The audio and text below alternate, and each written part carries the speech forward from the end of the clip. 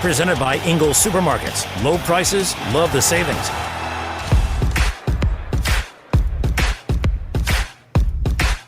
And welcome into the Sportsocracy on ESPN Asheville. Heard everywhere you go on the iHeartRadio app, and we are seen everywhere on the YouTubes. Just go to thesportsocracy.com, click the live video link, subscribe to the channel so you can join us in the chat each and every day. Welcome in to kickoff week of the NFL preseason. We're here. It's time. It's finally arrived.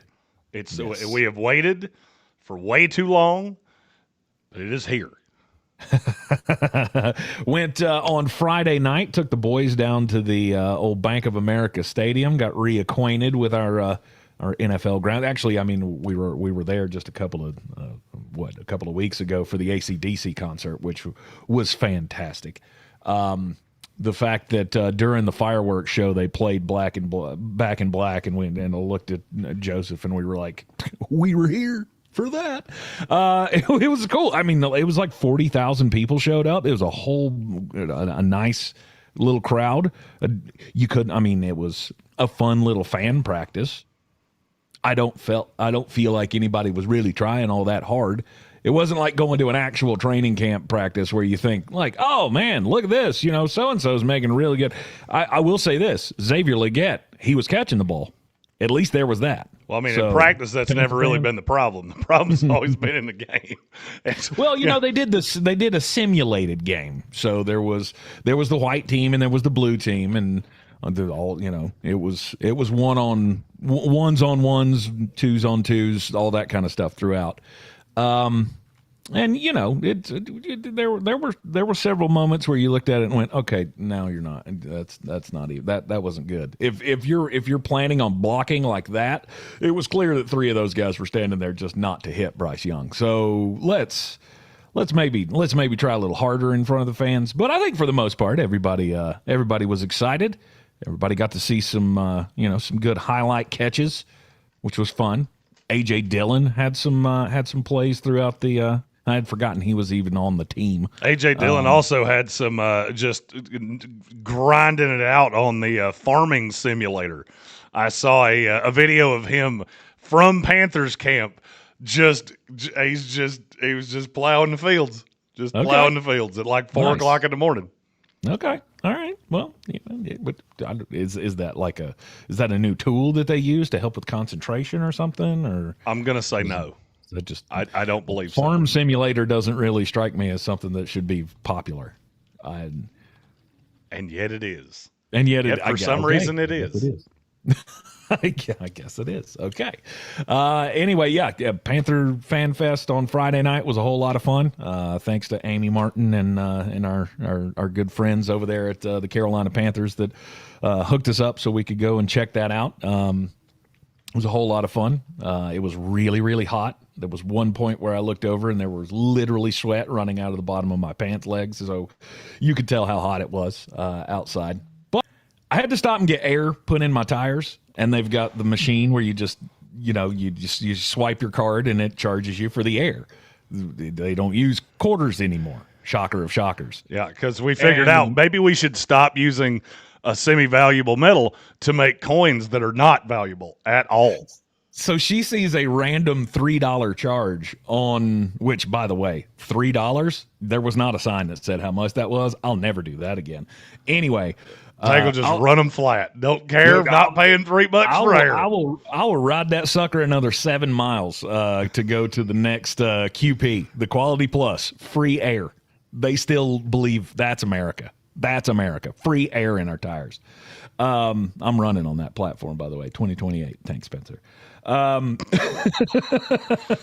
Cheaper than oxygen. Anyway, this random charge for $3 pops up on the debit card, and it's from some random business in New York State, and she's like, "Nope, just cancel it."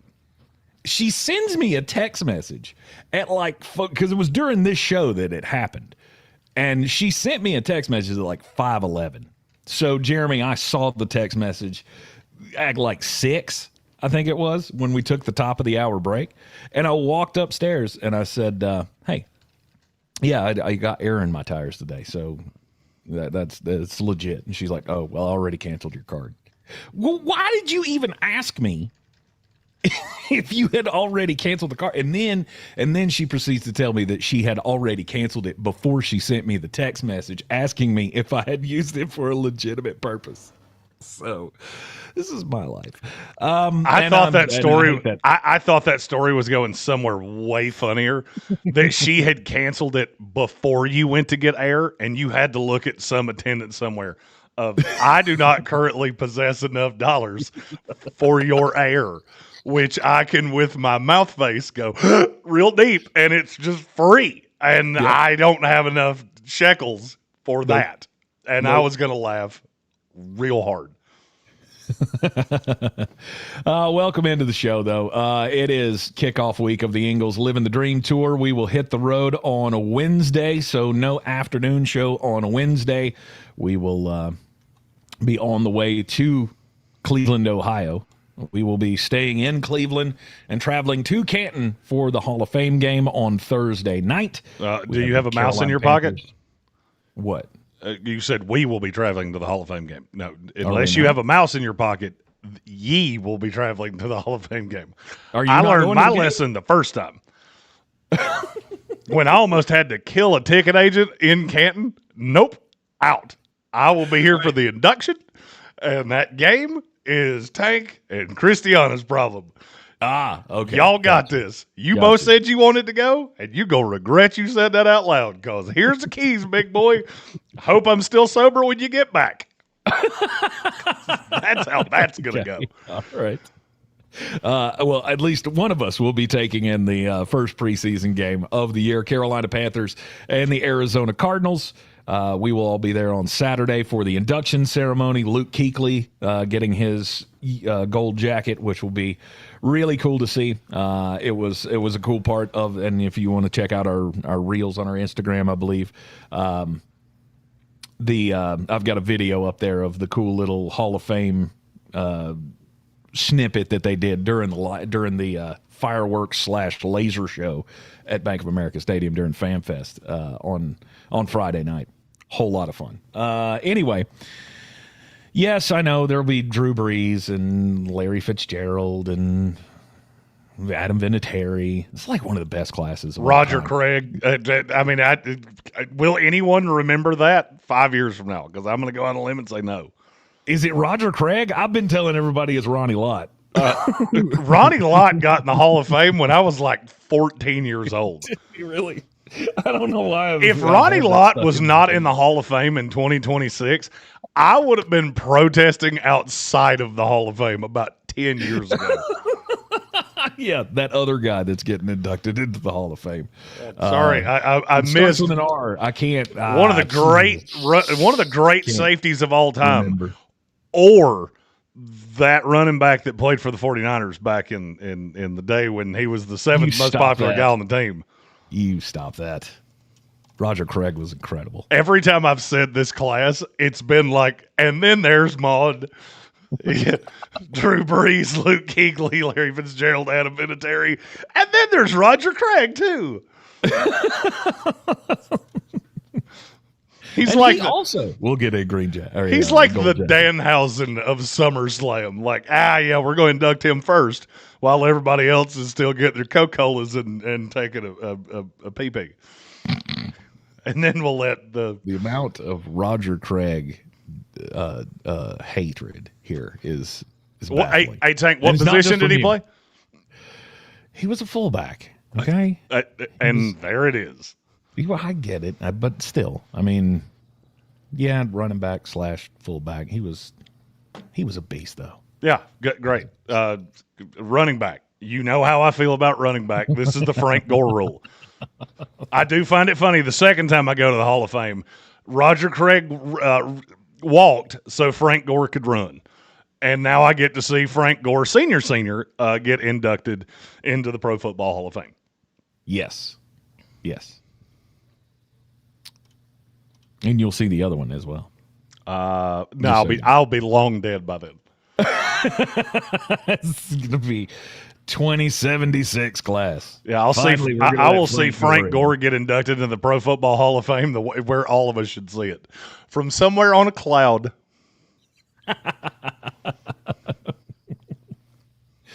Oh man! All right. So, how was your weekend there? Ran into some old friends. Played in the Warhorse. Got to play Black Mountain Golf Course for the first time. Yeah? First time 18 holes has been played on that golf course since Helene. Nice. I do think that some of the trees have, they haven't had to secrete that in my life. It is there for your convenience. It did not say it was there for your cheap. A cop pulled up next to me after I had I marinated my face in Visine. I looked like Tammy Faye Baker. And he just looked over like, protect and serve, yes. Deal with that, pass. I'm going to go get me a biscuit. And that's exactly what he did. I'm sure he was watching you. That dude's either crying or he just got hit with bear mace. I don't know which one, and I don't want to find out. He's looking at it going, how high is that guy right now? On a scale, how many of the marijuanas did he smoke? On a scale of 1 to a giraffe's earlobes, how high are you right now? Because you look like the weird little horn on a giraffe's head. Oh, look like you just walked out of one of those YouTube experiments. But no, it was a very good weekend. Got to catch up with some old friends I hadn't seen in a long time. May have enjoyed the weekend a little too much. Running on an amount of sleep that would be insufficient for most grizzly bears. It's been a day. Yeah. Two of your favorite players in the news. There is no more Zach Tom. Nope. Zach Tom. That guy doesn't exist anymore. He does still exist as a person. Only he changed his last name. Wants to give the hat tip to his paternal grandparents and has changed his last name to Bako Bowele. Both Nigerian names. So there's that. We'll never remember it. And we'll call him Zach Tom for at least another 3 years. He plays for the Cleveland Browns now, so I'm probably not going to call him much of anything. Oh, wait, wrong one. Elton Jenkins is the one that plays. No, he still plays for a good team. He's still the Packers. Yeah, now I am going to have to remember his name. No, there were two linemen for the Packers I liked, and I remembered one of them was gone and the other one wasn't. I just had it switched which one was which. Right. Right. Zach Bako Bowele is the one still with the Green Bay Packers. And then Jadeveon Clowney. We know how much you love him. The pass rush threat that he is. He's going back to the Texans. So as if the Texans didn't already have enough weapons, now we're just going to throw in a guy that we could throw in there and frighten you.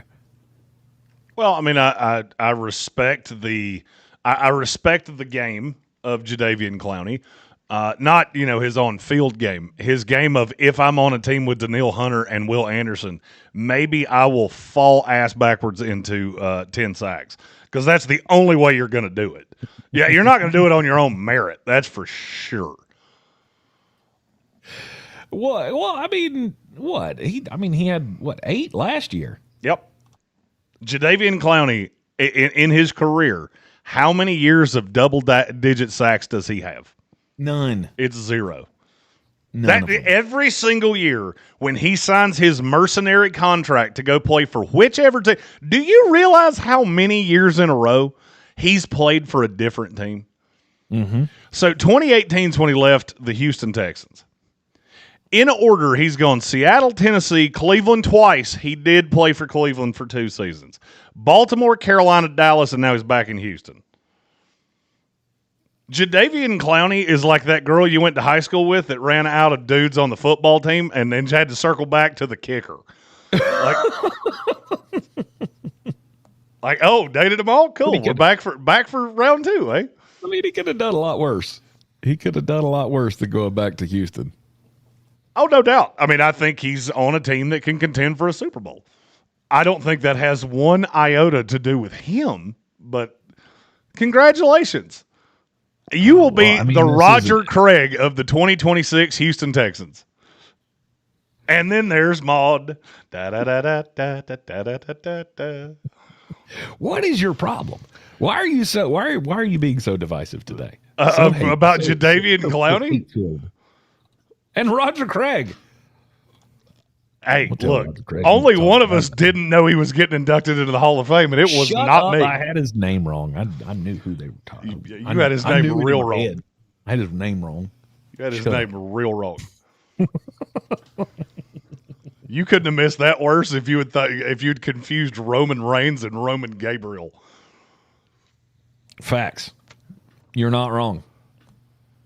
But that's how my brain works sometimes, and I apologize for it daily. So no Carolina Panther fans, Jadeveon and Clowney will not be coming back to help with the pass rush. I've heard nothing out of that building other than we're good. Yeah, we're fine. We're solid, and We're rolling with Princely and hope Moon you're right. Malayan and Patrick Jones. Let's Hope go. you're right. Yeah. Seems like a risk.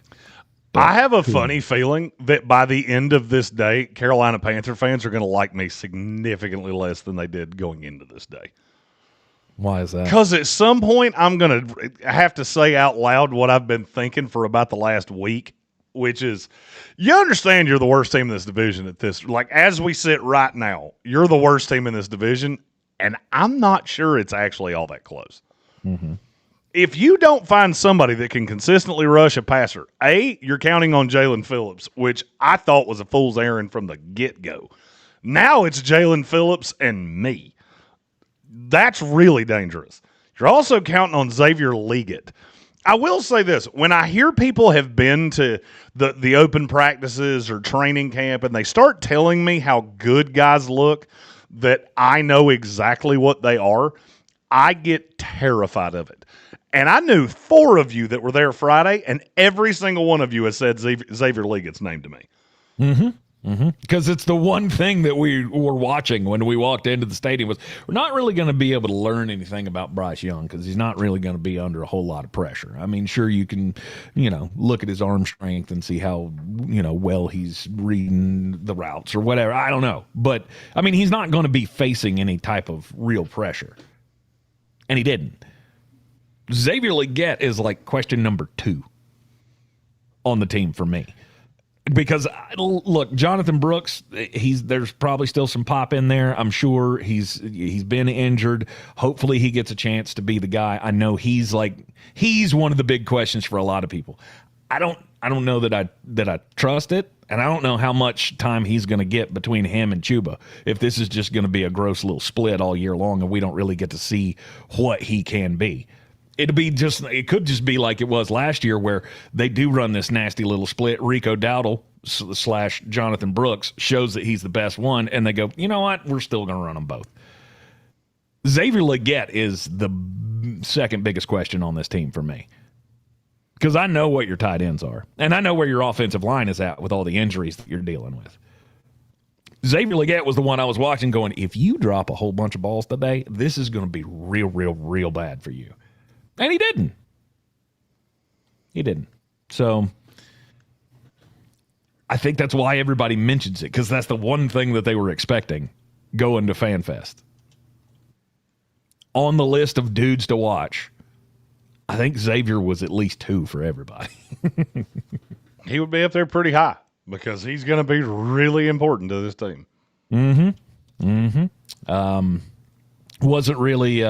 Wasn't really going in looking for Felipe Franks to make some highlight plays. Well, this is Felipe Franks' not. time.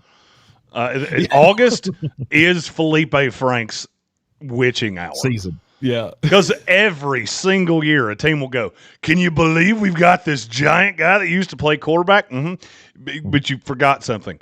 He can't catch at all. At all. He can when he's being defended by the mascot, but he gets into real games and you go, oh, yeah. That's why you've been on 5 teams in 7 years. Because We've seen it. Yep. Practice is fun, but you can't really. I'd say this every year about preseason. I don't really take a whole lot away from preseason other than injuries. Right, tracking the injuries is the biggest thing that happens in preseason because, a guy can look great, but that doesn't tell me anything because he's probably out there catching on dudes who will play at Home Depot on the softball team. I was about to say, will they play at Home Depot or will they work at Home Depot? Well, a bunch of them dudes don't really do anything. They just like driving around that little tractor thing. And so you mean they're like the North Carolina Department of Transportation? I sat through. I haven't had the chance to tell you this yet. So I left that remote with Ingles Tools for Schools on Thursday. Yes. How long did it take me to get home from leaving the new Fletcher Ingles, as we affectionately refer to it, the Flingles, to my house? That's actually the Super Flingles. It is the Super Flingles. Yeah. I'm gonna say an hour and 20 minutes. Wasn't quite that high. You shot high on that one. I did because when I came to the remote, that whole westbound side was standstill. I sat there. It took me 56 minutes to get from Ingles to my house, and by the end of it, I hated everyone because we got to two different road constructions. Now we're going to play another guessing game. How many workers did I see actively doing anything? 2. You're too high. It was 1. There was 1 in the second traffic meltdown that was spinning a crane around. I don't really know what he was doing. I'm not even sure he actually worked there. The first time I went through 8 miles of traffic, didn't see one truck. I didn't see one, but there were 5 cops that had traffic stopped. No one working. And I'm just sitting there raising my hand out the window going, pick me. The cops should show up with the workers, right? Like, you're coming to the same place. You should probably come to the same place at the same time. Because they didn't show up, which I believe means that we could be going faster. Mm-hmm. Yeah, that's the bad part about going through I-26 at 7 o'clock at night, 8 o'clock at night. They're laying out the barrels for the overnight work, and you're going to see that. You can see a whole bunch of barrels. 100%. 100%, because the guys that come in to do the work, they can't set the barrels out. We have to have a barrel guy that drops the barrels before the guys show up who need the barrels. Yes. Do you possibly see how this procedure has way under too many steps in it? This morning when I came into work on I-26, there were 8 miles of barrels, no workers. Like they had already left and went, we're done. I got an idea. All right, but we're still going to make all y'all slow down. You said you were running on a platform in 2028. I'm going to run on a platform too. Okay. 1 worker, 1 barrel. Okay? You bring the barrel when you show up and you put her down there and then you get to work. Man, we'll get these projects done crazy time. It doesn't really do any good to set the barrels out if there's nobody there. It's all in the. I'm sure somebody that works for the DOT right now is going, "Oh wait, he doesn't understand what we do." No, I do. You're explaining things to me that don't make any sense. Wow. Okay. I know you don't care, but I just opened up the front page of ESPN, and there's breaking baseball news. And sorry, Stephen Tao, but Adley Rutschman just came to the Red Sox. Yowzers! All right. I'm excited about that. Anyhow, that breaking news right there is exactly how I feel. That must be how many of our wives feel when we go, "Can you believe that Stephon Diggs scored 42 points on my fantasy team?" And they're like, "What is a Stephon Diggs?" Don't care. Like what is that? Training camps are underway in the NFL, and we've got another set of 100 players, or another set of 10 players from the top 100 players. I'm about to say, I don't Also, have 100 players. If you there's want not me to go 100. 100 deeper than we've already gone, I don't care. I'd rather talk about Adley Rutschman. We got 10 more players to reveal on the Sportsocracy Top 100 for 2026. Today, hit us up in the chat on YouTube. The call-in show coming up at 5 o'clock this evening over on Fox Sports Upstate. So I won't give you those phone numbers because I almost did. We'll be right back here on ESPN Asheville, 92.9 FM, 880 AM, 1400. We'll be right back. ESPN Asheville, your mountain weather forecast.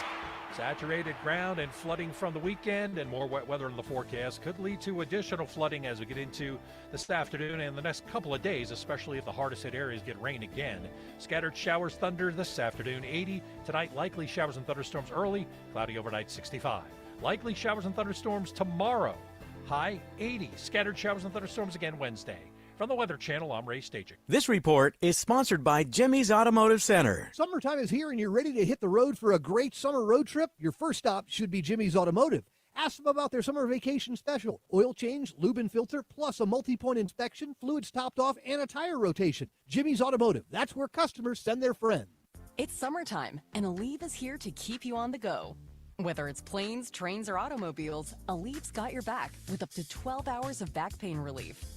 With just one dose, you'll get to your destination and be ready for your next adventure. So pack your sunscreen, your shades, and your Aleve. No matter where your final stop, Aleve will keep you moving. From sunup to sundown, Aleve's got your back this summer. Feel Aleve. Use as directed for minor aches and pains. This summer, the Honey Pepper Pimento Chicken Sandwich and Pineapple Dragon Fruit and Sprite are back at Chick-fil-A. Girl, it's back. We've been waiting. I love that honey pepper pimento sandwich. And that pineapple dragon fruit and Sprite is everything. It's got that razzle-dazzle that makes you stop and say, okay, wait a minute. I love the creaminess of the pimento cheese. It's savory, it's bold, it's flavorful. Our faves are back. High five, girl. Which fan favorite will you choose? Real customers paid for their testimonials. Why pay full price when you can customize and save? Switch to Liberty Mutual, and they'll customize your auto and home insurance so you only pay for what you need. Liberty, liberty, liberty, liberty. A lot of apps like to say they're free until they ask for your credit card. iHeartRadio is different. No required subscriptions, no trial periods, no surprise charges. We make money from our advertisers, not from you. It's the same radio you've never paid for. Live radio stations, playlists, podcasts, and artist stations, all in one app. So if you haven't already, download the free iHeartRadio app. Free radio. Always has been, always will be. Now wherever you go. iHeartRadio. Now here's your chance to win $1,000. Just enter this nationwide keyword on our website. Preset. That's preset. Enter it now. This is J.W. Whitley, General Manager at Parks Ford of Hendersonville. Our value of urgency, timely, responsive, focused, prioritizing you as our customer and the community that we serve to do better, be better every day. That's the Parks Promise. Experience the Parks Promise today at parksfordhendersonville.com. Selling your home? Don't settle for average. Our real estate team at Clarissa Sells WNC and eXp Realty offers Zillow Showcase, an exclusive AI-powered listing experience available to just the top 10% of all listings in our area. With immersive media, cutting-edge design, and elevated marketing, Showcase listings, they go pending quicker and sell for up to $9,000 more than standard listings. Ready to stand out in a crowded market? Give our team a call today, 828-774-6343, because your home deserves the spotlight. If you run a business in this community, you know what a huge moment back to school is. And that's why you should join iHeartRadio's Thank a Teacher program. Celebrating local educators throughout August, it's a great way for your business to connect with families with a message your next customers already care about. In fact, 85% of consumers say when a brand supports teachers, they want to support that brand. Get your business into the back-to-school conversation today. Call 844-844-IHEART. That's 844-844-IHEART. Thursday, August 20th, the Orange Peel presents Buck Cherry.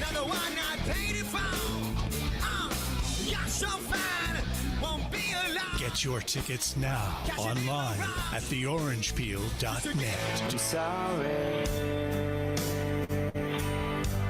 Don't miss Buck Cherry live August 20th. See you at the Peel.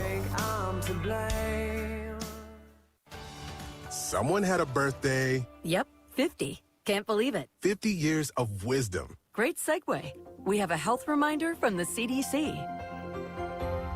Pneumococcal vaccination is recommended for adults 50 or older. Says here, we're over 6 times more likely to be hospitalized with pneumococcal pneumonia than adults under 50. I don't love those odds. Same. Look what I found. Pfizer's Prevnar 20 is proven to help protect adults against pneumococcal pneumonia and invasive pneumococcal disease in just 1 dose. And millions have already gotten it. Continued approval may depend on a supportive study. Don't get Prevnar 20 if you have a severe allergy to its ingredients. A weakened immune system may lower your response. Common side effects include injection site pain and swelling, fatigue, headache, muscle, and joint pain. For full prescribing information, please call 1-855-213-2138. Visit Prevnar20.com or talk to your doctor or pharmacist. I'm on Prevnar20.com now, scheduling my appointment. Good idea. And happy 50th. I scream. You scream. We all scream. Because Wendy's famous small classic Frosty is just $1 for a limited time. More screaming, happy screaming, summer screaming, dollar small classic Frosty screaming! But please don't scream in the drive-thru. It hurts the employees' ears. Get a $1 small classic Frosty for a limited time, only at Wendy's. U.S. price and participation may vary. A la carte only, not valid for delivery. Limit 10 per transaction. Price may be higher in Alaska and Hawaii. Sure, you know Appalachian Motor Coach is the official shuttle sponsor of the Living the Dream Tailgate Tour. But did you know that they can get you anywhere in style? Weddings, bachelorette parties, corporate gatherings, family reunions. Appalachian Motor Coach makes the ride part of the fun. Luxury seating, climate control, and none of the stress of parking or driving. Appalachian Motor Coach gets you there relaxed, on time, and ready for the party. For more information, visit them at AppalachianMotorCoach.com. Appalachian Motor Coach, the best memories start on the ride. I'm David. And I'm Christina. And this is our Ingalls story. Ginger's Revenge is a brewery located in Asheville, North Carolina that specializes in the production of hard ginger beer. So we use all natural, whole ingredients, and I think that really sets us apart. Ingalls is an amazing partner for us to work with. A lot of our fans know that they can go to Ingalls and find a lot of the flavors that we have available, and they just make it really easy for folks to purchase local products.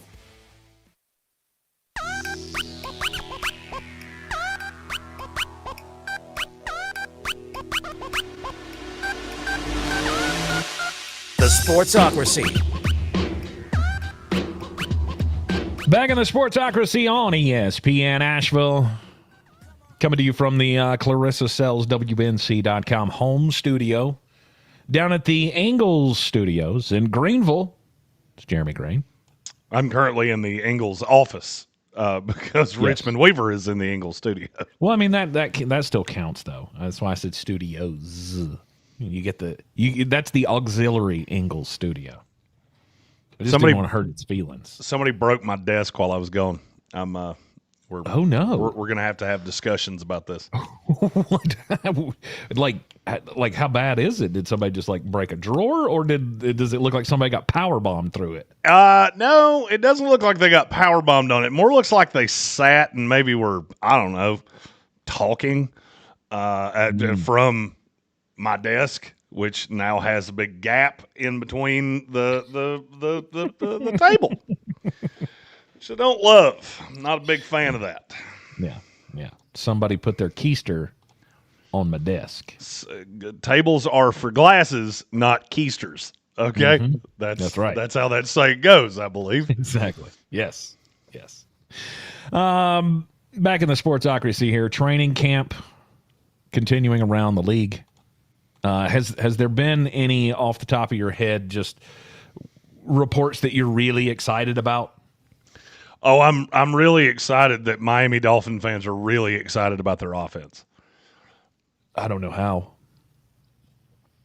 This is kind of how I felt.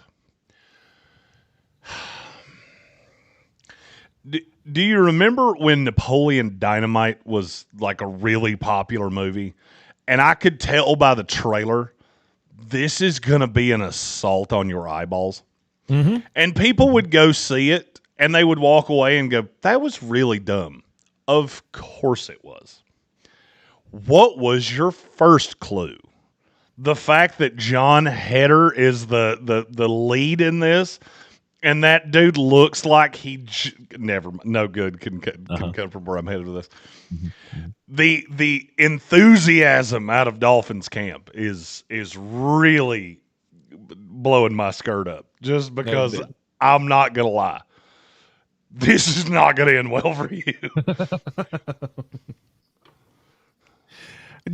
Be excited about what you can be excited about.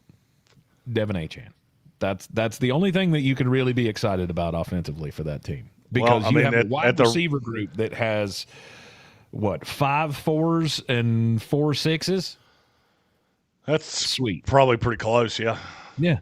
Yeah. They could be better than that at some point, right? Because you believe in, like, Caleb Douglas, Chris Bell.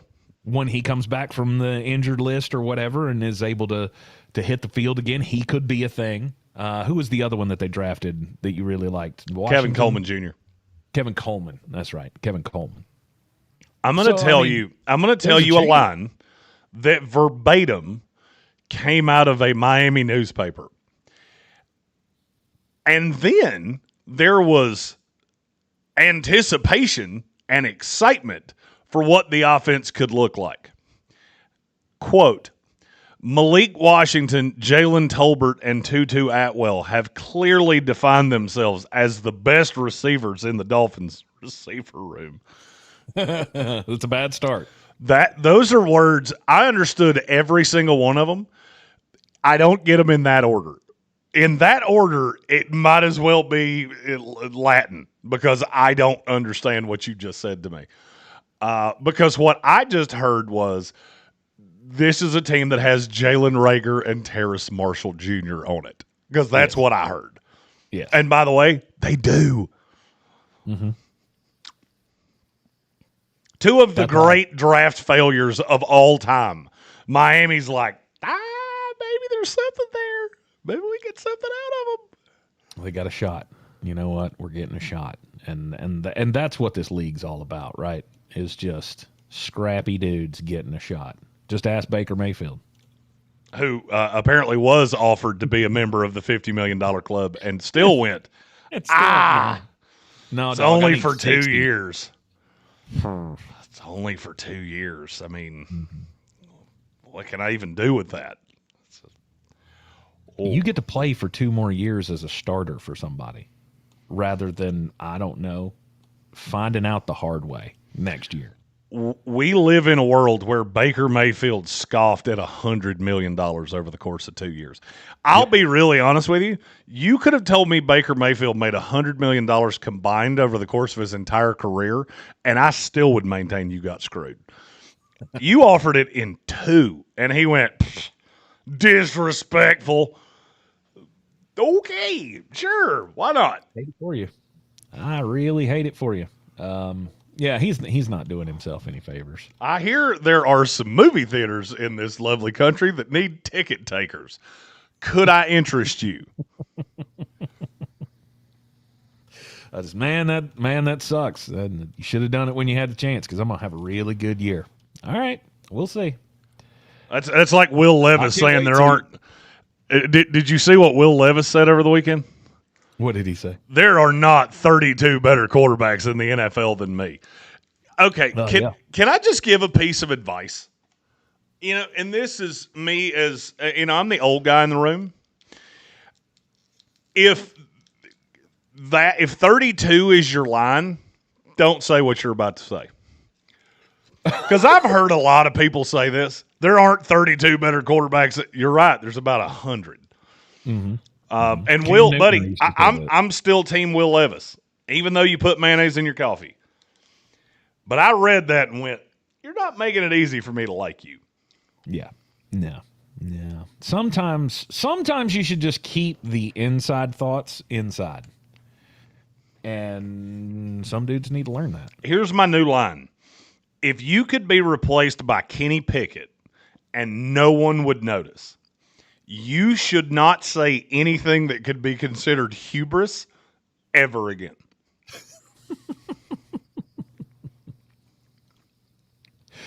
Fair enough. There's also reports out of Patriots camp. They're really, really seeing some good stuff out of Kayshon Boutte. Is this smokescreen to trade him, or is he really? Well, he's been the best. I mean, I've heard 2 different beat writers for New England say he has been the star of camp so far. I also don't understand why you don't just keep him. I mean, look, we do this every single year, and I get it. New England's got 7 receivers that should make this roster. Then let them. Mm-hmm. Then let them make it. Trust me, I can find a place for you to a couple off that roster to keep somebody like Efton Chisholm. Oh, yeah. Having too many is, I mean, I don't feel like that's a bad thing in the NFL. In a sport where someone on your roster or many someones on your roster gets hurt every week, having too many of something is never a bad thing. Now, paying too much for too many, that can be a problem. But that's not the. I mean, we're not there with Kayshon Boutte. He's barely even making any money, isn't he? He's very cheap. That's what I'm saying. Let him play it out. I also just realized that the New England Patriots have a kid named Channing Canada on their team. And that sounds like the name I would use to sign into the Bunny Ranch if I didn't want anybody to know I was there. Name, Channing Canada. Okay. I don't believe that at all. That's actually Canada's version of the Ken doll. He's Channing Canada, eh? He comes with a scarf and a moose. He's got a pet moose. There were so many places you could have taken that. That wasn't even in the top 10 of funniest, and yet it was still somehow really funny. There you go. There you go. Let's get into the top 100 here. I feel like we had to rush this too much, just giving them an hour on Friday with all of the other shenanigans that were happening. So today we're going to give you 61 through 70 on the top 100 list for this year. At number 70, we left off at 71 with Trevor Lawrence. We picked back up at 70 with his doppelganger, Justin Herbert. I'm going to ask a question, and I really mean this because I've seen a lot of people fight about this on our social media. If you closed your eyes like really tight and then you opened them really fast, do you think you could tell the difference between Trevor Lawrence and Justin Herbert if they weren't wearing their individual team jerseys? Because I don't think you could. They have their helmets on because one's face is extremely longer than the other one's. Trevor Lawrence does. Trevor Lawrence is the Sarah Jessica Parker of the NFL. There is something about that kid that I do want to just feed him a sugar cube, but they're the same guy. I mean, I see people fight this to the death over their guy. They're the same dude. And until one of them actually wins something, I don't really want to hear that argument anymore. Mm-hmm. They're like their own tier. Yes, I know they are talented enough to win at a high level. And when you do, then we'll talk. But you don't. Yeah. How many years in a row has it been the Chargers' year? And it seems like I don't even get Charger fans that really defend Justin Herbert anymore. It's more just I understand why you said that. Mm. They love their guy, but it's there's been some less than awesome.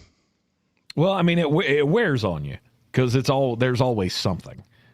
It's always something with Justin Herbert. Either, the offensive line has been trash and he has no time to throw for half a season, or he's been injured and it has, it's always been something. He's got the potential in him. We all know it. I believe we all know it. Oh, no doubt. That don't think that he's as good as we make him out to be. But I mean, he's still a guy who keeps his team competitive. It's just you can't get over that hump. Now, hopefully, this is the year. I just want him to not throw a gajillion interceptions. He's had double-digit interceptions in every year but one that he played more than 13 games. Mm-hmm. You just can't do that. And look, I love Justin Herbert. I remember specifically in 2020, you and I arguing about Herbert because you were not very fond of him. You thought he was going to be another Oregon failed quarterback, had that surfer kid, California personality to him. And there was just always something about him that I kind of liked. Big body, big arm, mobile. I feel like I've seen Justin Herbert be three completely different guys, and they've all ended the exact same way. Right. One game in the playoffs, and away you go. Is it because of him? Is it because of the team around him? Is it because, the Chargers are cursed? I like that narrative. But it's also a franchise that's never been there. Well, they've been there, but they've never won it. Well, they've had a lot of really good quarterbacks that have all slammed up against the same wall at Mach 5. Yep. I mean, I want Justin Herbert to be the one. There is nobody on this planet rooting for the Chargers, the Bills, all these quarterbacks we talk about, if they have just not won at that level. Nobody's rooting for them more than me. If for nothing else, because I know my team's not going to be there. And I'm really getting pretty tired of seeing the same five guys in this every other year. Mm-hmm. Especially when one of them's Jalen Hurts, because, good Lord, some of the defense of that guy makes me want to put my head in a garbage disposal. I can't hear it anymore. If Justin Herbert is a special talent, I don't think he is yet a special quarterback. And you're getting a little thin on time because he'll be 29 in March. Mm-hmm. You don't see many guys have that true star turn after they turn 30.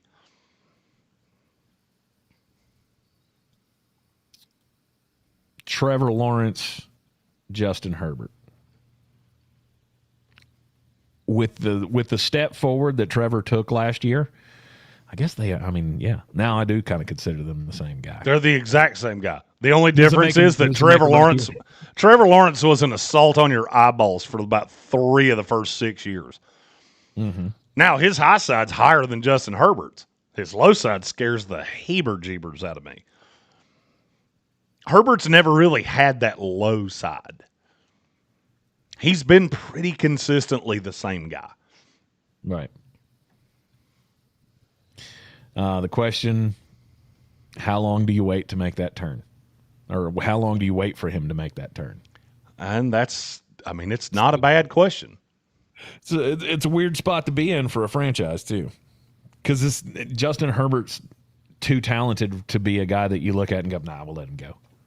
We just let him walk. Right? I mean, you never did that with Phillip Rivers. Right until the very end, until he was 50 years old. Phillip Rivers and Justin Herbert have some serious similarities. Not just where they play. Yeah. Some bad interceptions. Mm-hmm. Some bad losses in playoff games. And a lot of times I can attribute some of those things not directly back to you, but they fall at your feet. Yes. Yes. All right, at number 69. Azeez Al-Shahir. You know I've been really fond of this guy for a really long time. Yes. There just aren't a ton of linebackers, in my opinion. There are just not a lot of guys left like him. He's a pretty good coverage guy, really good downhill, and he's just kind of a wild man. And look, do I understand the criticism of his best years have been when he's had the best defenses around him? I could say that about a lot of guys. Sure. Linebacker is the number one position defensively that you will not see a lot of elite linebackers that are just kind of on an island by themselves. Because you can be as downhill as you want to be at 6'2", 225 to 30 pounds, depending on where you're getting your information on him from. Mm-hmm. At that weight, if you don't have somebody opening those lanes for you that's occupying blocks, you're not going to be as effective. What he does right now in that Houston Texans defense is an elite linebacker in this league. And I think will be for another handful of years. I mean, look, he's been around for a minute. This is year 8 for him. Mm-hmm. And what I have seen everywhere he's been, he was good. There were a couple really good years, and then a couple that were just good. Mm-hmm. Where he's at now, he fits that defense perfectly. Yep. And yes, I get he's got Will Anderson in front of him. I get he's got Danielle Hunter in front of him. And that is something that has to be mentioned.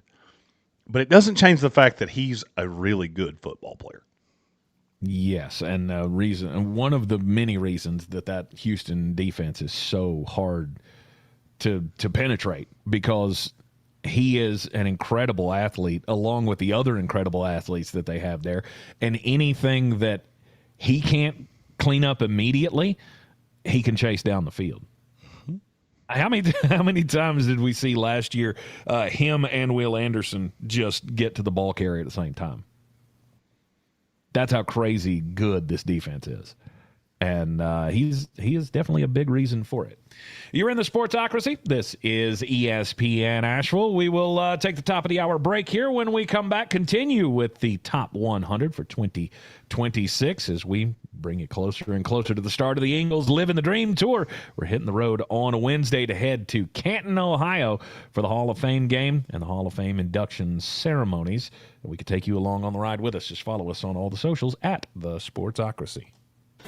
ESPN Asheville, your mountain weather forecast. Saturated ground and flooding from the weekend, and more wet weather in the forecast could lead to additional flooding as we get into this afternoon and the next couple of days, especially if the hardest hit areas get rain again. Scattered showers, thunder this afternoon, 80. Tonight, likely showers and thunderstorms early, cloudy overnight, 65.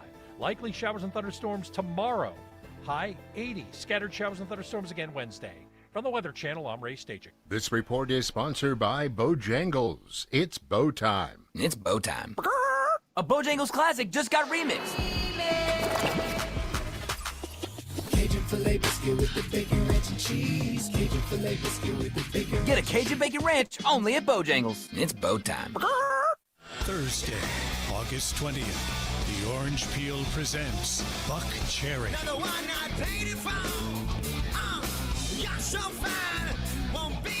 Get your tickets now online at theorangepeel.net. I'm sorry. Don't miss Buck Cherry live August 20th. See you at the Peel. I'm to blame. Remember when everyone was creating those LeBron tribute songs? Now it's your time to shine. Create your own with Smile Tunes. Honor your favorite player, team, or your Little League star with a custom song from Smile Tunes. Visit SmileTunes.com and create your own anthem today. If you run a business and need to get your message to your next customers fast, nothing is faster than audio with iHeart. Let us help you grow your business at the speed of sound today at 844-844-iHeart.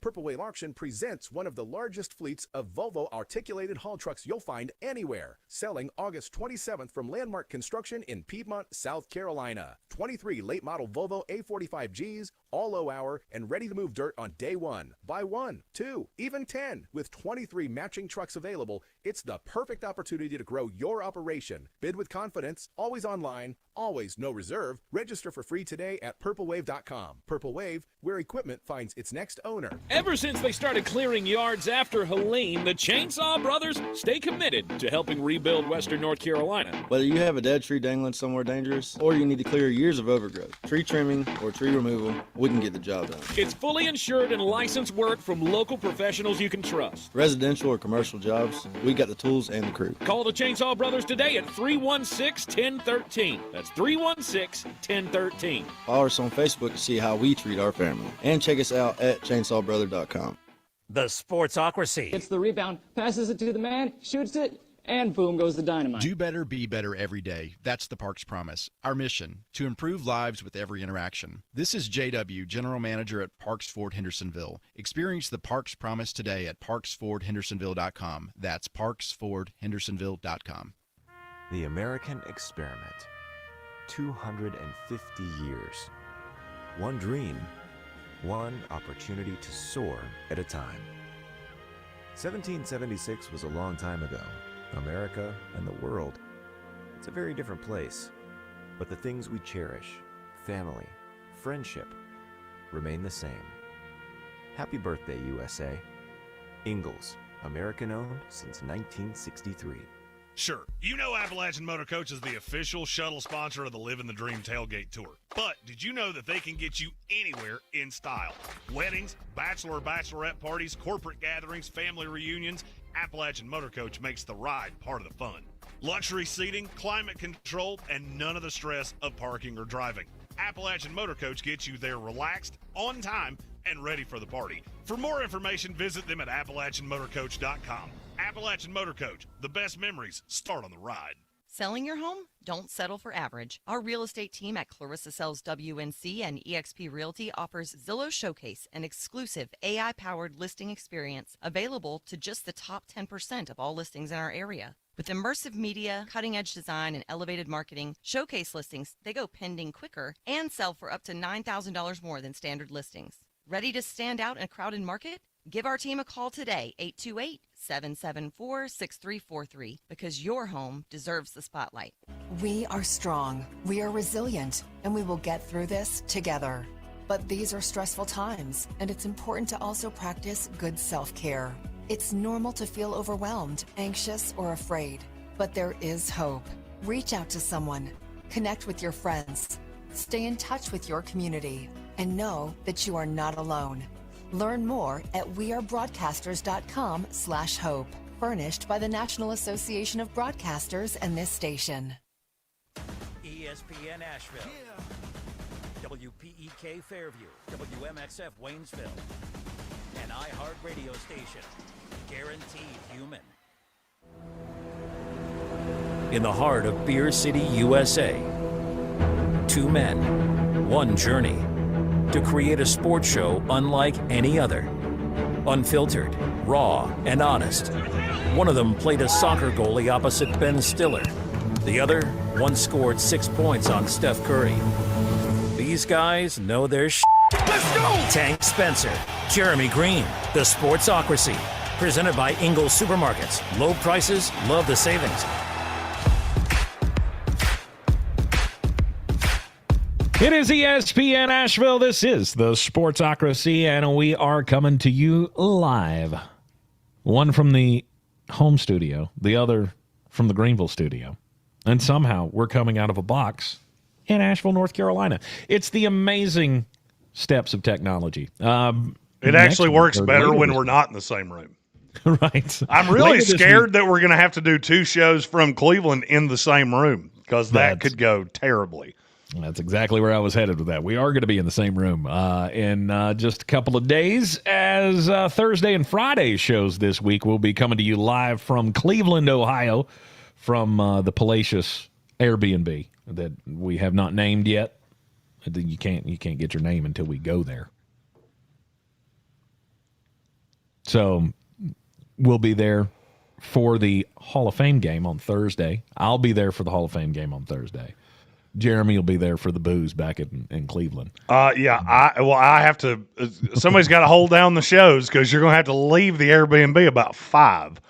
Oh yeah, that's true. I didn't even think about that part. I did. Yeah, good for you. Yep, I did.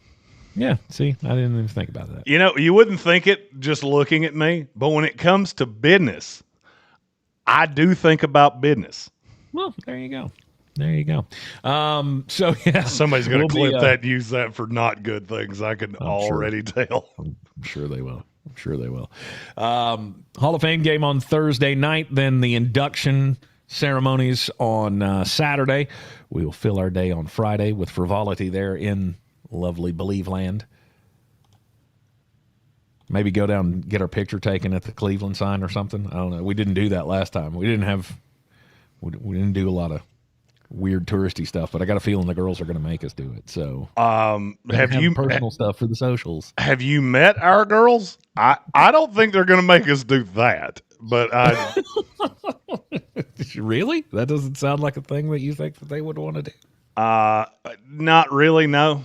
I know one day they're going to an aquarium, which I went. That sounds not awesome. Okay, aquarium. I didn't know Cleveland had a great aquarium or whatever. There's apparently a really big aquarium, and they were all excited about it. And I went. In terms of order that I want to see fish, the band is one, and that should tell you everything you need to know about the swimmy ones. No, number one is the buffet. That's the fish you want to see, the seafood buffet, and then the band fish. I don't know. You like fish? Fish to eat it? Yeah, I like a fish. I like singular fish. What is that? Mahi. That's it? That's the only one. The rest of I don't like too fishy. I need your fish to taste like chicken and just be better for you. But like shellfish, you eat shellfish. Oh yeah, I'll do that until I die. That counts as fish. Does it? Comes from the sea. Are those crustaceans? I mean, yes, they are crustaceans, but also of the fish fans. The fish is in the name. Shell. Stephen Towle said Tank never gets seafood from a buffet. That's how you end up with the scoots. I'll take my chances. Because I love a good buffet. Gary Burt said salmon. I got sick a while back, and I had to eat way too much salmon in a very short period of time, and now I can't even stand the sight of it. Mm-hmm. Found that, and what's the other one? What's the cheap one? If you said tilapia? Tilapia. I'd rather eat garbage, raw garbage, from somebody I don't know.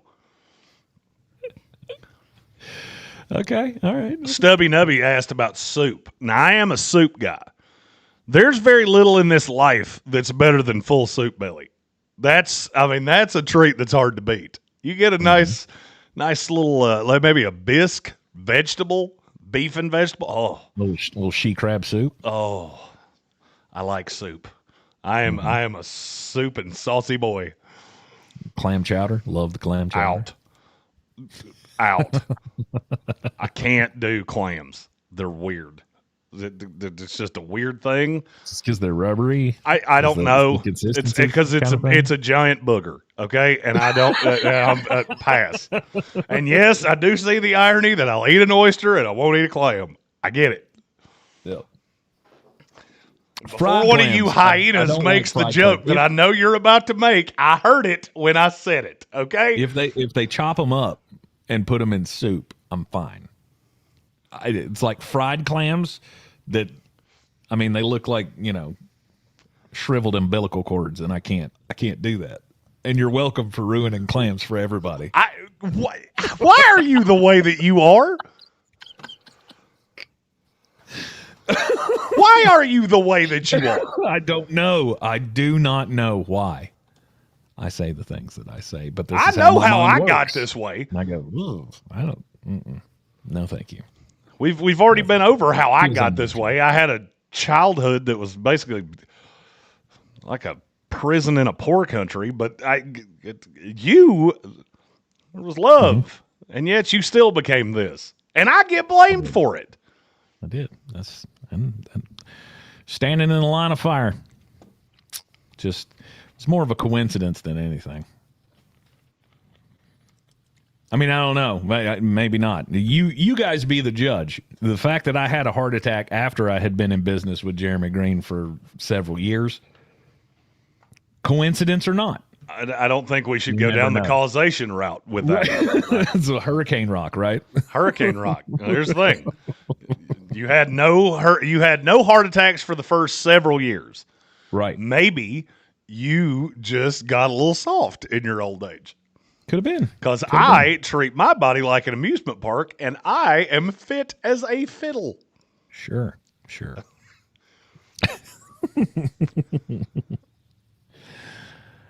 Number 68 on the Sportsocracy Top 100 for 2026. Working our way through the list here, and at 68, we've got an All-Pro. Tyler Smith, guard Dallas Cowboys. Now, I had not thought of this, and I mean, I guess it's crossed my mind. Why did they not play him at left tackle? I get it. He's a better guard. He's also the best left tackle on that team by quite a bit. Okay, but is his value not greater in the spot that he's best? Probably. Is what you're going to put in at guard? Like, do you take a hit at two positions in that scenario? Like a drastic hit? Well, you step up drastically on the left side. I mean, at tackle, you get significantly better because Tyler Guyton has just not been awesome. Would you take a hit at guard? Probably. Or is your tackle so good it can cover for the guard? Mm-hmm. It's tackles for me with the Dallas Cowboys have always been humorous because they have, over the last 10 to 15 years, kind of struggled to find them. Mm-hmm. They crush guards. Look, I'm not ready to say I was wrong on Tyler Booker yet, but year one was kind of a good start to me being wrong on Tyler Booker. I really like Cooper Beebe. Tyler Smith's been a dude. And then the tackle spots have just been sieves for the better part of a decade. Mm-hmm. I guess I just don't understand why not take the layup. He wasn't a significantly lesser tackle than he was guard, and tackle is significantly more important than guard. Yes. Especially when you play the way this team does. I mean, if I had to bet my house right now on a quarterback to throw for 5,000 yards this year, Dak Prescott might be one, but he wouldn't be lower than two. Correct. It's going to be hard not to. Does Tyler Guyton put him at risk? Probably much more than Tyler Smith would. Oh. I mean, he was, let's see, PFF has him as the 71st ranked tackle last year out of 89. That's not good. Mm-mm. I also feel like anybody that saw Tyler Guyton at that a Senior Bowl a few years ago, oh, look how big and athletic he is. Oh, look at how he got beat like a kettle drum by practically every edge rusher that came up against him. Pass blocking rate last year, 81st out of 89. Oh. Not good. He was a hell of a run blocker, though. I mean, he was highly mediocre at run blocking. That was the upside. Tyler Smith can play it all, and that's one of the reasons that we find him on this list, right? Tyler Smith's one of the most consistent players in the NFL. I mean, he has been that dude since the minute he walked in this league out of Tulsa. Yep. Let's go to 67. Not necessarily sure what this dude's doing in his dating life, but Cooper DeJean. Excuse me? He was with one of the Bellas, and then apparently that ended badly. Cooper, buddy, as an old man, let me give you a piece of advice. A girl like that, so long as she ain't hitting you in the head with a stick every hour, you should probably learn to deal with it. I mean, I think he's going to do fine. He'll do fine, but he could have done finer. I watched them at SummerSlam, and all I could think about was Cooper DeJean fumbled that. I almost dropped him. I almost took him completely off the list just because I kept staring at her like, how did you screw that up that fast? This is that old scouting thing, if I don't trust the guy with an ugly girlfriend. I don't care if she has 70 cats and a tattoo of a dagger and she tried to strangle you in your sleep. It's just could have been a whale of a summer, Cooper. Yep. Anyway, Cooper DeJean is he's one of the most versatile players in the league. It just so happens that he plays for one of the most versatile defensive coordinators in the league. And he's one of those players that I will look at forever and go, how did we let him fall that far? Mm-hmm. Like, how did he end up in Philadelphia? I mean, Howie Roseman had to just be sitting there going, they're not seriously going to do this, right? I mean, we have one of these guys every single year. You're not surely going to let him fall to me where it looks like he's going to fall to me. Then he does, and guess what? They hit every single time. Mm-hmm. If I remember correctly, I think you and I said that on draft night from Detroit. The league will regret that you allowed them to do this. Yes. And guess what? 2 years in, you have. You do. You do, because that is, top 3, at least, secondary in the league. Oh, probably I think one. It's probably my one. Because, I mean, you know how high I am on Quinyon Mitchell. Right. Got news for you. You're not going to hear his name for a minute. Cooper DeJean here at 67. He is everything that you could ask for. He's a hell of a tackler. He can cover. He's a threat. I want to see how close you can get to this. Cooper DeJean played a grand total of right at 1,100 snaps last year. Okay. Half of them were in the slot. A little over half of them were in the slot. Mm-hmm. The position he played the most frequently other than the slot was where? You think it's safety, right? I would think so. It was out wide. No? Okay. It was out wide. That thing that every team said, oh, he can't do that. Weird. Philadelphia found a way. Mm-hmm. And that's why Philadelphia remains good forever and for always. Because they watch the stupid teams do stupid things, and they just go, look at this thing I found that you let fall right in my lap. And now he's going to go make Pro Bowls. Number 66 on the top 100. Jordan Brooks, linebacker, Miami Dolphins. Miami, you did get another player on this list. Now, does he play the least important position in the NFL? Yes, he does. Mm-hmm. Do I think he's going to be as good this year with the just dirt sandwich you've put in front of him? No, I don't. But, man, he's been good the last 2 years. You don't see many guys that are right at 30 years old that had been good, and then he just hit another level where he's one of the better downhill linebackers in the league. Mm-hmm. Now, he couldn't cover me, but I don't really know that I care. When you're in this league, if you have one skill that you have just absolutely got on lock, you have a job in this league until you don't want one anymore. Yes. And that's where Jordan Brooks is. I can find dudes to cover. Mm-hmm. I mean, Miami can't. When you're as good at what he's as good at, right? When he's as good as patrolling the middle of the field and spotting the ball carrier and killing, see ball, get ball, I can find some other guys that'll cover. We'll find a way. I don't even know that I'll ask you to do it.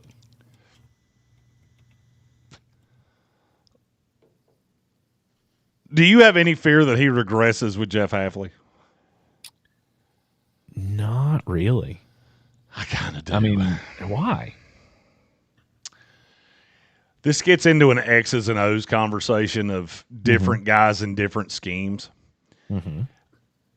I have a weird theory that Jordan Brooks is going to revert a little bit, and you're going to see way more of Jacob Rodriguez and way more of Kyle Lewis than you think. Okay. I'm just taking it from the way they drafted because I found it to be insanely strange that a team that I would say probably the best position on this team is linebacker, and they used 2 picks on 2 guys that I had in the top 100. Both guys I love. Look, I've been railing on Miami all offseason. I think the future can be bright. You're just going to figure out what you're doing at quarterback. Chris Johnson's already been a dog. Every single report you see out of Dolphins camp talks about how good Chris Johnson is, and that kid is going to start immediately. Mm-hmm. They have pieces. They just don't have nearly enough of them. And unfortunately, a lot of them play positions like Jordan Brooks where you go, You need some help from some other places that I don't necessarily think is coming your way. But so the linebackers that they drafted, are they going to be the cover pieces? Kyle Lewis will be. To play with Jordan Brooks. Thank you. Kyle Lewis will be. Jacob Rodriguez is going to be the green dot, and I don't think it's going to take all that long. Okay, that's quick. I think he starts there week 1, and I've thought that since the second they drafted him. Yes. Wow. I think he will be the green dot from week 1. He was just different. He was another one of those, kind of like we were talking about with DeJean. You can keep letting him fall. I promise you're going to regret it. But wait, I thought he was too small to play in this league. Okay. Didn't we hear that during the process? Sure. You can keep believing that. You shouldn't. You shouldn't. We have before we take the break, we got some super chats to hit. Okay, my bad. I forgot about the super chats. Let's get those now.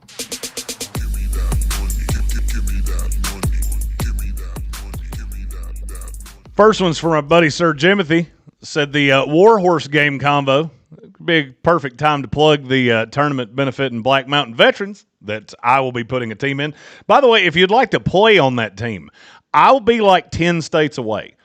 Now, my only requirement is I need you to be good because I don't like to lose even when I'm not there. All right. So reach out if you want to play. Yes, I would like to have a team of sticks to win that particular tournament since I did not win on Friday.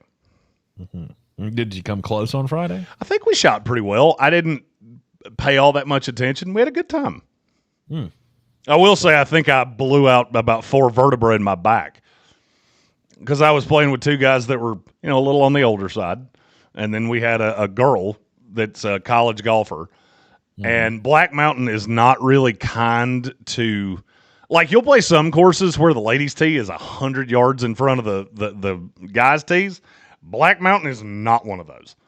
So on every hole, I am coming out of my shoes trying to rip the cover off that golf ball. And I felt it for 2 days. That'll happen to you. Let's see. We got more.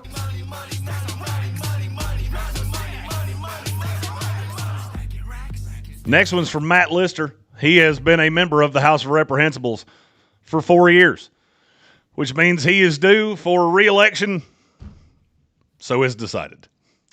And he just said, "What's up? What's up?" Okay. The man of few words. Gotta love it. But when he does say them, they're worthy. And then we have one more.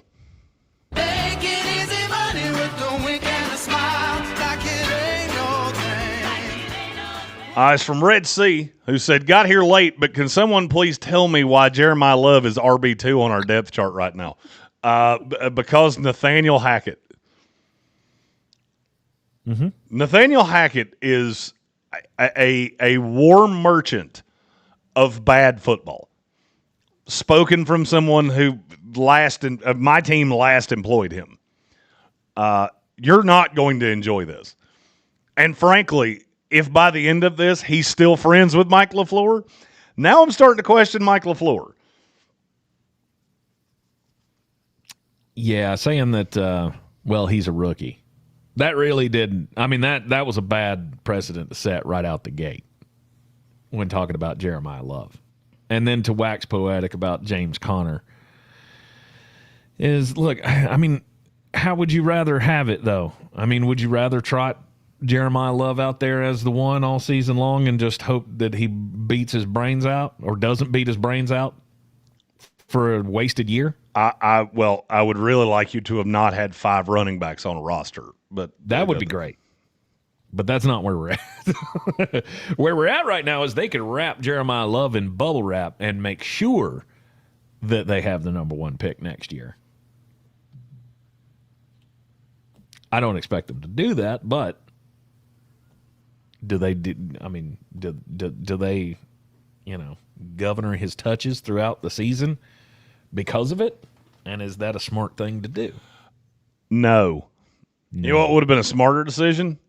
Not take a running back at 2. Correct. We'll take a break here in the spot. Yes. In the Sportsocracy on ESPN Asheville, continuing with the top 100 players for 2026 when we return. ESPN Asheville, your mountain weather forecast. Late afternoon, early evening thunderstorms popping around the mountains for the top of the week. Storm chances going up into midweek forecast for us Wednesday and Thursday. Isolated storms moving east-southeast tonight, 67. Scattered thunderstorms Tuesday afternoon, 79. And scattered storms likely Wednesday and Thursday with high temps near 80 degrees and nighttime low temps in the 60s. I'm meteorologist Scott Larimore. That's the latest Weather Channel forecast. This report is sponsored by Liberty Mutual Insurance. Only pay for what you need. Why pay full price when you can customize and save? Switch to Liberty Mutual, and they'll customize your auto and home insurance so you only pay for what you need. Liberty, liberty, liberty, liberty. Let's not have any lane violations or time-saver traffic on ESPN Asheville. Light delays 26 eastbound between I-40 and Brevard Road. 26 eastbound, then slowing in East Flat Rock between US 25 Connector and Ozone Drive. 26 on the westbound side, slow between Brevard Road and I-40. 40 westbound, very busy between Brevard Road and the 26-240 split. Haywood County 40 westbound, stop and go between Fines Creek Road and Harmon-Den Road. I'm Lemon Fuel with your time saver traffic. This report is sponsored by Taco Bell. You know how some places have a secret menu? Well, this is not that menu. It's the Cantina menu, and it's only at Taco Bell. At participating U.S. Taco Bell locations for a limited time only while supplies last. Check engine, ABS, or maintenance light on? Take the guesswork out of your warning lights with O'Reilly Veriscan. The service is free and provides a report with solutions verified by ASE certified master technicians. And if you need help, we could recommend a shop for you. Ask for O'Reilly Veriscan today. O'Reilly Auto Parts. A lot of apps like to say they're free until they ask for your credit card. iHeartRadio is different. No required subscriptions, no trial periods, no surprise charges. We make money from our advertisers, not from you. It's the same radio you've never paid for. Live radio stations, playlists, podcasts, and artist stations, all in one app. So if you haven't already, download the free iHeartRadio app. Free radio. Always has been, always will be. Now wherever you go. iHeartRadio. Now here's your chance to win $1,000. Just enter this nationwide keyword on our website. Greene. That's green. Enter it now. Clarissa Sells WNC is the #1 team in Buncombe County. We have the customer service experience to assist you in achieving your real estate goals. Our team offers something that 90% of listings in our market won't have: Zillow Showcase. Check us out at clarissasellswnc.com. At Ingles, we're all in for summer. We have everything you need for the perfect picnic, the greatest grill out, and the best beach vacation. Ingles, low prices, love the savings.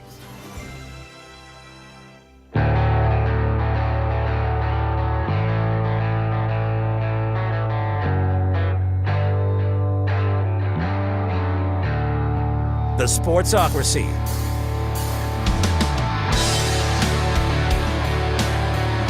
It is ESPN Asheville. We're back in the Sportsocracy. Heard everywhere on the iHeartRadio app. You can see us everywhere on YouTube as we continue to count down the top 100 players for the 2026 NFL season. Number 65 on the list. Max Crosby. Max Crosby. Is he still that guy? Is the question. The number one question that I have with Max Crosby has to be, what the hell's up with that knee, and why did that trade not go through? Well, I mean, after I saw Trey Hendrickson, who, by the way, Ravens fans, I hate to tell you this, if that dude's as stiff as what I've seen in Ravens camp, you're in trouble. Because you have been sold a bill of goods, because that dude looks like somebody put a 2x4 in his keister about a week ago. Mm-hmm. Have you seen that video of him going around? It is I have not. hard to watch. Look, Crosby is not the same guy he was in those elite years. The injuries have just started to take a toll. You just have to know that. Now, does he still belong right here? I think so.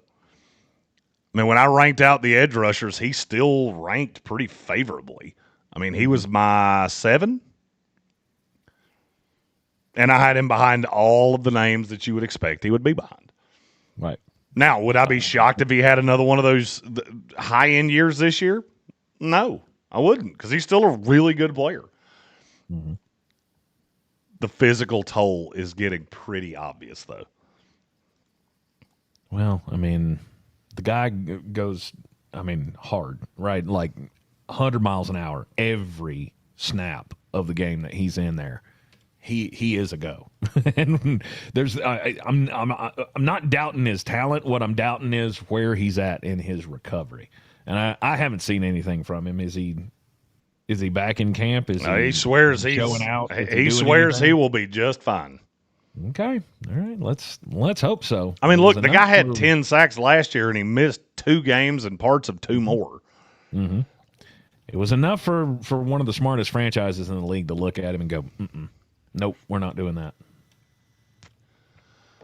We have a super chat to hit.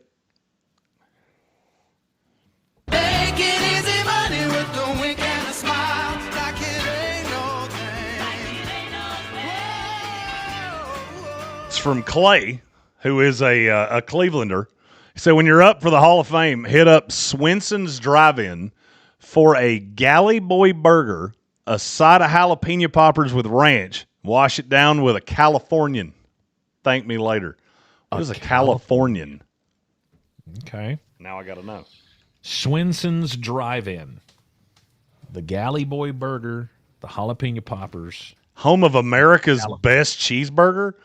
All right. Okay. So now look.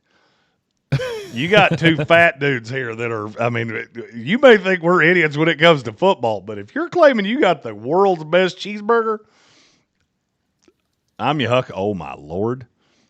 Mm-hmm. That thing does look good. It has an olive on top, which is a really bad start for me. Well, you could probably get it without. 100. I'm gonna. And if you put the olive on it, I guarantee you do not have America's best burger, because olives are disgusting.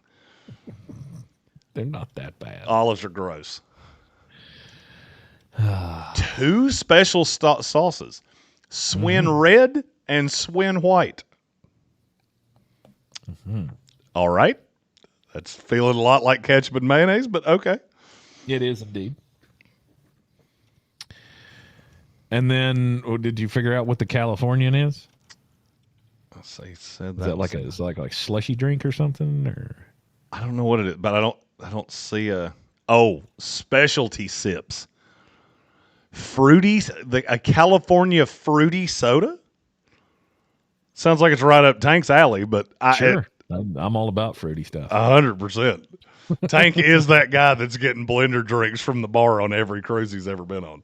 100%. I am the pina colada guy.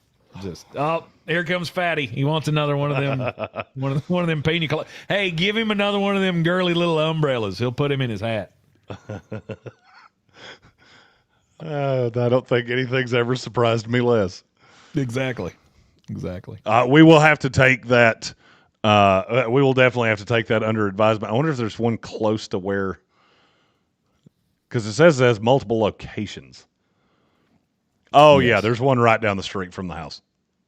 Oh, nice. I can tell it from here just because I've stared at this map a lot. For long enough. Yeah, it took me almost a month to book the Airbnb. Oh, yeah, there's one right down the street. A whole bunch of them right there in Cleveland. I think there's one we could hit with a driver from where the house is. Because we're not staying too far away from the beach, right? No, we're right off the beach. Yeah. And trust me, I plan on seeing the beach because I haven't seen the ocean beach, so I'm going to settle for Lake Beach. There you go. There is that.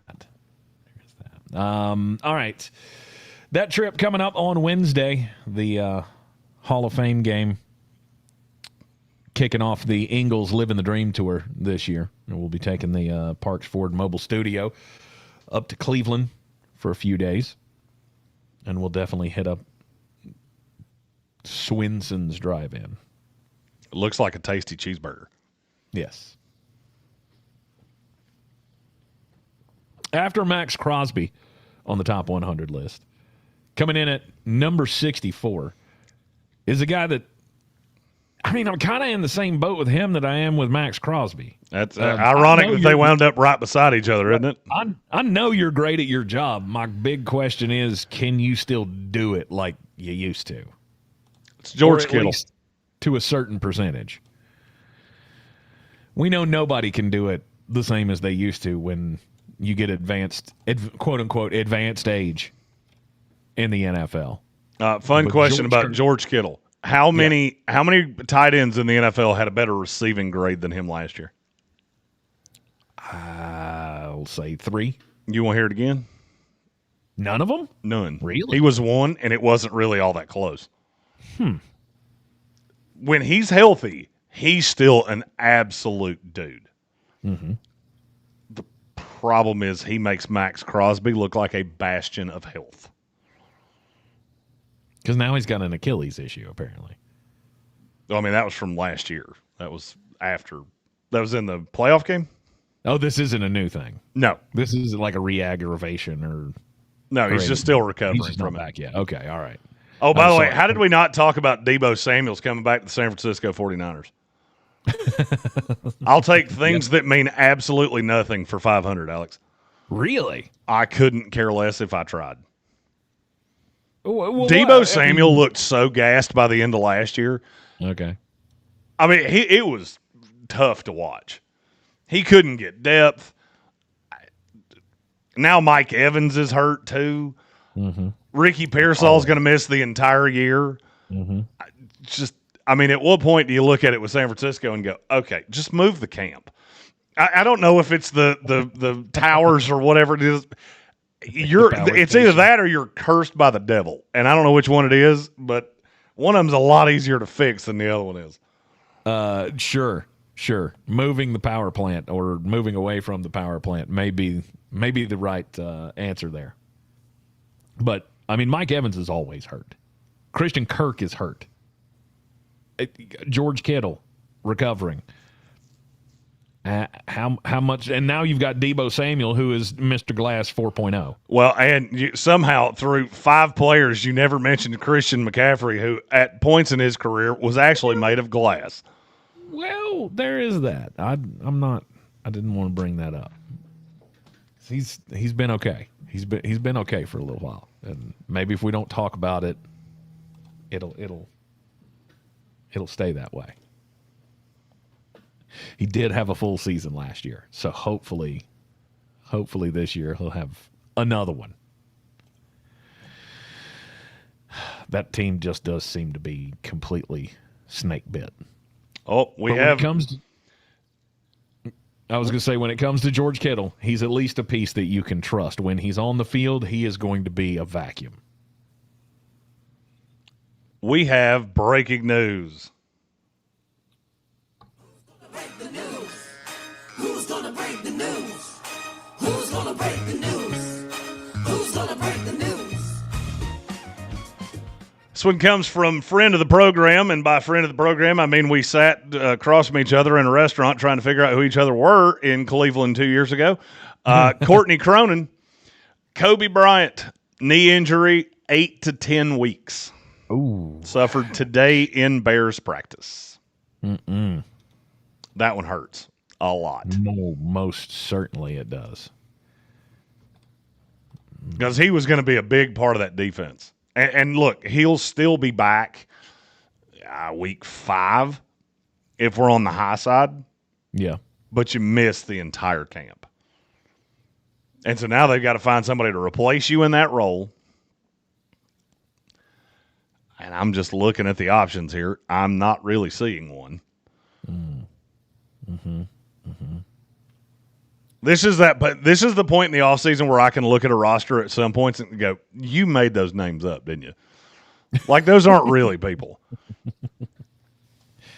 What, Cam Lewis and Gervarius Owens and Skylar Thomas. Yeah. That hurts a lot. It does. Possible 10-week injury, possible 10-week absence for Kobe Bryant.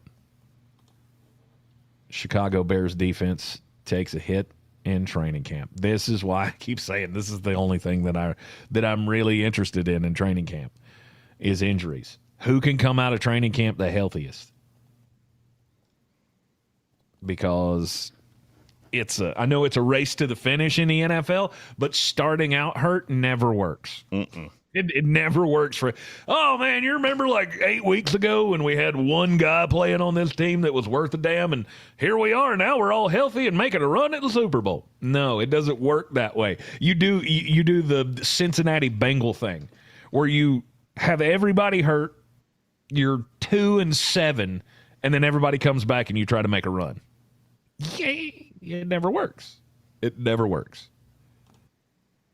The next time it works will be the first time that it works. We'll take the break here in the Sportsocracy on ESPN Asheville. We got 3 more names on the top 100 list for today, working our way up to number 61. We'll be right back. If you run a business and need to get your message to your next customers fast, nothing is faster than audio with iHeart. Let us help you reach the audience you need to grow your business at the speed of sound at iHeartAdvertising.com. When I beat the guys in my fantasy league, text wasn't enough. I used Smile Tunes to create a victory ballad specifically naming everyone I defeated. It was the most beautiful way to be a terrible winner. Visit SmileTunes.com and claim your ultimate victory soundtrack. Thursday, August 20th, the Orange Peel presents Buck Cherry. Another one I paid it for. You're so fine, won't be alone. Get your tickets now online at theorangepeel.net. I'm sorry. Don't miss Buck Cherry live August 20th. See you at the Peel. In this edition of the Marketers Report, Chris Epple, head of marketing for the Americas, Harman JBL, weighs in on the importance of audio. It's been amazing over the last couple of years to see what's happened with audio. We've doubled our investment in the last 2 years in the audio space. We find it to be highly critical to our business. As the #1 audio company, iHeartMedia connects marketers to the audiences, live conversations, and trusted influencers you need to grow. If you're a marketer, go to iHeartAdvertising.com. This summer, there are 250 reasons to join T-Mobile. Girls trip? Booked. And switching to T-Mobile helped make it happen. With Experience Beyond, switch and get $100 back. Plus, $650 in value in built-in plan benefits. That's $750 in your first year, guaranteed. And honestly, that $100 back, I'm putting it towards the zip line. Now that's how you do summer. Exactly. Best switch I ever made. This is just one reason to join T-Mobile this summer. There are 250 reasons. Find yours. Savings based on the value of benefits included with Experience Beyond, like entertainment and 1 year of AAA Classic and Dash Pass on us. Benefits may require activation. See plan for details. Get $100 via virtual prepaid MasterCard with eligible ported, no cash access, and expires in 6 months. Issued by Sunrise Banks, NA, member FDIC. Allow 8 weeks. Some apps say they're free, then come the fees. Not the iHeart app. It's 100% free. No required subscriptions to access the best live radio stations, free playlists, podcasts, and more. Download the free iHeart app today. iHeartRadio. This is J.W. Whitley, General Manager at Parks Ford of Hendersonville. Our value of urgency, timely, responsive, focused, prioritizing you as our customer and the community that we serve to do better, be better every day. That's the Parks Promise. Experience the Parks Promise today at parksfordhendersonville.com. For more information about contests on this station, go to espnavl.com/rules.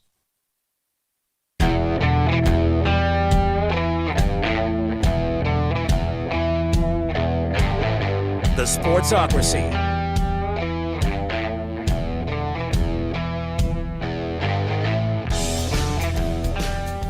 Welcome back into the Sportsocracy. I'm Tank Spencer, coming to you from the Clarissa Sells WNC.com home studio in the Greenville Ingalls Auxiliary Studio. Is Jeremy Green, a.k.a. his office. Jeremy Green. for the Sportsocracy Top 100 for 2026. Today's section, 61 through 70. We've given you Justin Herbert, Aziz Al-Shahir, Tyler Smith, Cooper DeJean, Jordan Brooks, Max Crosby, George Kittle.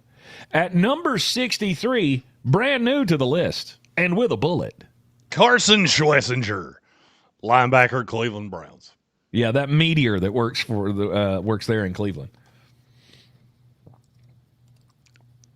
Because that guy's all over the place. I thought there was a joke there, and I was so confused. No, that's the best description that I have for Carson Schlesinger. Because when I see him engage on the field, like it's almost like you can, I don't know, it's almost like you can tell it's coming sometimes. Kind of like he's like a Dragon Ball Z character, and he just starts gathering lightning bolts, and then all of a sudden, just there he is, right in the face of your running back. He's a fun guy to watch. I mean, the crazy thing is he's getting better every single year. I mean, this kid he's another one that we saw in the draft, and you just went, that just feels like it's going to work. It just feels like it's going to work. And it did. Yep. I'm not as I do have to say this just solely because I have been sitting in a studio of a different network all day. I don't know what recreational drugs Colin Cowherd has been doing, but he should stop. Oh, no. What'd he say? His spicy hot take today was, if a team comes out of nowhere to make the playoffs this year, it'll be the Cleveland Browns. He's insane. You don't believe that. I know you don't believe that. No one believes that. He's hoping that Shedeur Sanders fans will watch his show. I don't know what it was. I heard it, and I went, did I just have a stroke? Because I feel like somebody that I think's pretty smart just said something completely insane. Well, he knows this is going to get crazy hate engagement when they post it out on a reel. That's what that is. Some of it will be from me. Go ahead and tell you, I have already RSVP'd to that bad boy. Yeah, while he's sitting back counting his vintage wine cork collection, I'm sure he's going to be upset that you're upset that he said something on his radio show, which is just all the more reason for him to just say stupid things just to keep trending. Ugh. I hate the fact that even came out of his mouth for Browns fans. Mm-hmm. Every little piece of false hope is not good. Yeah, how much more disappointment can this fan base take? Look, and the fact that Shedeur Sanders is really making a play for QB1, that actually tells you how bad Deshaun Watson has been, not how good Shedeur has been. Mm-hmm. Yikes! And that's not even my quote. That's from a beat writer for the Cleveland Browns. It's not that Shedeur's been good. It's been that he's been better than Deshaun Watson. Yep. Defensive Rookie of the Year last year, Carson Schlesinger, already up to number 63 on the top 100. And I still think he's got – I remember saying this specifically. This kid's rawer than you want him to be, but he has limitless potential. Looks like it. Certainly looks like it. I mean, I'm already seeing the crazy comps here because when you just Google his name on the check out these videos about Carson Schlesinger, there's a video that is he the next Luke Kuechly? Well, I mean, the crazy thing is I wasn't as high on him as a lot of the industry because I didn't think he could come in and be that good that quick. Shows what I knew. Yep. Number 62. We're actually going back-to-back with players on the same team. 62 is Jaden Daniels, quarterback, Washington Commanders. But yeah, he was hurt last year. I got it. I saw it. I witnessed it the same way you did. It doesn't change what I saw the year before. And the year before, I saw a quarterback that was considerably ahead of Caleb Williams and Drake May. Mm-hmm. Drake May finished second in MVP balloting last year. And I had seen Jaden Daniels be better than him the year before that. How far did you expect me to drop him? He was hurt. I get it. If he gets hurt again, that's a trend. That's going to scare me. Mm-hmm. Man, I was watching. Have you watched the quarterback show? No. Oh, you need to. You need to. I just love the behind the scenes look at these guys, and Jaden Daniels is. I mean, he's the guy. Like he you can tell he's that dude. When he prepares for a game, when he's locked in, the way he is, engaged in film and study and all that kind of stuff, and just the fact that he is unbelievable when he is on the field, and he's got all the high hopes in the world. I really like him. I'm okay. I'm gonna stop. Yeah, Jeez, we don't want you to like him. Stop talking about him. Yeah, the Tank Spencer kiss of death. It has not been fired up yet, and we would like to keep it that way. I'm trying. Although you did say nice things about Chris Brazil, and then we say how that ended. Would you? Okay. I mean, that could be your first one of the year. I'd have to leave it up to the house to determine, did he say enough to quantify the Tank Spencer kiss of death? I'll just stop doing anything. Just keep saying names, and you have to fill the rest of the time. Yeah. Tank Tank starts speaking in Mad Libs. You're worse than Danhausen. He's a player that some people might like at some point. I don't want to say too much because I may jinx him.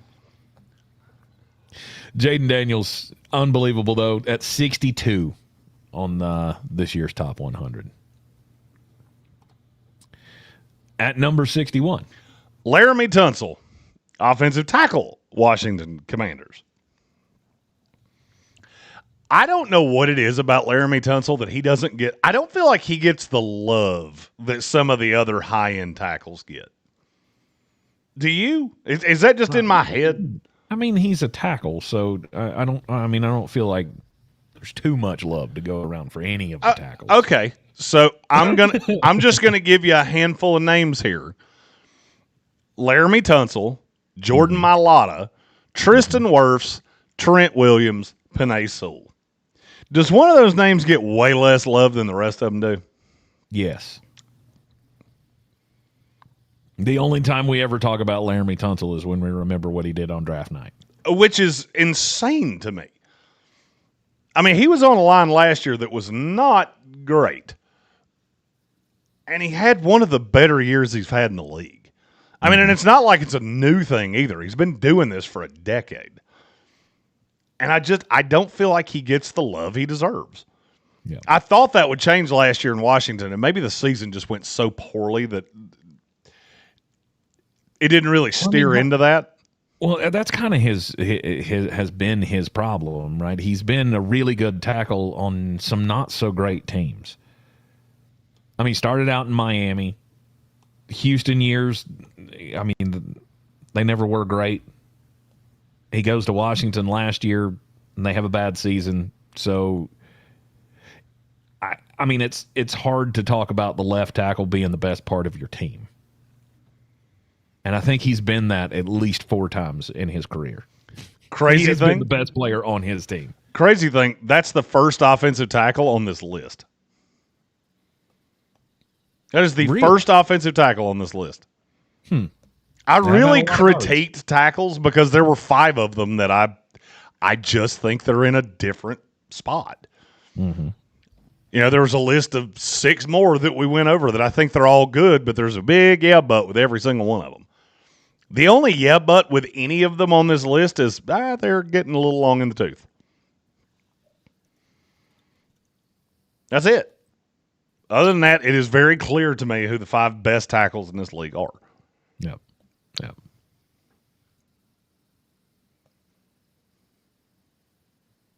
All right. Well, that'll do it for the 61 to 70 group.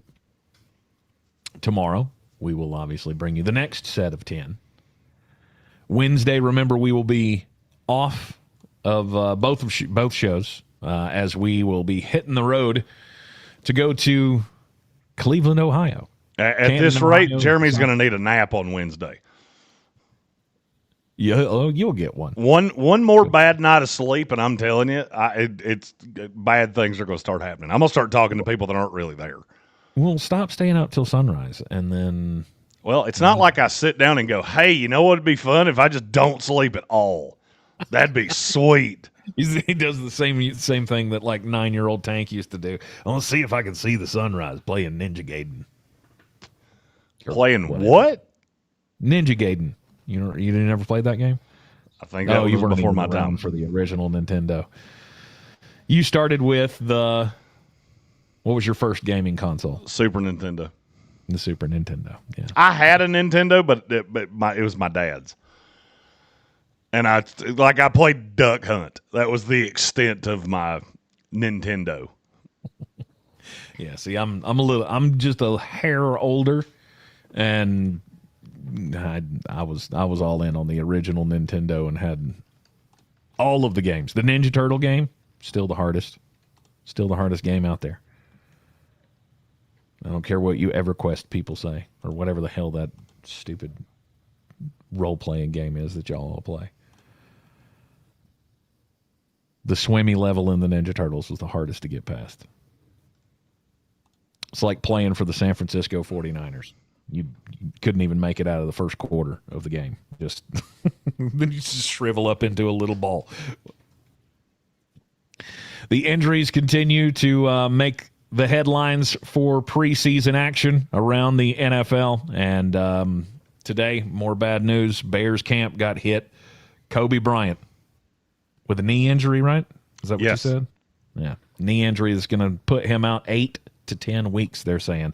So we'll have to keep an eye out on that one. Also, keeping an eye on all of the football coming up next.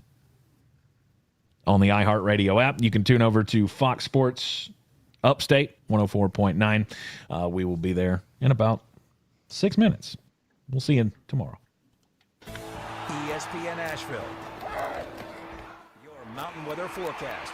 Late afternoon, early evening thunderstorms popping around the mountains for the top of the week. Storm chances going up into midweek forecast for us Wednesday and Thursday. Isolated storms moving east-southeast tonight, 67. Scattered thunderstorms Tuesday afternoon, 79. And scattered storms likely Wednesday and Thursday with high temps near 80 degrees and nighttime low temps in the 60s. I'm meteorologist Scott Larimore. That's the latest Weather Channel forecast. Stock at Lowe's. Get the roofing brands you trust, including GAF, Owens Corning, and CertainTeed with state job site delivery on select items as early as 6:30 a.m. Delivery Monday through Saturday and select zip codes subject to availability.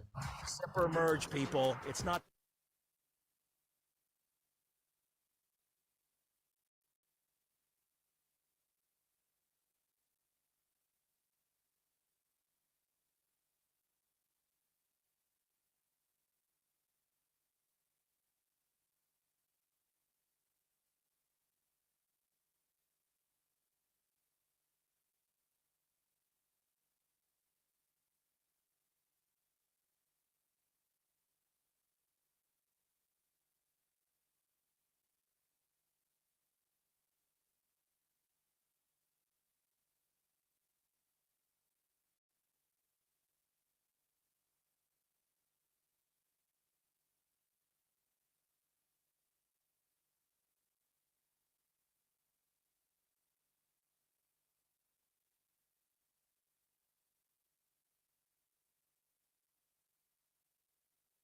Iconic hits like One Headlight and 6th Avenue Heartache perform live in an unforgettable night of rock. Don't wait. Woo! Tickets are on sale now, and the best seats won't last. Get your tickets today at FoundryGVL. Woo! There he is.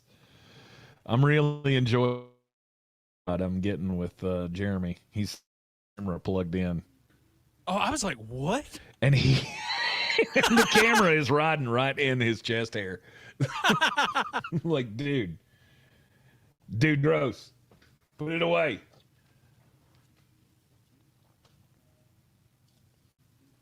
There he is.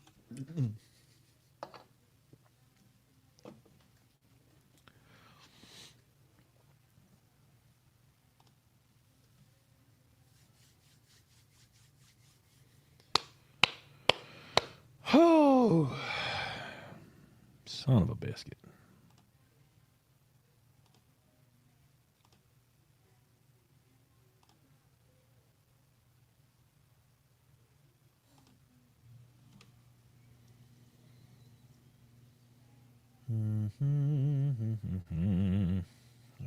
The studio.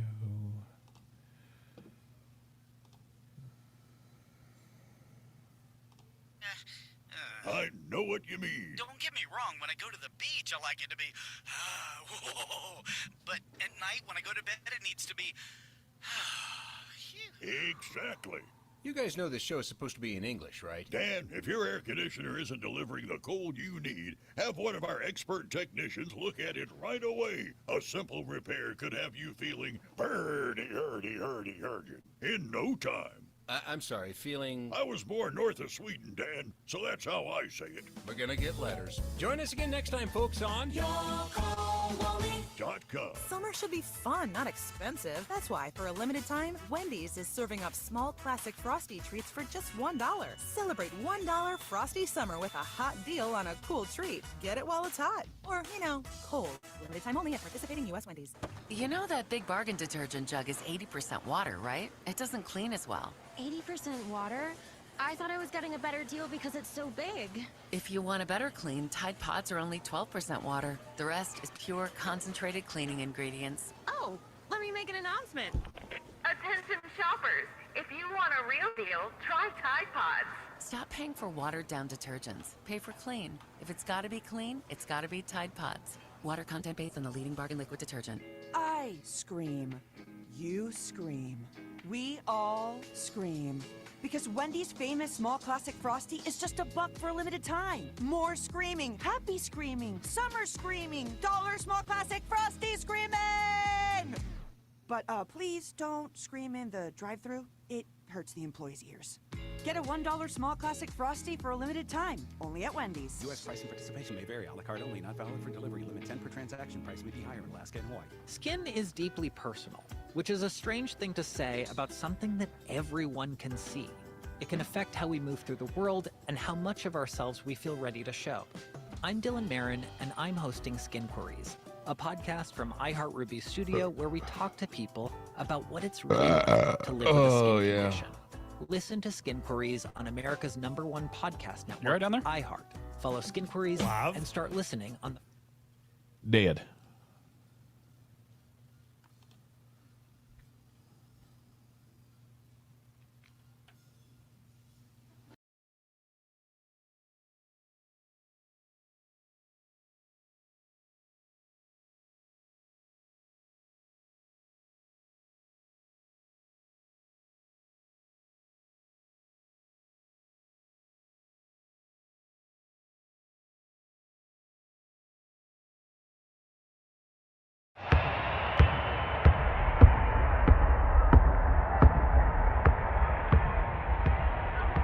Apply for a new place from any place with just a single click. Apartments.com, the place to find a place. See. It can affect how we move through the world and how much of ourselves we feel ready to show. I'm Dylan Marin, and I'm hosting Skin Queries, a podcast from iHeartRuby Studio where we talk to people about what it's really like to live with a skin condition. Listen to Skin Queries on America's #1 podcast network, iHeart. Follow Skin Queries and start listening on the free iHeartRadio app today. #1 on your car radio preset and the new and improved iHeartRadio app. From the Ingalls studio, this is WROO FM Malden, 104.9 Fox Sports Upstate, an iHeart radio station. Guaranteed human. #1 on your car radio preset and the new and improved iHeartRadio app. From the Ingalls studio, this is WROO FM Malden, 104.9 Fox Sports Upstate, an iHeart radio station. Guaranteed human. From the Fox Sports studios in Los Angeles, here's Dan Byer. Baseball's trade deadline fast approaching, coming up at 6 o'clock Eastern time. Blue Jays traded outfielder Dalton Varsho to the Houston Astros. It was earlier today that Toronto acquired pitcher Jose Soriano at a trade with the Angels.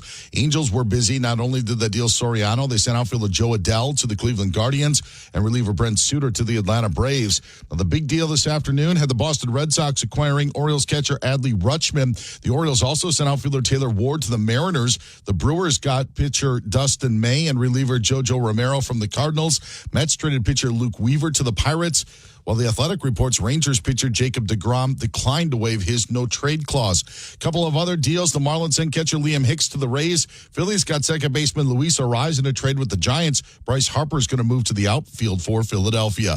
USC and Notre Dame will renew their college football rivalry starting in 2030. Ooh, Tank, let's play a fun game. And welcome into the Sportsocracy. Brought to you live by Ingles Markets. Low prices, love the savings. What? Wait, you don't like peanut butter and jelly? It's the year of the quarterback. Old Trip and May over here. And we have a super chat. And then he set the freaking house on fire. You make my brain hurt sometimes. Now you know you can't say the wordy dirds on the Ragey Box. We're all the way down the rabbit hole now. Fire them cannons, by golly. Being a Jets fan, toxic. It's a football Friday. And for the 2027 mock draft, the Panthers take... Tank needed our help to download Instagram. First reel he ever posted. 19 million views. You're in the Sportsocracy. We'll be back right after this. My penance in hell is going to be following Tank Spencer around with a camera. You can find us everywhere you go on the iHeartRadio app or catch us on YouTube. We have breaking news. Tank, hit the button. Oh, it's a great day to be alive, ain't it? Oh, yeah. I lived in Greenville for a couple years. Absolutely loved it. Jaboozy! 1049 Fox Sports Upstate. I'm Jeremy Greene. He's Trey Falco. Tank Spencer's here too, but he can't hear the board. You remember that thing I said of somehow the further away from studios we get, the better this works? Yep. I'll never understand that if I live to be 200 years old. We get to studios and it's like, hey, you can't hear things. But Tank, you can hear me. Yeah, it's crazy because we can hear Tank. Tank just can't hear us for some reason. So I'm gonna text him and let him know that the mic is gonna be hot when he reconnects. So yes, the wordy dirds don't come out. Yeah, you can't say the wordy dirds on the Ragey Box. It's quite important. It's actually the biggest part of the job is not saying the bad words on the radio. But we do want to hear from you. That's what this show's all about. This is the Sportsocracy, brought to you by Ingles Markets. Find them online, ingles-markets.com. This Friday, 4X fuel points, little savings. Everybody eats. Everybody eats, yeah. Everybody eats. Yeah. So you go get your groceries at the Ingles, then you go on Friday, you get 4 times the fuel points, and then all of a sudden your gas is just cheaper. And that's what we want. Yeah. Yeah, and if you also go on Friday and you go to the new bar at the Hendersonville one, and you order food, you can use your Advantage card for food there as well. I picked up 13 fuel points just by getting a burger the other day. And the burger looked fantastic, too. Oh, it was good.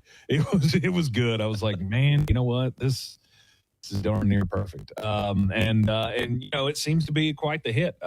Been twice now to the new Tap and Cork at the Super Flingles in Fletcher, North Carolina, that has the bar inside of it, and it's a hit.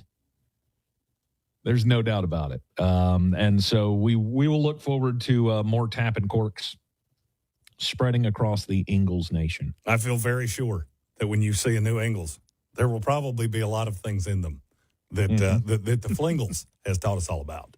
Indeed. Well, I'm glad that you guys can hear me now, and that I'm glad that I can hear you. I mean, it is solid. That it is kind of important to this. It's a little bit. It is indeed. It's very important. We've made jokes that the further from the studio we get, the less nervous we are that things are going to work. Because we did this completely backwards because we spend so much of our time away from the studios. This is the first time I've laid eyes on Trey in what? 2 weeks? 2 weeks. Telling you. Tired of meetings. Just could we? You're a busy man. Is this textable? From now on, that's going to that my voicemail is going to be, is this textable? Because if it is, then you should textable it. Kind of like your takes on all things sports. You can textable those as well. 864-777-9593. Or you can hit us with a call, 864-240-5480. And for once, I actually get to see the lights come on, so I'll know when there are people there. Yeah. Trey is so good at his job, he just, as soon as the phone rings, he's like, you got a caller. And the bad thing is about half the time, I have my headphone on my deaf ear, and so I don't know it. I don't know it. And then Trey's like, hey, just This person's been on the phone for a minute. We're figuring it out. We don't have a button that says there's a caller. I might be able to get one of those. I think it would be advantageous. Yeah. Just to have, hey. Just a button that means, yeah, I could do that. And if for nothing else, it could tell us what the caller's name is. That's boys and girls. That is technological advancements. I think we could do this whole thing with a Google Doc. I actually think we tried to do that, and then I stopped using it because I put a couple things in there, and there's nothing. I was like, "Oh, we're not using this anymore." Oh, he has forgotten that this thing exists. Oops. Kind of like I forgot the aux cord exists. So we do not have video on YouTube, but you can hear us. You can find us online at the Sportsocracy. I was wondering if it was just me. Nope. You see, when we packed up from the Ingalls Tools for Schools drive, Tank did that thing he does sometimes of, this cord's plugged into my mixer. I'm going to take it. But that's my cord. That you had to buy a new cord. Yes. And that cord is the one that's currently with your mixer right now. It is not. You had that little teeny tiny cord. No. I put it in your bag. Yep. Not talking about the right cord there. Your other cord. There's sprinkles. There's one that's 2 headphone jacks. Very important for YouTube. Doesn't really matter to anything else. YouTube won't work without it. I don't know what that means. Headphone jacks? Yes. Yes, it was 2 headphone jacks. So, and I hate to tell you, it didn't come home with me. I got as many cords as I started out with. Well, that makes it even worse because now it may be in a field at the Flegels. So if you go by the Fletcher Eagles and you see a headphone cord there, just know we would love that to be back here in our arrangement. I almost feel like I need to drive over there and look for it. Well, here's the thing. I'm staying in a lovely Airbnb that is right beside the foundry at Judson Mill. I tried to think this week out as much as I could because we're leaving Wednesday for the Hall of Fame. Mm-hmm. I'm doing the Wallflowers concert tomorrow night, and I fully intend on having as much fun as Jeremy's body can take at the Wallflower show. So I stayed to where I can park my no doubt. Me and Jacob Dillon are going to become best friends. I'm going to have a couple cold adult beverages, hang out with some of the great listeners of this here program. Just get down to 1 headlight, 3 Marlenas. We could be heroes. Mm-hmm. You could be. We could be. NFL training camp underway. We had bad news today coming out of Chicago Bears camp. Kobe Bryant down with a knee injury, and they're saying, 8 to 10 weeks he'll be done? 10 weeks.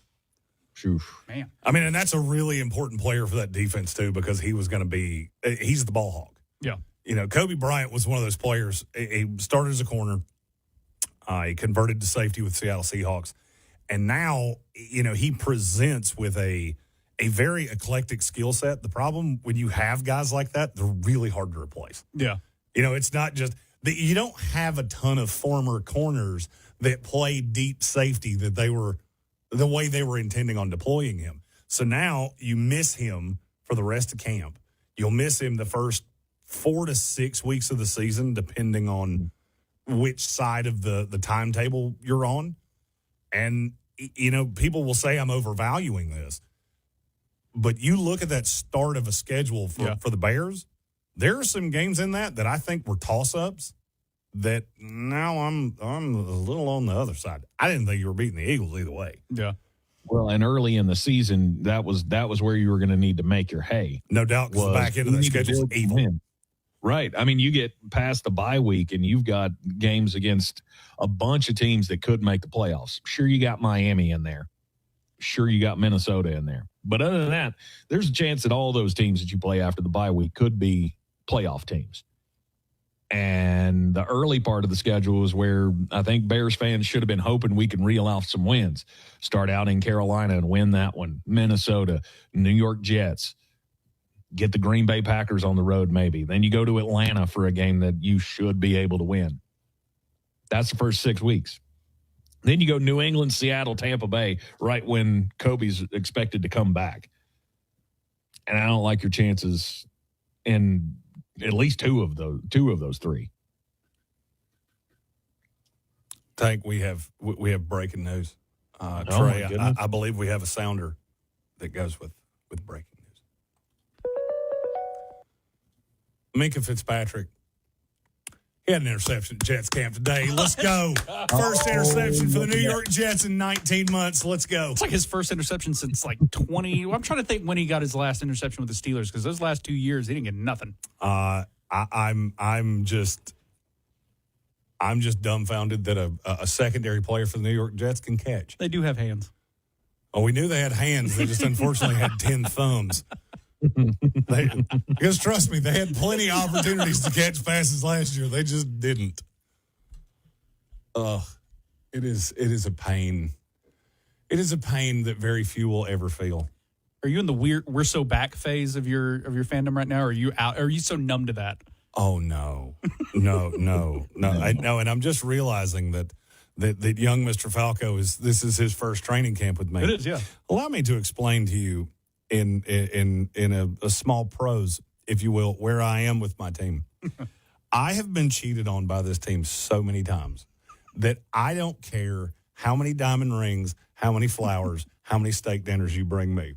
I still hate you. Yeah. Like, I love you, but I hate you, But too. what if they bring you a Super Bowl ring?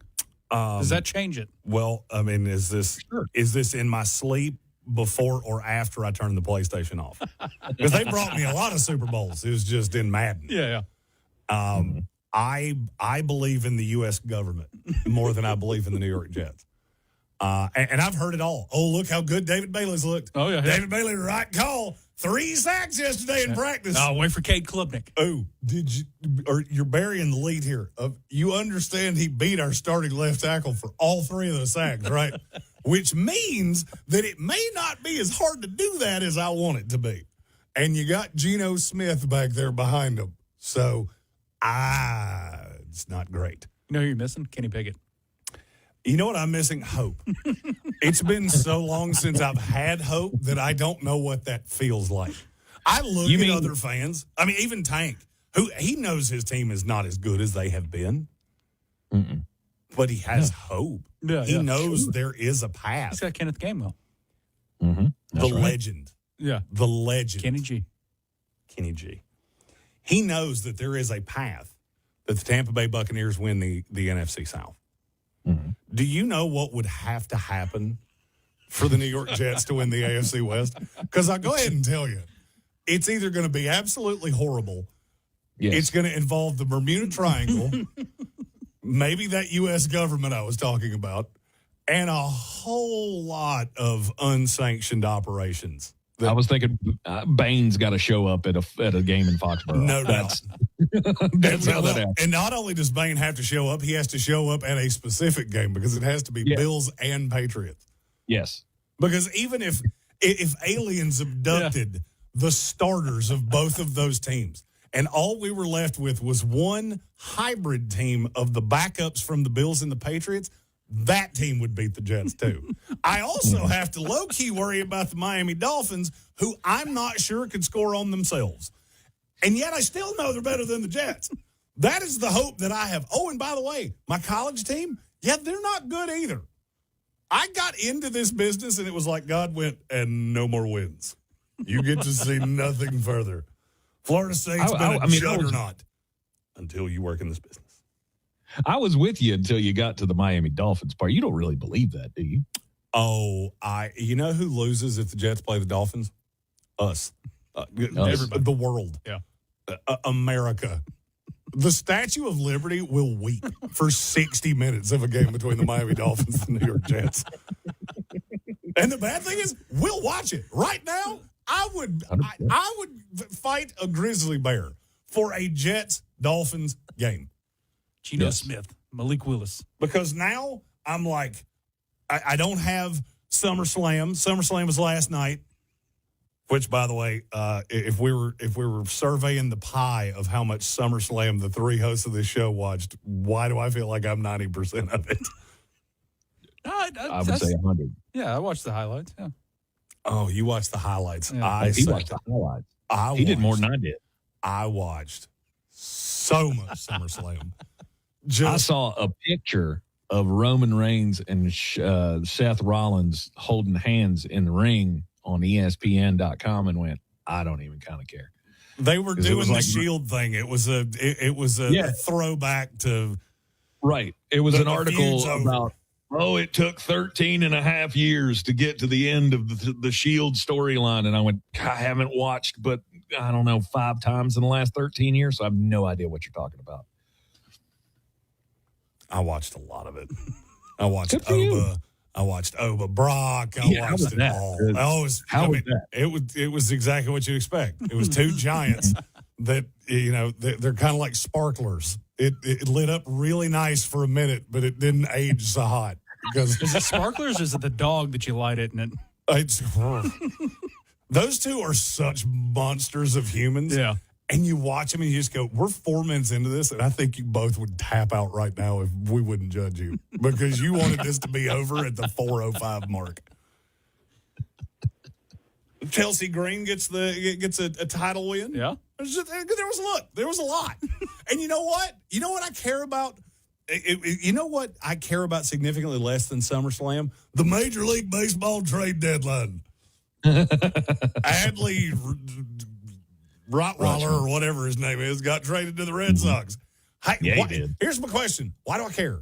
The LA Dodgers just showed why baseball is the worst.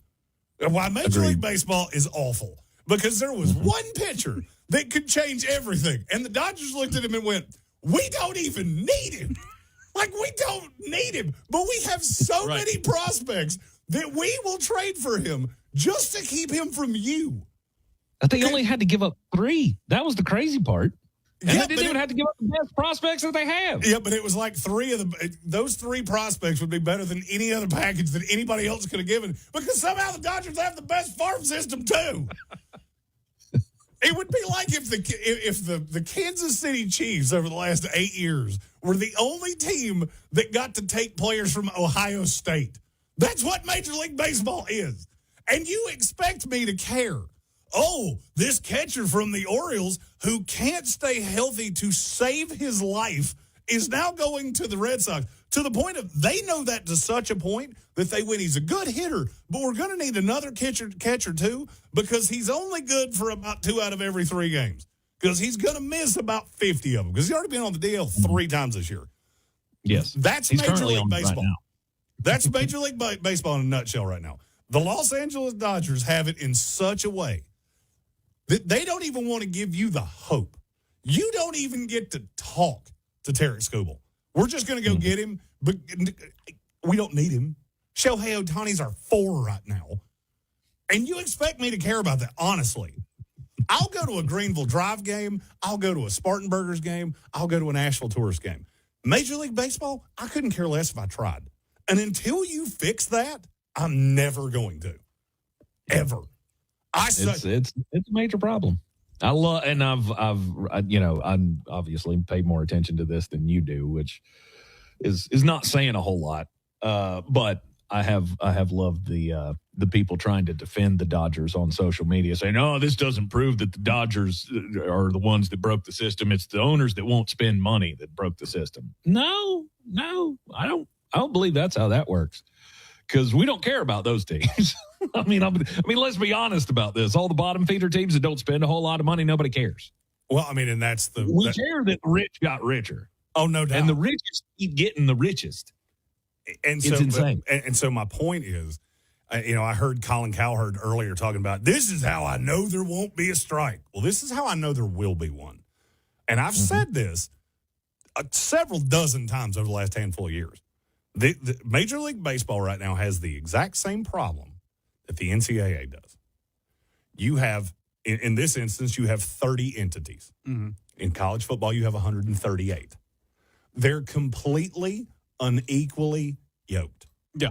Because a third of your teams cannot afford to compete, Another third of your teams can't really even afford to put a team out there that's respectable against the top third of your entity here that just runs over them like a hot knife through butter.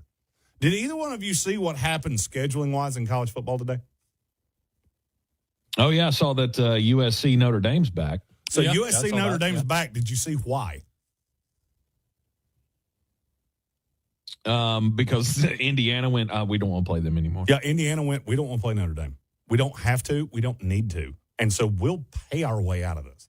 Really? We're good. Yeah, I knew it was off. I didn't realize that was the reasoning. Because Indiana looked around and went, what does this actually help us?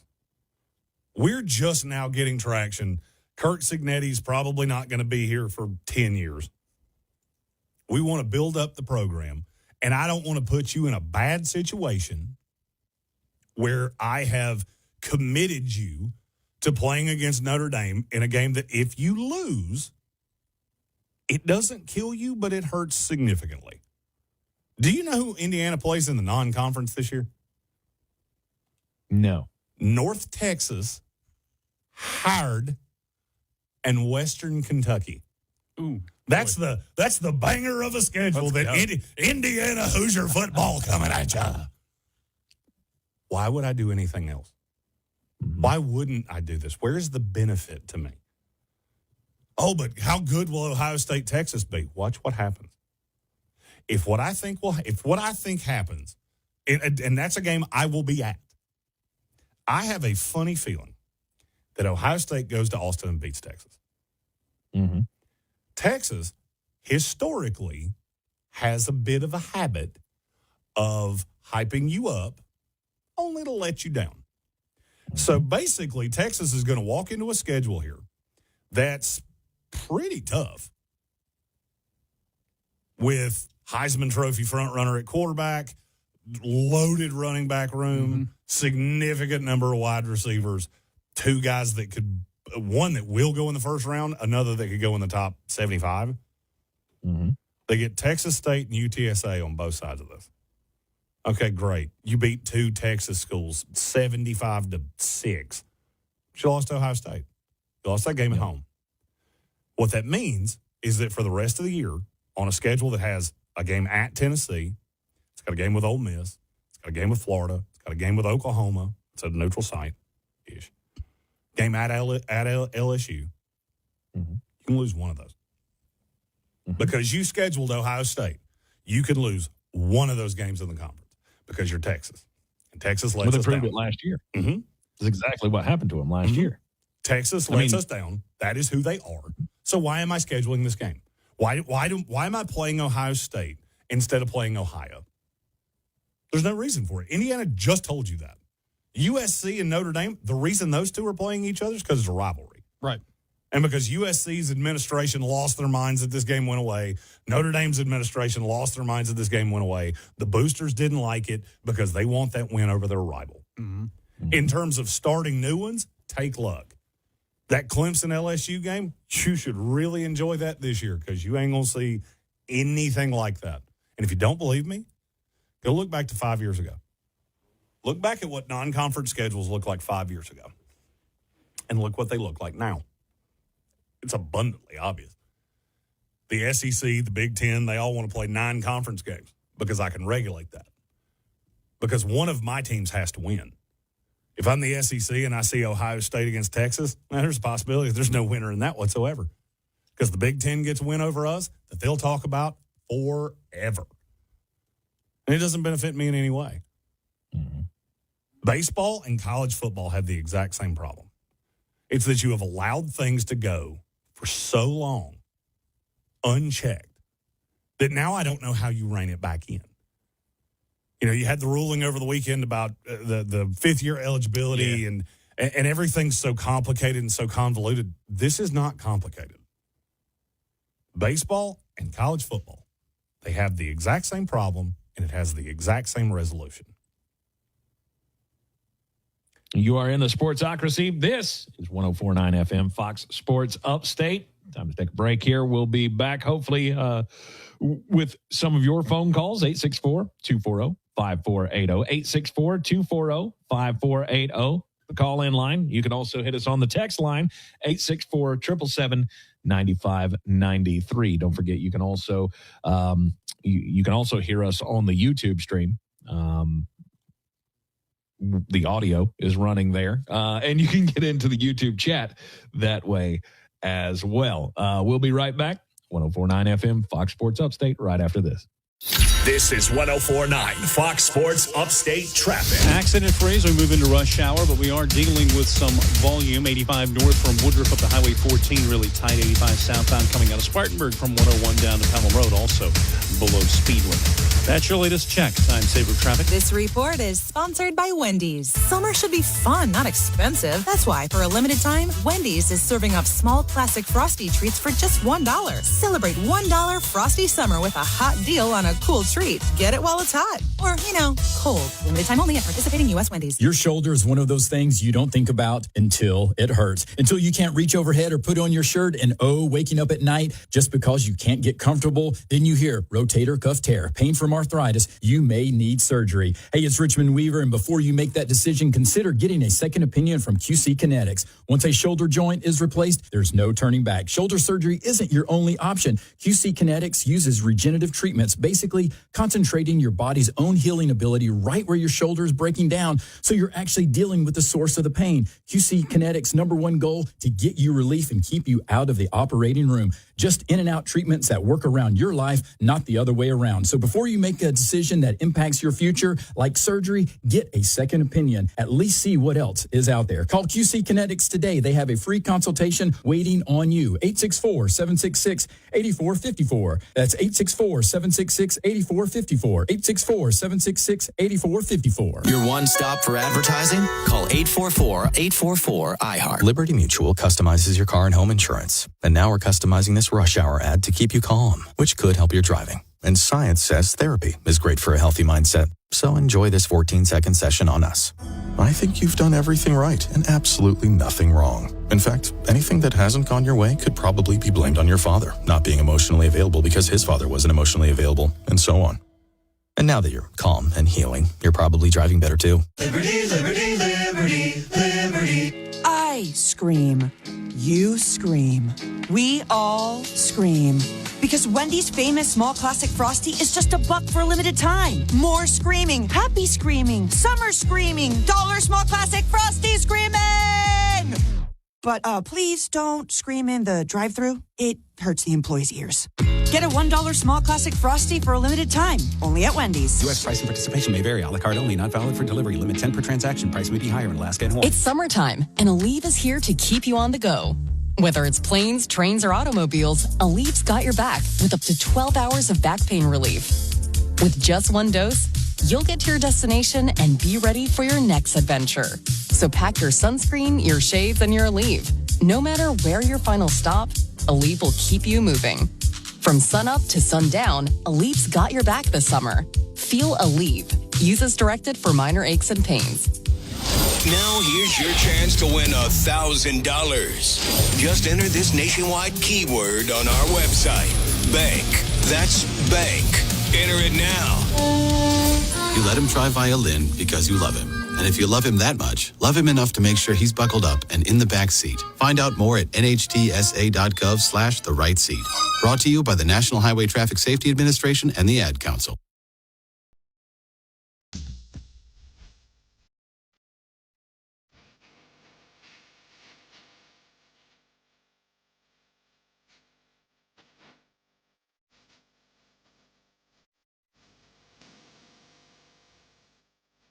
Oh, yeah.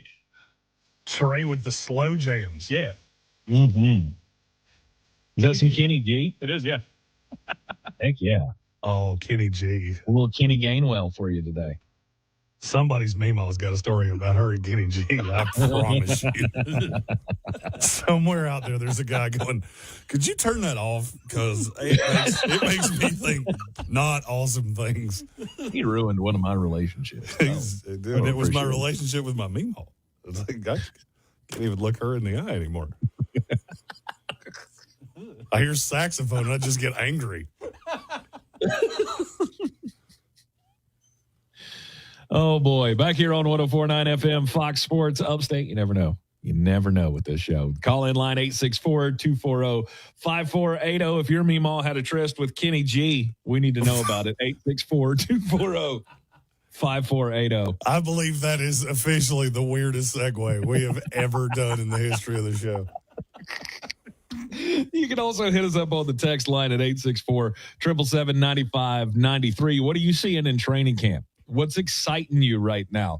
Give us a call. Let us know. I went down to the Fan Fest for the Carolina Panthers on Friday night, Bank of America Stadium. It was a lot of fun. They always put on a good show for the fans down there. The highlight of the night was the fireworks show at the end. The fireworks/laser show. Oh, that's not even kind of true. The highlight of the night was Asher scoring the touchdown. True. Okay. Yeah, that was a great moment of the night as well. You can see the video on our social media. How old is he? I saw it in the story, but I forgot. He's 6 or 7, something like that. But he's just a wee little guy, and man, he was stoked to be out there on that field as the Make-A-Wish athlete for FanFest. And they brought him on at the last play of the simulation game that they were running, and he scored a touchdown. The whole crew just, mobbed him in the end zone. The entire team was in the end zone, holding him up on their shoulders and stuff. It was really cool. They did the lights the way they do, where they turn them off and on. Oh, that's so cool. It was they so gave him the full. They played Boom Boom and then broke into the other song. I can't remember what the other song is that they play.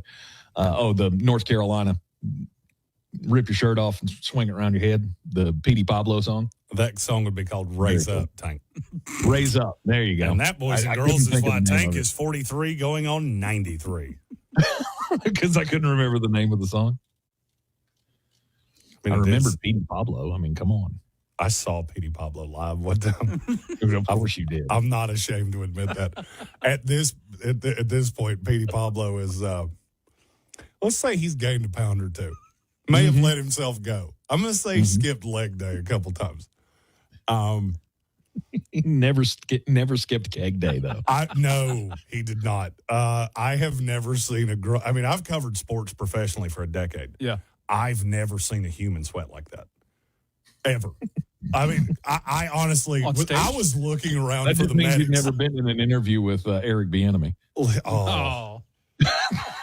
I was looking around for the medics of that. Looks like there's probably a pill for it, and he didn't take it because that is a significant amount of moisture on another human. Or he took many of them.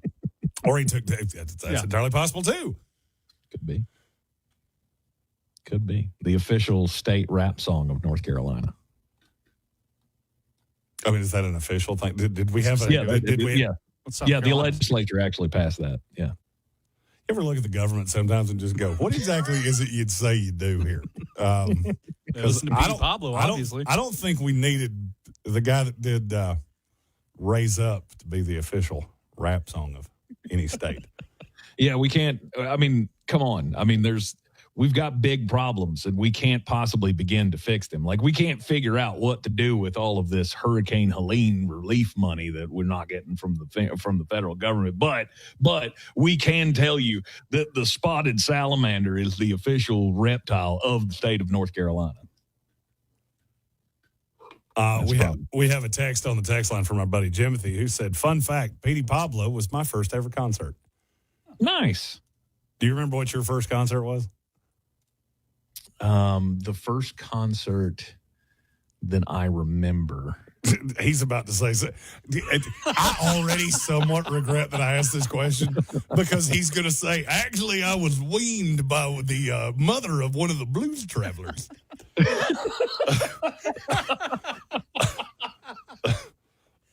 No, the first concert that I ever went to, my mom and dad took me, and I was like 6 months old, so I don't really remember all that much. I remember my mom telling me that I cried the entire time. Shocker of shockers, that a 6-month-old kid would cry the entire time during a Weird Al Yankovic concert, which is not like your first concert was Weird Al. That is the first show that I was ever in attendance for. I don't remember it, obviously, because I was very, very young. But yeah. That explains a lot. The first line that Tank ever heard from a celebrity was "just eat it." And then he listened to that way too much for the next 30 years. Captain. He said, "Deputy Dewey, I'm here for service. I got you, Weird Al." Trey, your first concert? That's a good question. I mean, I've worked quite a few, obviously, here with iHeart. That's probably... I guess I would imagine the first concert I ever... Does it count if I was in it? Like, I played 100%. A show? Okay, yeah. Like, I've played shows that, like, prior to that, I hadn't really gone to any concerts or anything. So I guess mine? Let's go. That's a humble brag. What do you play, Trey? Guitar. Okay, and what was the name of the band? All a Dream. It was a metal band. All a Dream? Yeah. Okay. Were you a cover band, or were these all... No, they were all original. What exactly would All a Dream be a cover band for? The Notorious B.I.G.? Which, by the way, if you're going to start a Biggie cover band, All a Dream's a pretty solid name. I don't even know what that's in reference to, but okay. Sure. And again, going on 80. My first one, I was lucky to survive. Because it was George Strait and Garth Brooks. Ooh. Where the bodies, Garth? Just tell us where the bodies are, Garth. That's all we're asking for. That's an impressive first show. Saw him in Louisville, Kentucky. And Tim McGraw was on that card, too. For what reason, I have absolutely no idea. Yeah. But yeah, that was my first show. I was I was 14. That's a pretty solid 3. Oh, it was if you're coming up with a lineup of a country show. I feel like Tim McGraw being buried on that list is a little weird. Yes, that was my first show. My second show was Theory of a Dead Man. Oh, God. Talk about whoa, boy. Whoa, boy. We went completely opposite ends of the spectrum there. Existed. There may or may not be a group of girls that think I was a member of Theory of a Dead Man. And they believe that because that's what I told them. Of course. And before the advent of the interwebs, there was no way to check up those things. You'd have to use minutes on your Nokia to find out that I was lying, and nobody ever wanted to do that. Jimothy said that was a cool flex, Trey. Oh, thanks.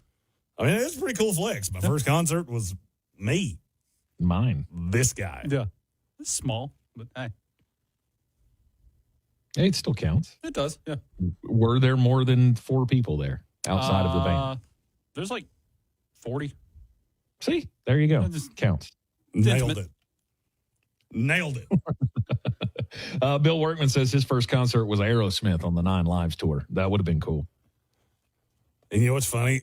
Bill Workman's right about my age, which means that Aerosmith was already 65 by then. Oh, yeah. This was the, what was the big song off of 9 Lives?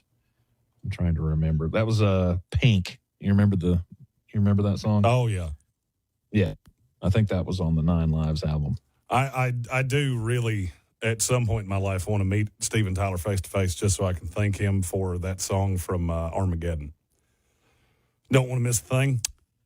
That was the song I danced with my mom to because she loved that movie. That was, I hate to make two baseball references in the same show. That was the Mariano Rivera of Jeremy's arsenal. That was how we were closing out the night. Every time. 2 ends of the spectrum. It's so creepy. Am I the only one that wasn't creeped out by that song? Just it being in that scenario of it was his daughter getting up with the get down and her dad singing in the background. Like, that's just weird. And then Trey said he danced with his mom to it, and that's just way too much of a coincidence. And that's forever creepy. Forever creepy. Oh, you're thinking too much, Tank. I'm sorry. I can't. It's not something I tell you very often, but I do believe in this instance you were actually thinking too much.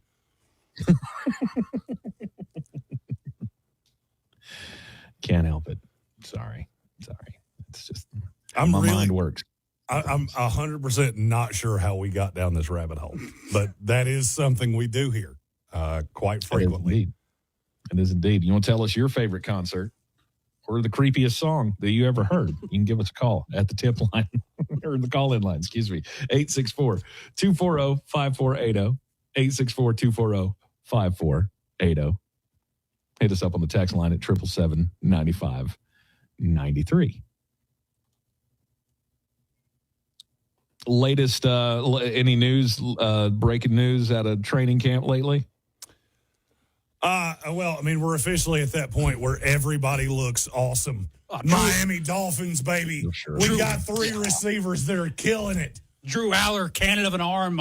We fixed his mechanics. He's back. That little hitch that he had, the James Franklin mechanics, they're gone.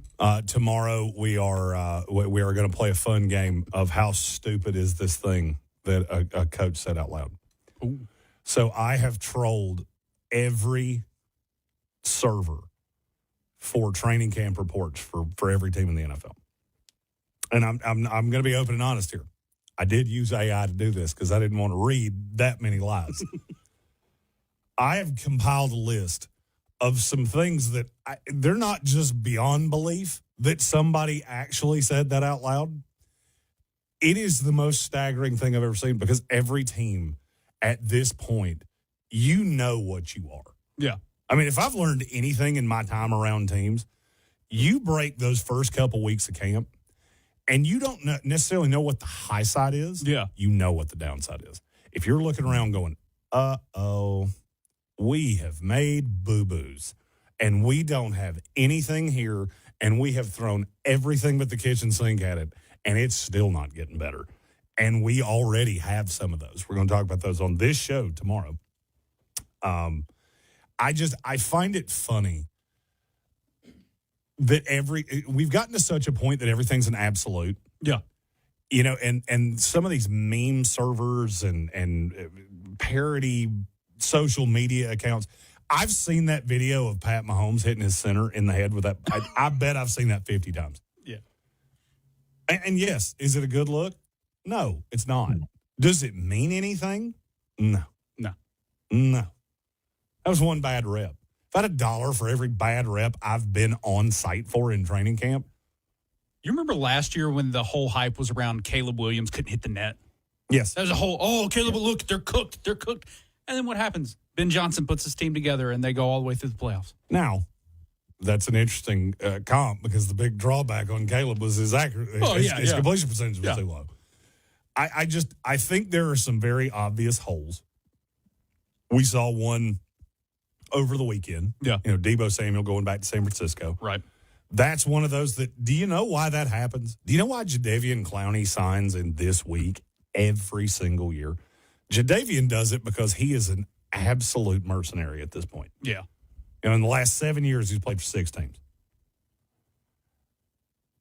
He waits to see where the best opportunity is either for him to win or to get paid again in a year. Yeah.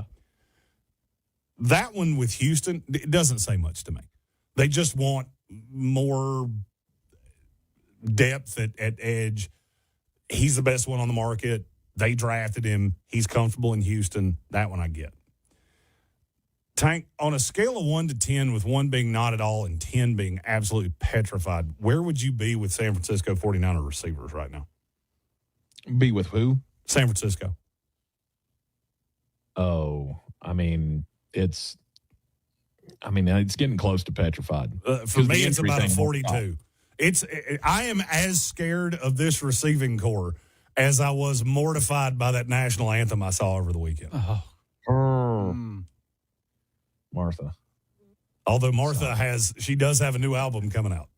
She does. I'm sure that probably didn't do much for record sales. I don't think it did. I'm going to go ahead and say the pre-sales are looking a little bleak. Mm-hmm. I mean, if you're San Francisco, at what point do you just look around and go, okay, we have to move away from this power station? Not because I actually think it's doing anything, but what if it is? Mike Evans missed practice today. Mm-hmm. Pearsall's already done for the year. Yep. Whatever you've got going on with Brandon Ayuk, I don't. Mm-hmm. Christian Kirk's hurt. Yep. DeZon Stribling's hurt. I mean, you've already got George Kittle that's coming back from Achilles. Yeah. And you got Christian McCaffrey that, well, let's be honest, he's had some injury issues and he's getting older. Yeah. Mm-hmm. If you're San Francisco, you're going to be looking at this team right now going, uh-oh, we have boo-booed. We have put our money in places that don't make sense. And I've been saying this with San Francisco for years. You cannot draft this poorly because you get to that second level. And I hate to tell you this. Every team in the NFL, you're going to hit that second level of this roster somewhere. Mm-hmm. The question is how quick. Carolina's already there at 5 positions. Yeah. San Francisco is hammered into their third team of receivers. With Jacob Cowing running with ones. Jordan Watkins running with ones. That's a really bad sign, especially when you have a quarterback that the high side has always been is accurate. Mm-hmm. Brock Purdy's superpower, his first 4 years in the league, he's been over 66% pretty much every year. You know what's going to happen when you're playing with a banged-up Christian Kirk, a 33-year-old Mike Evans? You're going to Deebo Samuel, who by the end of last year looked like he couldn't run a 6-flat 40 in Washington. It's not going to look as good as it did in the past. And if you're San Francisco, at some point you got to look around and go, what are we right now? Just be totally honest, unabashedly honest with yourself. Are we better than Seattle?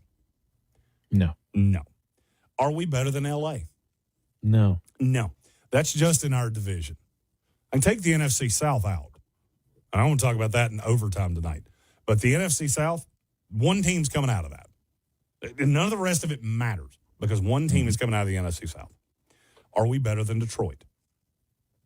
No. Mm-mm. Are we better than Chicago?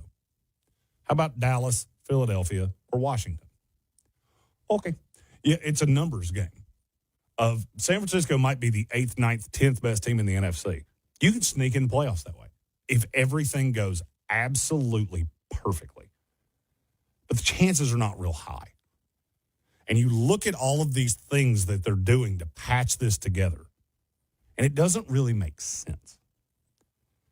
But you paid Brock Purdy. You're paying Christian McCaffrey. Mm-hmm. You're paying Kittle. You paid Mike Evans. You paid Bosa. You paid Fred Warner. You just keep doing that. When you pay all of these guys, there's absolutely no ability for you to pull the reins back. You can't pull up and go, this one ain't going to be our year. You've got to throw everything but the kitchen sink at it. What does it do? It starts draining your assets. Mm-hmm. San Francisco, and I believe this is still the case. I would be very surprised if it wasn't. Since we started doing conditional picks for hiring of coaches off of your staff, no team in the NFL has had more gifted picks to them than San Francisco. The problem is that you've missed virtually all of them. You hit a George Kittle every once in a while, and yes, that's great. It's the same problem with the home run hitter in Major League Baseball. It's great you hit 30 home runs. It's really bad that you're batting $189. Mm-hmm. Because that means 1 out of every 5 times that you get up to bat, you don't take your bat and walk back to the dugout because that's where John Lynch is. And I get that it's a high-end organization, and they've been successful for a long time. But I see a fall from the heavens coming from the San Francisco 49ers. Yep. I would agree. We've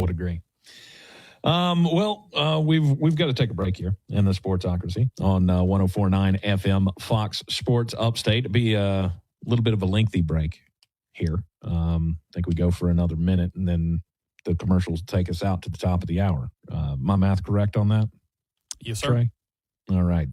So hit us up at the call-in line at 864-240-5480, 864-240-5480, or the text line 864-777-9593. Thoughts on training camp so far?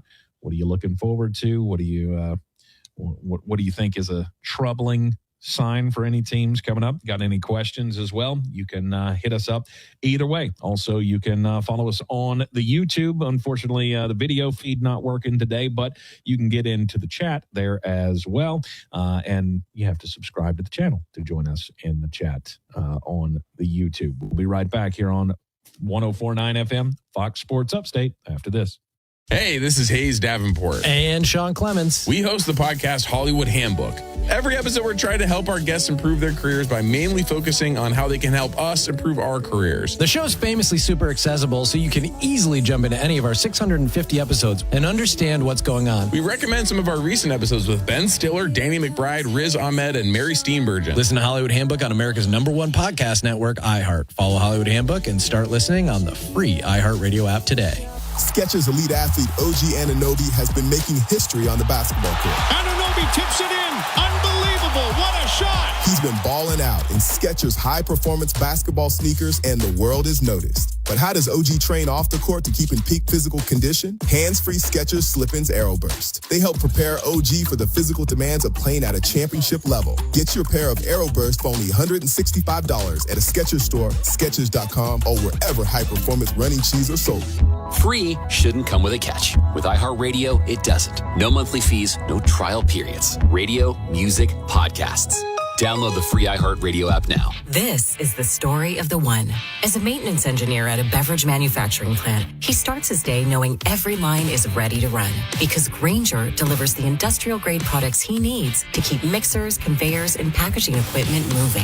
With Grainger's vast selection of bearings, belts, and motors, he keeps operations running smoothly, so nothing grinds to a halt. Call 1-800-GRAINGER, click Grainger.com, or just stop by. Grainger, for the ones who get it done. On the Dan Scott Show, we get to do two of my favorite things. That's talk about faith and sports, bring them all together. 8 a.m. every Sunday, the Dan Scott Show, presented by Ingles, just for you here on Fox Sports Upstate. Indeed presents hires you can't afford to get wrong, like a social media manager. Did you just post our Q4 earnings to your personal social media? Oh, yeah. Used the trending audio and everything. That's confidential financial data. Relax. It only went a little viral. The SEC just commented with the eyeball watching emoji. This is a job for sponsored jobs. This is what happens when you don't sponsor your job on Indeed. Next time, get matched with quality candidates with Indeed sponsored jobs. Visit Indeed.com/hire now and sponsor your job today. A small business affirmation from Progressive. Plumbers, today will be a good day. You will be profitable. Your clients will be nice. No one will stand over you and tell you how to fix the thing they actually hired you to fix. You will also feel at peace after switching to Progressive, America's #1 commercial auto insurer. See if you can save in as little as 8 minutes at progressivecommercial.com. Progressive Casualty Insurance Company and Affiliates. #1 commercial auto insurer from the NAIC's 2024 National Premium Data. 104.9 Fox Sports Upstate Weather. This is WYFF News 4 Chief Meteorologist Chris Justice with your forecast. Mostly dry conditions through the rest of the night. We'll see temperatures drop down to 69. As we go throughout Tuesday and Wednesday, scattered rain and thunderstorms. It won't be a complete washout, but there'll be rain here and there. They could be heavy with a strong storm or two. High temperatures in the low to mid-80s. This report is sponsored by AutoZone. Get in the zone. Starting stronger starts at AutoZone, where they've got battery solutions in the form of free battery testing, free battery charging, and replacement. Batteries that fit your needs. That's what makes them America's #1 battery destination. Get in the zone. AutoZone. This is 104.9 Fox Sports Upstate Traffic. 85 northbound really tight in Greenville. Heavy volume kind of doing the stop and shuffle thing to us between Woodruff Road and Highway 14. We're also slow on 85 north in southern Greenville County between 291 and Lawrence Road. 85 southbound is slow from 101 down to Pelham. That's your latest check. Time saver traffic. This report is sponsored by Corley Plumbing, Air, and Electric. Your home deserves dependable care. From plumbing and HVAC to electrical and generators, Corley handles it all with financing options available to make comfort easier. Trust Corley. Corley Plumbing, Air, and Electric. Your one stop for advertising? Call 844-844-iHeart. In this edition of the Marketer's Report, Giovanni Martinez, Senior Director of Marketing and Innovation for Avocados from Mexico, speaks on audio's reach. We know how powerful is audio. I mean, with the frequency, the reach that you can generate with that component is something that we always have as an add-on in our campaigns. As the #1 audio company, iHeartMedia connects marketers to the audiences, live conversations, and trusted influencers you need to grow. If you're a marketer, go to iHeartAdvertising.com. Some apps say they're free, then come the fees. Not the iHeart app. It's 100% free. No required subscriptions to access the best live radio stations, free playlists, podcasts, and more. Download the free iHeart app today. iHeartRadio. I got my first real six-string. Brian Adams. Roll with the Punches Tour 2026. A night full of hits. Live at Bon Secours Wellness Arena, Greenville, August 4th. With special guest Pat Benatar and Neil Giraldo. Get tickets now at livenation.com.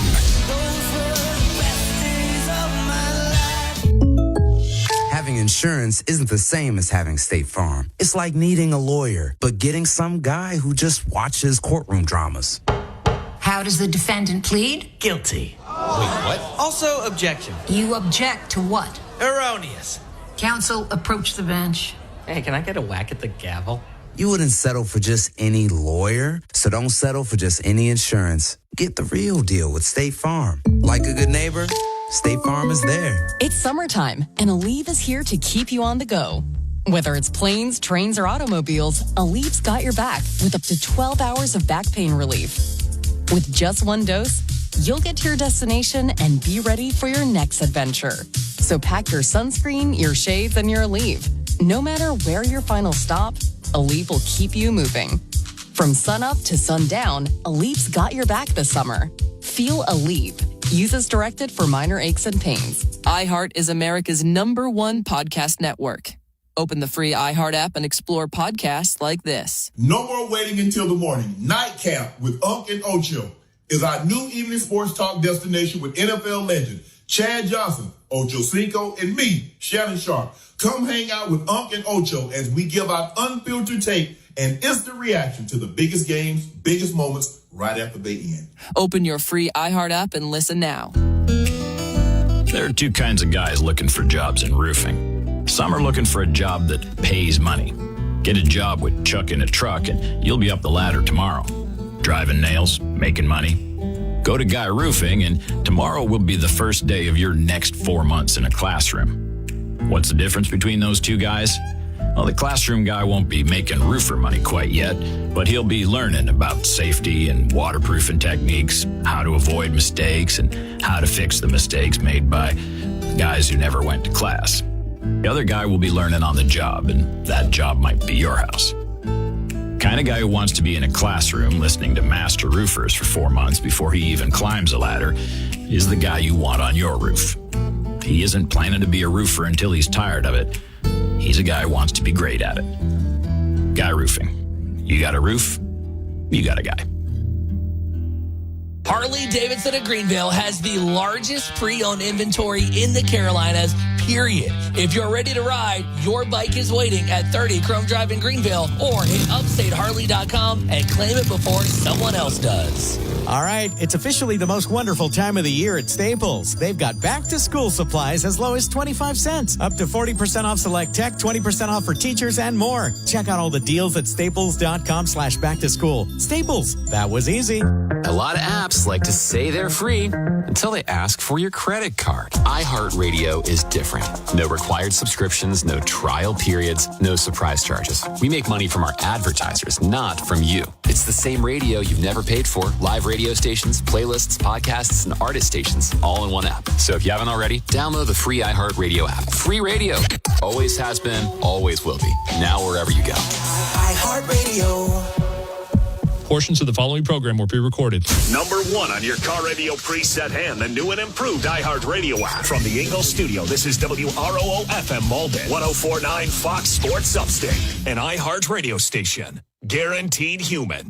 #1 on your car radio preset hand, the new and improved iHeartRadio app. From the Ingalls studio, this is WROO FM Malden, 104.9 Fox Sports Upstate, an iHeartRadio station. Guaranteed human. From the Fox Sports Studios in Los Angeles, here's Dan Byer. Baseball's trade deadline getting near, and the Boston Red Sox beat the deadline by a few hours, acquiring Orioles catcher Adley Rutschman. Orioles also sent outfielder Taylor Ward to the Seattle Mariners. Orioles then traded reliever Tyler Wells to Tampa Bay. Rays acquired Miami Marlins catcher Liam Hicks today. The Angels sent outfielder Joe Adell to the Cleveland Guardians. Guardians also just got pitcher Foster Griffin from the Washington Nationals. The Philadelphia Phillies acquired second baseman Luis Arraez in a trade with the Giants. As part of the deal, Bryce Harper will now move from first base to play the outfield in Philadelphia. The Cubs got pitcher Clay Holmes from the Mets, also sent outfielder Tyrone Taylor to Chicago as part of the deal. The Astros got outfielder Dalton Varsho from Toronto. Brewers made a couple of deals, acquiring starter Dustin May and reliever Jojo Romero from the Cardinals,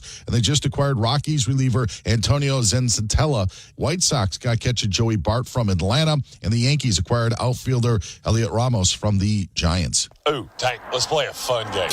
And welcome into the Sportsocracy. Brought to you live by Ingles Markets. Low prices, love the savings. What? Wait, you don't like peanut butter and jelly? It's the year of the quarterback. Old Trip and May over here. And we have a super chat. And then he set the freaking house on fire. You make my brain hurt sometimes. Now you know you can't say the wordy dirds on the Radio Box. We're all the way down the rabbit hole now. Fire them cannons, by golly. Being a Jets fan, toxic.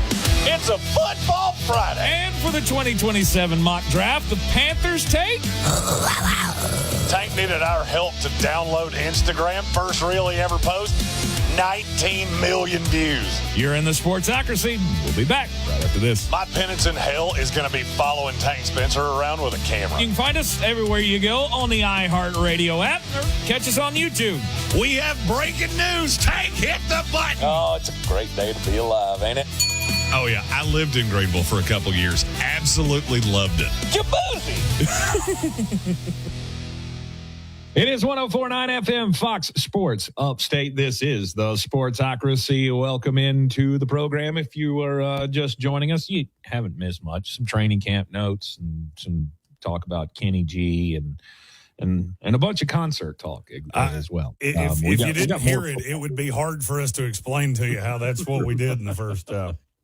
Sure. We got more football coming on the way for you in the second half of the Sportsocracy Upstate program today. Don't forget, you can hang on here at 7 o'clock, 7 to 9. You got overtime with Jeremy Greene and Trey.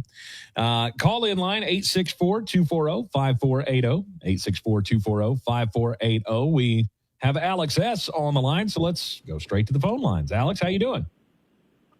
Good, and yourselves? Doing well. What's on your mind today?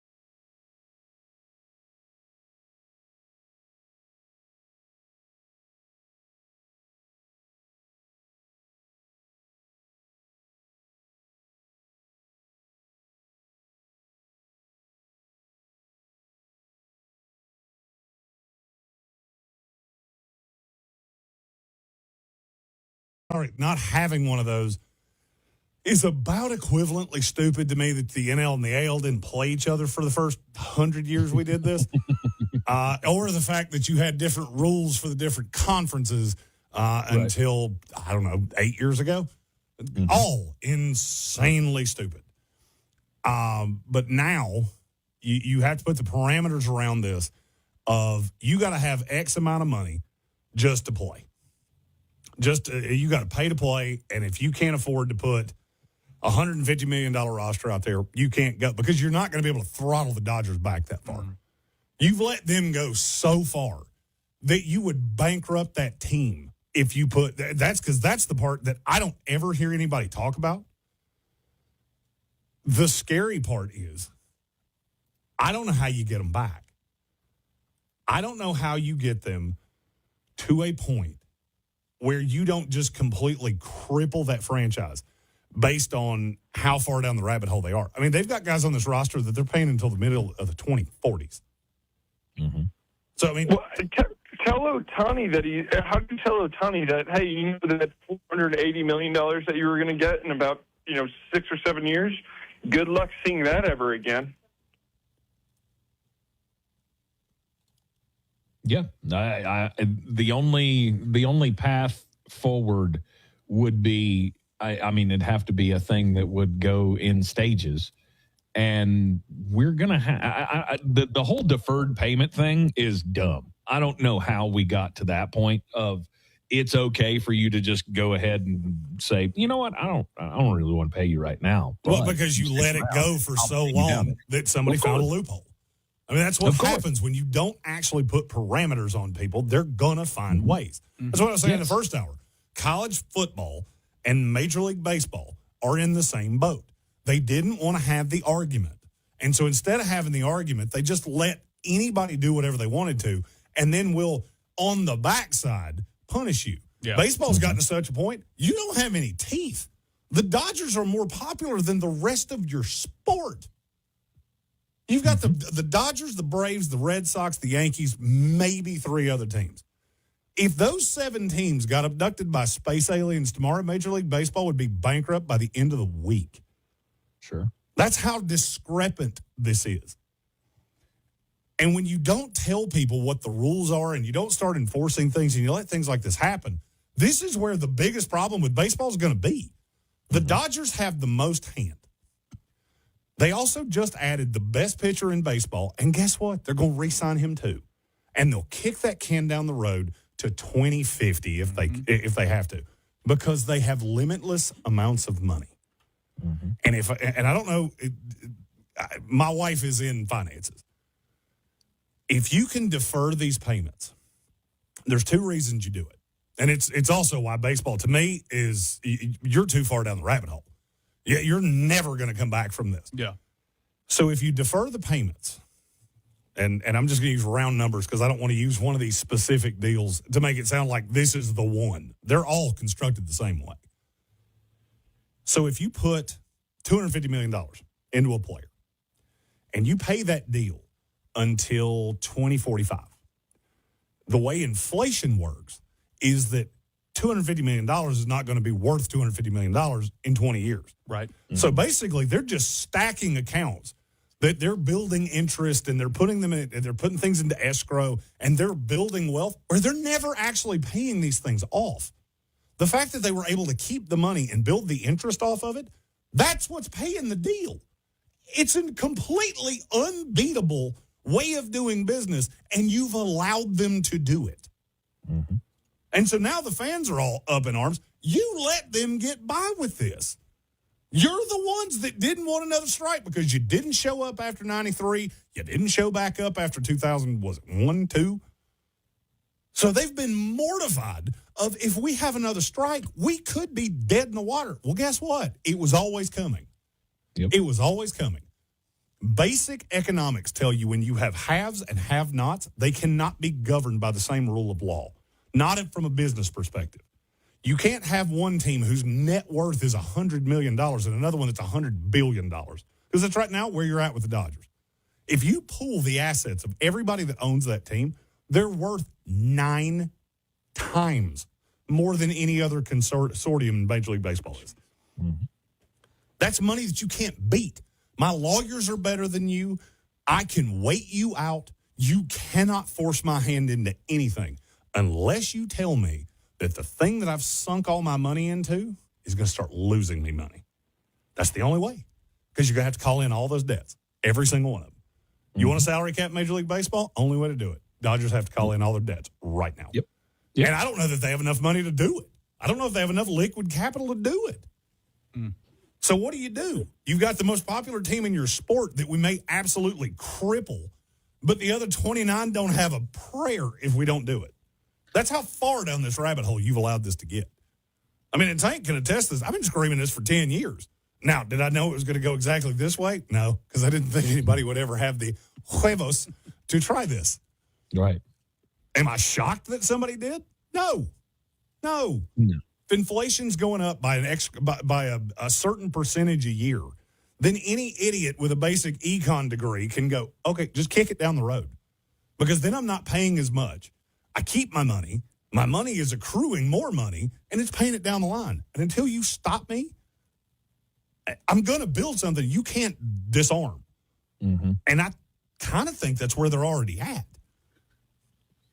When we had David Smith of Great North Sports on with us a couple of weeks ago when Jeremy was out, we had a good conversation about this, and we kicked back and forth some ideas, and I think part of it has to come into you're going to have to allow some of these deferred contracts, but if you do, then there's a penalty to pay on the backside of.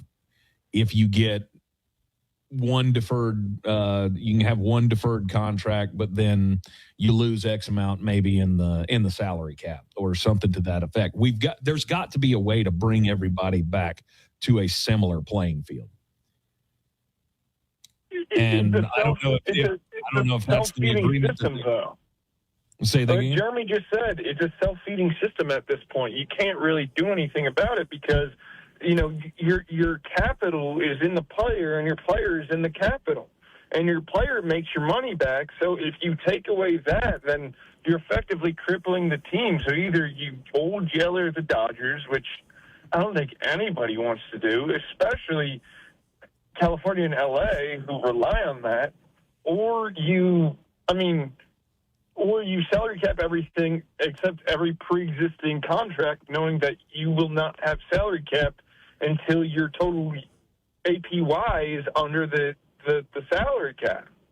That's the only other thing that could possibly work for something like this, right? Mm-hmm. And this is why the lockout is going to last for a year and a half minimum, because you're not going to be able to figure this out.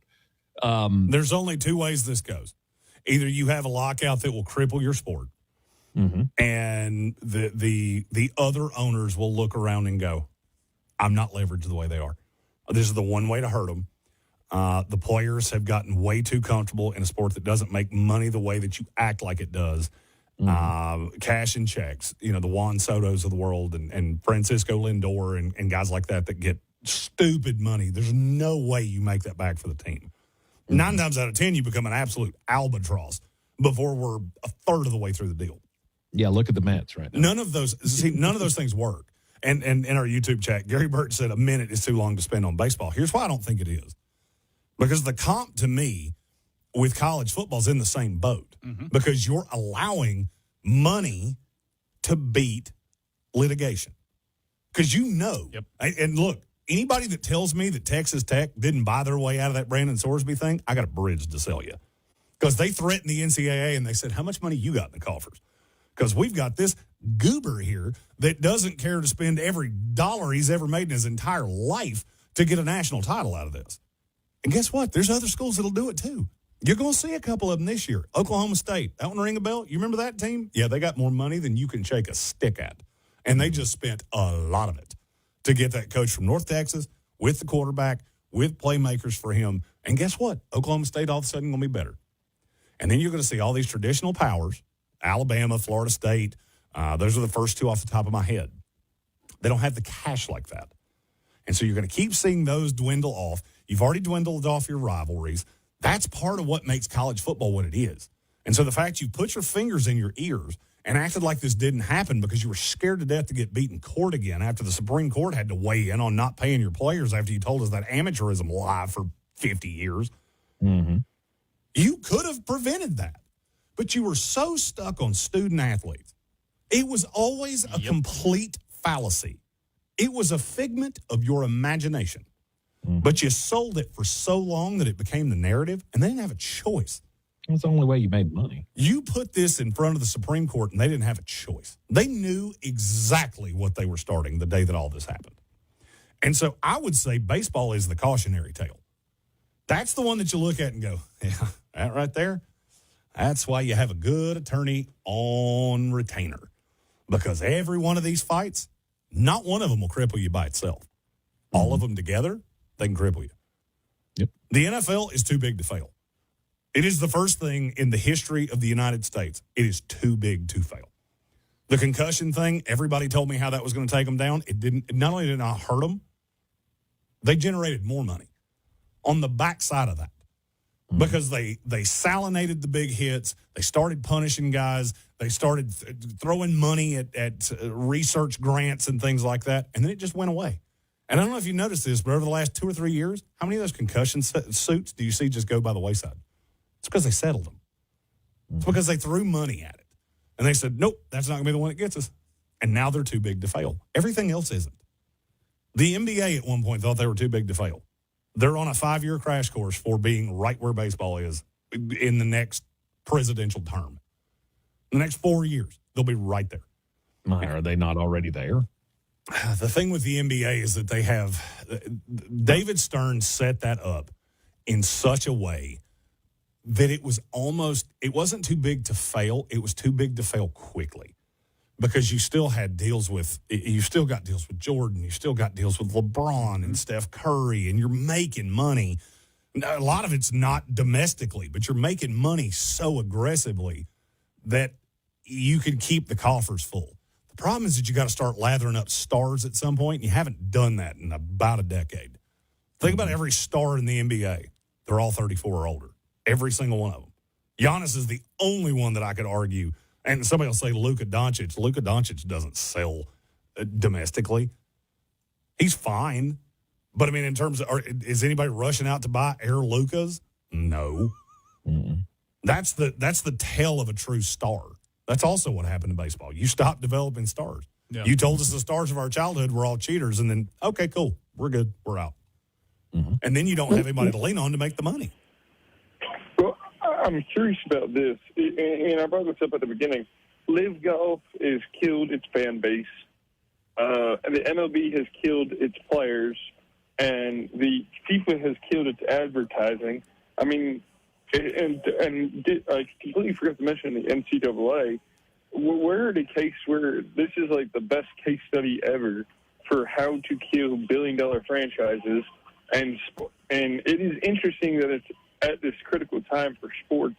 And I think that, the only thing that creates that self-preservation is something like you said with football, where it has gotten to the point where it is so there's so much life breathed into it by every facility that it can actually get something out of, that it just at the point where it can't fail, because anything else can just come under nowadays. And, the MLS, as looking down the barrel at, what's it called? Looking down the barrel at, funding issues. There's issues in the MLB. There's issues in the NBA where you've dropped viewership year over year over year. I think that at some point, I was thinking about how the closed system of America versus the open system overseas changes things. But I think you have to make these super conglomerates happen. Otherwise, you can't build a closed system anymore, which is gross because no one wants that. So I don't know how you would actually create any difference in this regard, Well, I think go ahead, Zach. I think the other sports are they're just victims of the times, Because I honestly do believe that, I mean, yes, we love the NFL, and yes, the NFL has done great things business-wise, and I'm not trying to take away anything from the movers and shakers that have made it as big as it is right now. But there's also one thing that that football has that none of those other sports have, to me, and that's a sense of urgency. Right? It's the fact that there is only a finite amount of time that you can make a move to be competitive in these leagues. Right? We got 17 weeks. You got 17 games, 1 game a week. It is perfectly packaged for engagement. Talk during the week about what's going to happen that week, and then we all focus on what happens, and then we're all on to the next thing. Basketball, baseball, soccer, all of them, hockey, your seasons are so chaotic and so long that I don't feel the need to have to watch.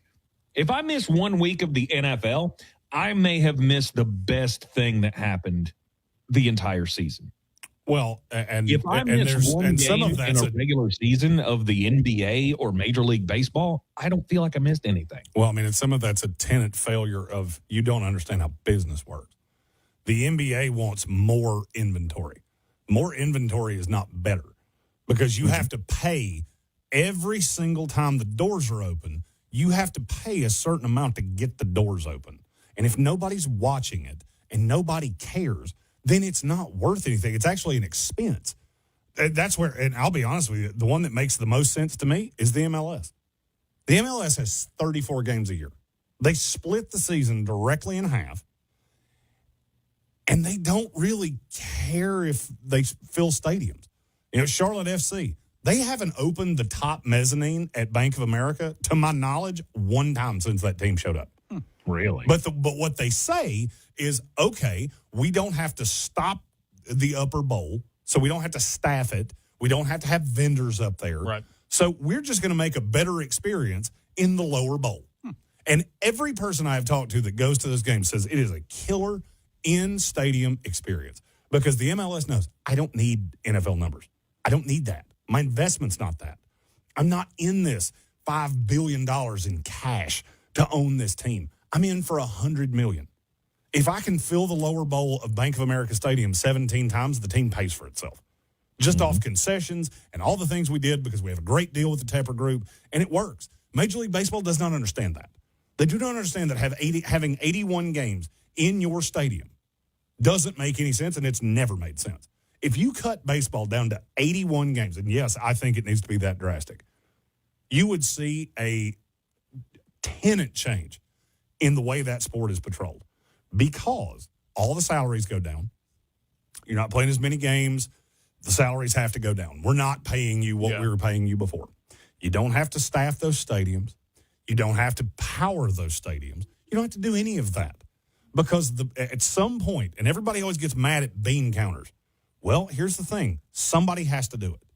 And when you start getting all these harebrained ideas like Major League Baseball's had, the NBA has had, somebody's got to pick up the bill. And if you're not making the money, it's really hard to pay that bill off. And the first thing to go is marketing.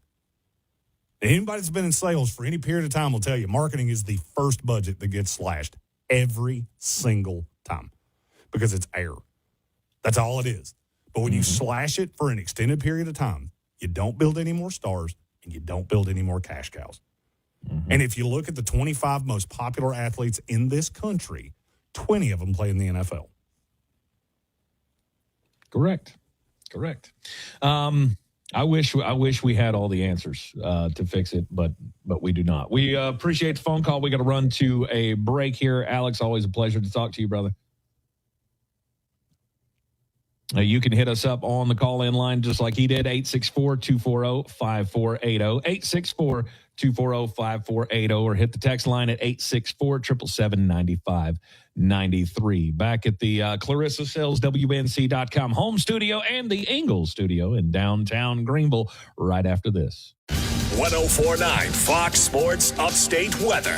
This is WYFF News 4 Chief Meteorologist Chris Justice with your forecast. Mostly dry conditions through the rest of the night. We'll see temperatures drop down to 69. As we go throughout Tuesday and Wednesday, scattered rain and thunderstorms. It won't be a complete washout, but there'll be rain here and there. They could be heavy with a strong storm or two. High temperatures in the low to mid 80s.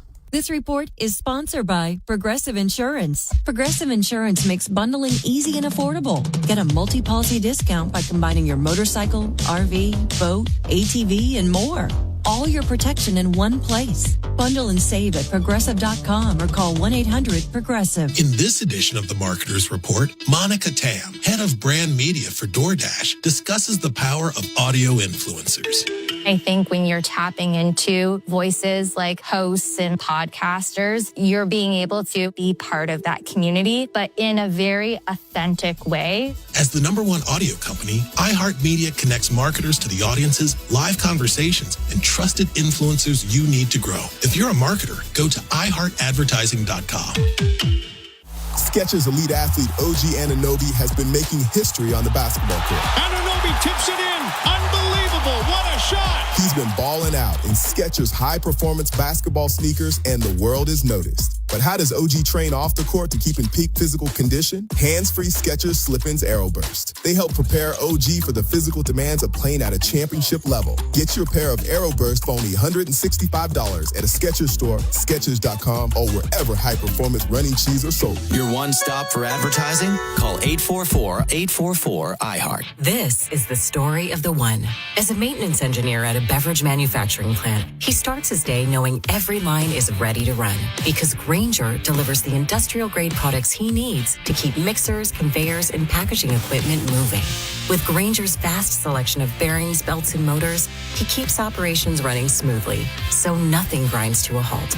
Call 1-800-GRAINGER, click Grainger.com, or just stop by. Grainger, for the ones who get it done. We all try to live an active lifestyle, but sometimes our bodies take a hit. Injuries and pain shouldn't keep you from living your life at its fullest. That's why Carolina Orthopedic and Neurosurgical Associates, called CONA, offer orthopedic surgery, neurosurgery, and pain management, all under one roof. Here's Dr. Daniel Gerskovich about robotic knee and hip replacement. Our team is committed to relieving your pain and increasing your function. We offer the latest in robotic knee and hip replacement, outpatient surgery and techniques, same-day surgery, the anterior approach to total hip replacement, and of course revisions if needed. Our dedication to getting you back on your feet, coupled with our cutting-edge technology and approaches, will give you, the patient, an advantage when it comes to recovery to a hip or knee replacement. For example, the anterior approach has been proven to have less pain, faster recovery, and faster return to work versus a traditional posterior approach. With robotic outpatient surgery, we can have you home within a few hours with less pain and a faster recovery. Never let chronic pain get in your way of an active lifestyle. Learn more at CarolinaONA.com. Carolina Orthopedic and Neurosurgical Associates, CONA. Her words weren't written under peaceful shade, but under fear for her life. I don't think of all the misery, but of the beauty that still remains. The words of Anne Frank continue to fill us with hope. Hope. Pass it on from PassItOn.com. This is 104.9 Fox Sports Upstate traffic. We'll stop and shuffle up 85 north from Woodruff Road up to Pelham Road. Southbound half is slow in southern Greenville County from Augusta Road down to 185. Keep these areas in mind as you're making your late afternoon travel plan. That's your latest look at Time Saver Traffic. This report is sponsored by Progressive Insurance. Progressive Insurance makes bundling easy and affordable. Get a multi-policy discount by combining your motorcycle, RV, boat, ATV, and more. All your protection in one place. Bundle and save at Progressive.com or call 1-800-PROGRESSIVE. When your knee hurts every day and you've been told you need a knee replacement, it can feel like there's only one option. This is where you need to be careful. Yes, you're desperate for relief, but do your homework. Remember, once a joint is replaced, there's no going back. Hey, it's Richmond Weaver, and before you schedule surgery, consider getting a second opinion from QC Kinetics. Whether you're dealing with pain from bone on bone, arthritis, a torn meniscus, or years of wear and tear, surgery isn't the only conversation you should have. staff. Talk to QC Kinetics about how they use regenerative treatments to deliver relief to patients like you. They concentrate tiny healing tools within your body right in the spot that's actually causing the pain. The whole idea is to give you a real shot at holding off on surgery, or in some cases, avoiding it altogether. And that's why it makes sense to explore every option before making a decision that can change your life. Don't just accept surgery as your only choice. Call QC Kinetics today for a second opinion and know your options. The conversation and consultation are totally free. Call today, 864-766-8454. 864-766-8454. That's 864-766-8454. I got my first real six-string. Brian Adams. Roll with the Punches Tour 2026. A night full of hits. Live in Bon Secours Wellness Arena, Greenville, August 4th. With special guest Pat Benatar and Neil Giraldo. Get tickets now at livenation.com. On the Dan Scott Show, we get to do two of my favorite things. That's talk about faith and sports, bring them all together. 8 a.m. every Sunday, the Dan Scott Show, presented by Ingles, just for you here on Fox Sports Upstate. For contesting on the station, go to 1049foxsports.com/rules. O'Reilly.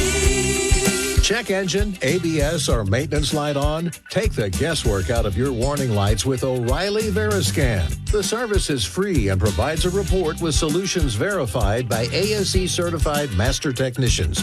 And if you need help, we could recommend a shop for you. Ask for O'Reilly Veriscan today. O'Reilly Auto Parts.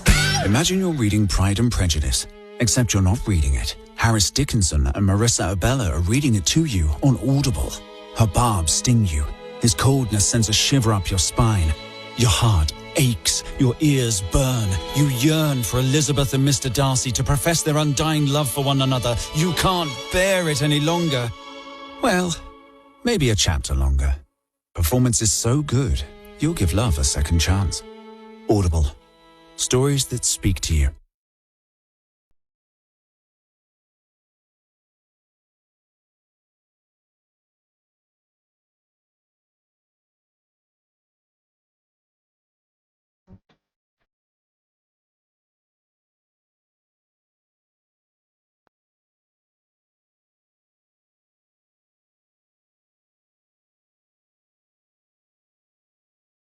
It is just about closing time here for the Sportsocracy on 104.9 FM, Fox Sports Upstate, at least this part of the program. Coming up 7 o'clock, overtime with Jeremy Greene. Sweet baby Trey back there at the Ingles studio in downtown Greenville. I'm Tank Spencer coming to you from Clarissa Sells, WNC.com home studio here in lovely Arden, North Carolina. Give us a call at the call-in line, 864-240-5480 is last call for callers, 864-240-5480, or the text line, 864-777-9593. You can also get in touch with the program on the YouTube stream. We apologize for having the video stream available for this section of the program. The cheapest cord that we have. The one that somehow we don't have more than one of. Need to buy a spare one and just keep it right here. I'm going to. Yeah. On the way into work in the morning. I'm going to stop at a electronics store and go, hey, you know that cord that you've had laying around here for the last 30 years? I need that. But why do you need that? I don't know. Ask the people that make the technology. I'm not real sure. It comes in handy to have all the cords. That is true. Coming up tomorrow on the program, Jeremy, you said you've got what was it you said you had? You had like a whole list of training camp notes to go over? Yes, I have compiled a list of I'm going to in reference to our partner David Smith. I'm going to call it "It's the free to say excrement list" of stupid things that coaches have said through the first week and a half of training camp. And I'll go ahead and I'll give you a little flappetizer. I don't know if you've ever been to a Hooters, but that's what they call their appetizers, just little flappetizers. I'm going to give you one of those. Okay. Jeff Hafley is refusing to do 11 on 11s or he's refusing to do 7-on-7s. All of their competitive practices are 11-on-11s. And his explanation for that was he feels like that leads to quarterbacks getting into bad habits. And this is the same man that with his GM said the quarterback that I want to steward my ship is Malik Willis. And I don't know if you know this or not, but Malik Willis is actually an old Anglo-Saxon word for bad habits. That's what it means. He is a bad habit and has been one his entire career. Well, I mean, if you're playing a cheaper, faster version of the game, is he not right? So this is one of those times that I'm trying to choose my words carefully so as to not. Does the word attrition mean anything to you? Mm-hmm. When you're constantly playing at full speed, it's going to lead to a considerable amount of attrition. And the fact that you said that out loud has just opened you. If you wanted to do it, that's fine. Don't say anything. I promise you nobody's going to realize it. Maybe one media guy will go, I hadn't seen a shell yet. Where's the 7-on-7s? But there's also a part of practice that the media's not allowed in. Mm-hmm. So if you just shut up, there's absolutely nothing to preclude anybody from never telling anybody that you're doing this. But the minute a starter gets hurt, somebody's going to jump up and go, hey, Jeff, do you think maybe it was a bad idea to go 11-on-11 full time? Maybe there's a reason no coach has done that in the NFL since I was born. I love Jeff Hafley. I know Jeff Hafley. And even I've looked at his number all day and just gone, I should send a text. He's not going to like it. Because it's, do you know that thing you said? You shouldn't have said that. You're going to regret you said that in pretty short order. Mm-hmm. And I guarantee you somewhere there's somebody going, we used to run the Oklahoma drill. Mm-hmm. Yep, sure did. And there's a reason we don't do that anymore. Because NFL teams figured out I've only got 90 guys. And only about 30 of them are real good.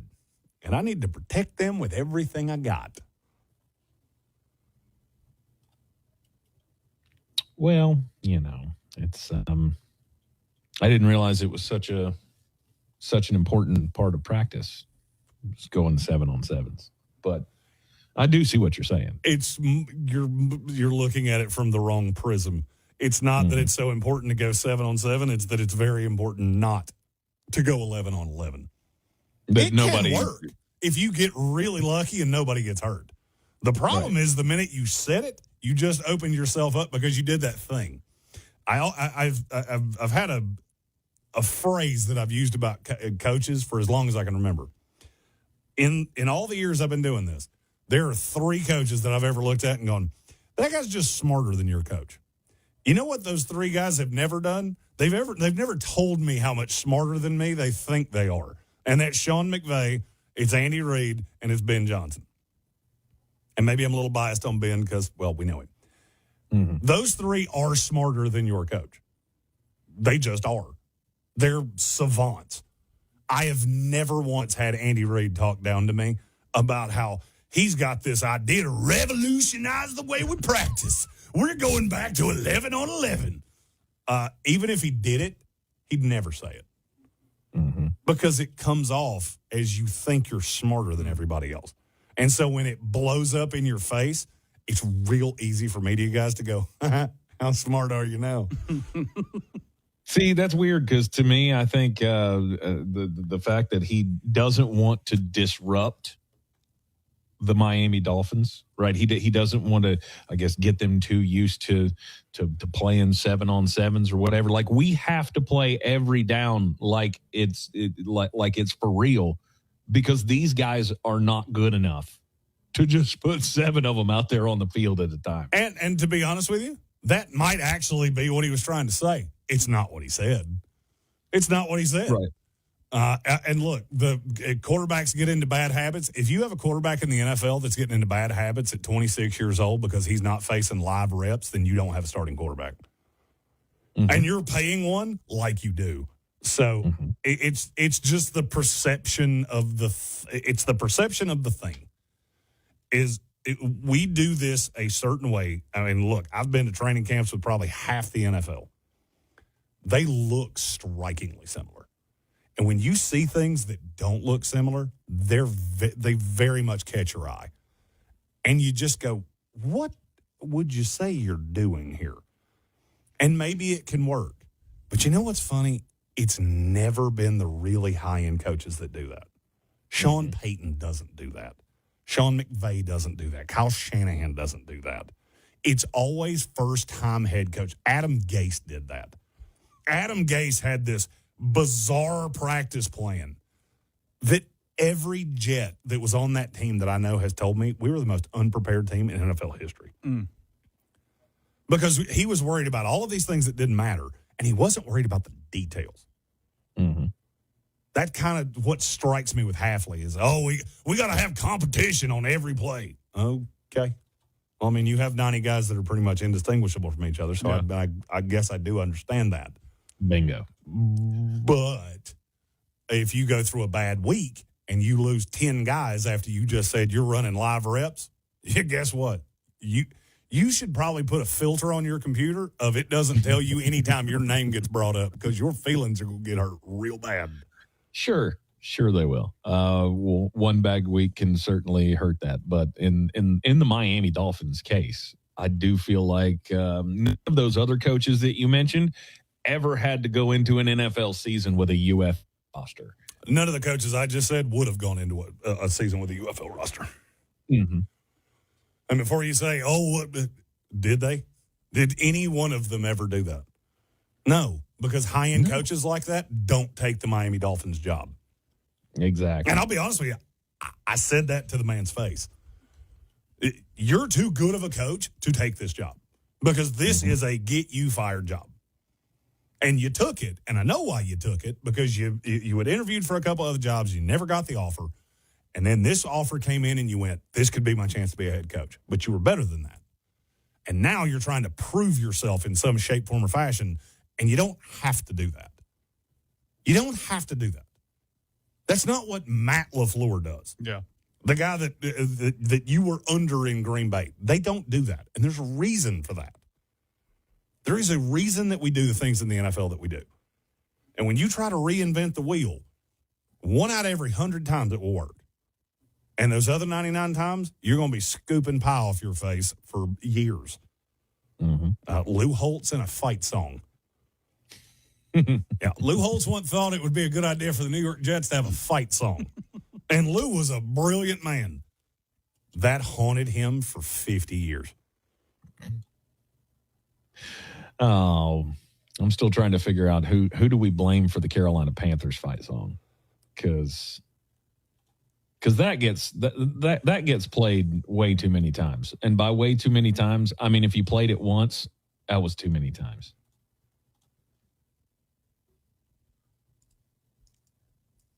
Because it does feel cheap. Tank, we have a caller on line 1. All righty. Let's go over to the phone line, 864-240-5480. Who's this? Hey, guys. This is Rocky. How are you? What's up, Rocky? How are you today, Rocky? I'm doing well. Hope you guys are. I'm calling about a little baseball, MLB, I guess.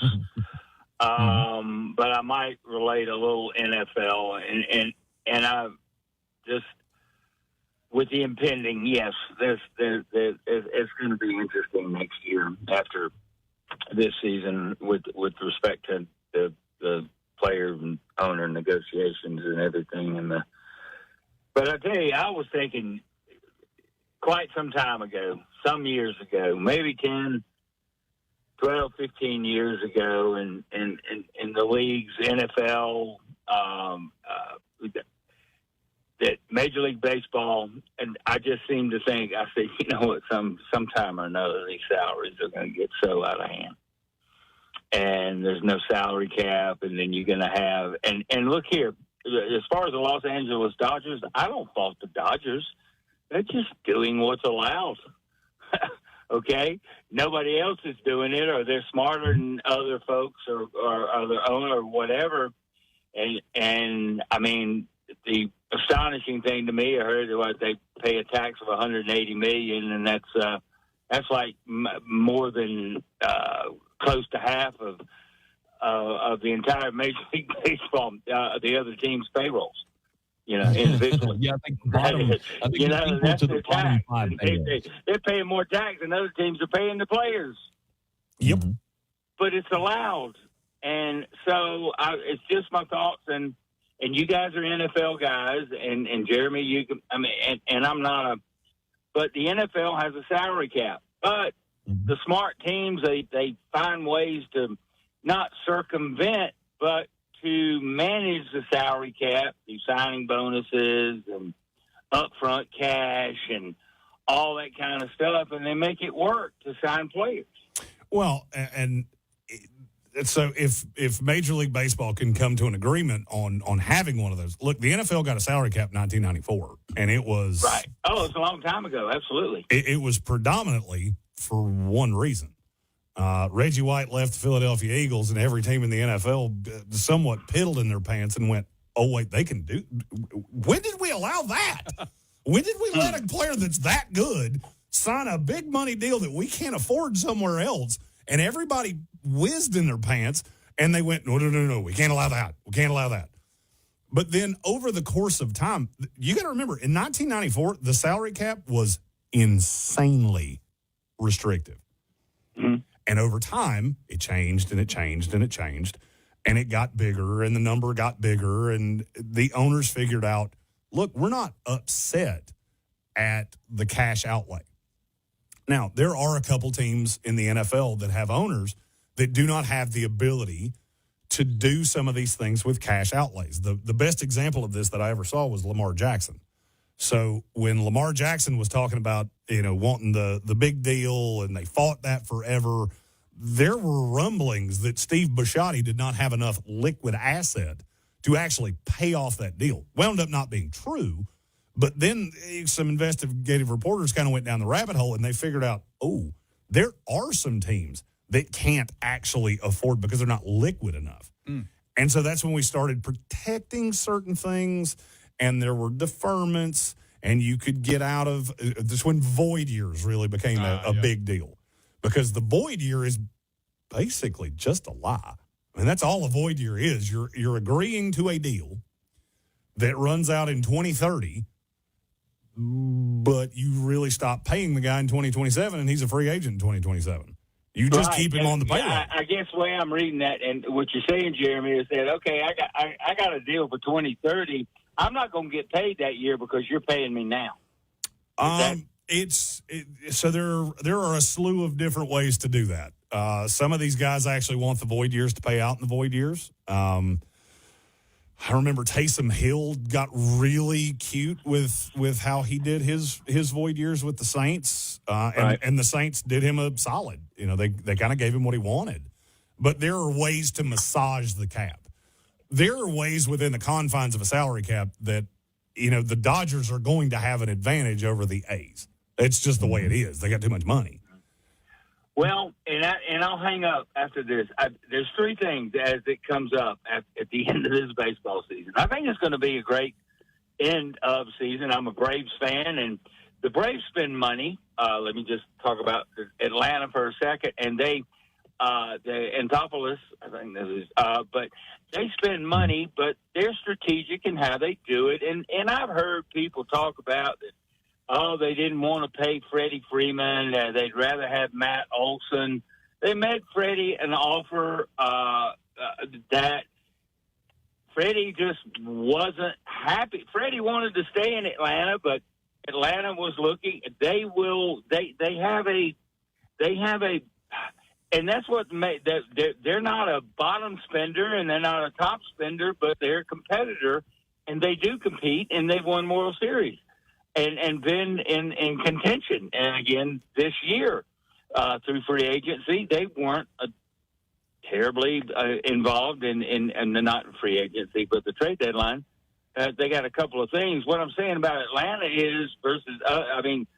They spin until they say, you know what? But I'm thinking. Sorry, I'm thinking there's three things here, guys, and when it's going to come. Salary floor, salary cap, salary deferments. Those three things. Obviously, the Dodgers can spend as much as they want, and then they did the deferred Ohtani's contract. I got to think those three things. Now, how are those negotiated? If there's no cap, is there a floor? What do we do about deferments? I think it's just about all three of those things, unless it's something else. It's just the owners are saying, we're having to pay all this money to all these players, and it's going to be crazy next year when it starts baseball, and it's going to be really weird, and it's all going to be about, I think, one of those three things, two of those three things, unless there's something else they're going to negotiate in there, but it's just those three things, I think. Yeah. The owners are walking in with a hard stance. Have to have a salary cap. Yep. We have to have the salary cap. The players want the salary floor. Well, we meet in the middle and give you both. Then we can talk about the deferments. The problem that baseball is going to have is that it's not going to start on time, and it's going to last for I agree there. And the problem is you get out of sight, out of mind. I mean, that's exactly what happened, during COVID, right? COVID hit, and we didn't have sports for a long time. And, we kind of realized what we can live without. And the only sport that we really couldn't live without was the NFL. Yep. Oh, absolutely. I mean, everybody, I like basketball. I love basketball. I love to watch it. Love college basketball. Regular season NBA, I can do without. I love baseball. My favorite sport. I love baseball. Regular season, I keep up with it. When we get to now, okay, we get to August and September. Now I'm baseball and all that. But now we're college football and NFL, and this time of year when you get to me, you got MLB rolling down, the playoffs, you got college football starting, you got NFL starting. I think right now is the most exciting time of the year. So if they're going to strike and lose a whole year, Major League Baseball is going to they're going to miss this time of year. Mm-hmm. This time of year. And the sport possibly could never recover after that. No. I'm old enough to remember the strike and no World Series, back in the day. Anyway. Can't afford to have it happen again.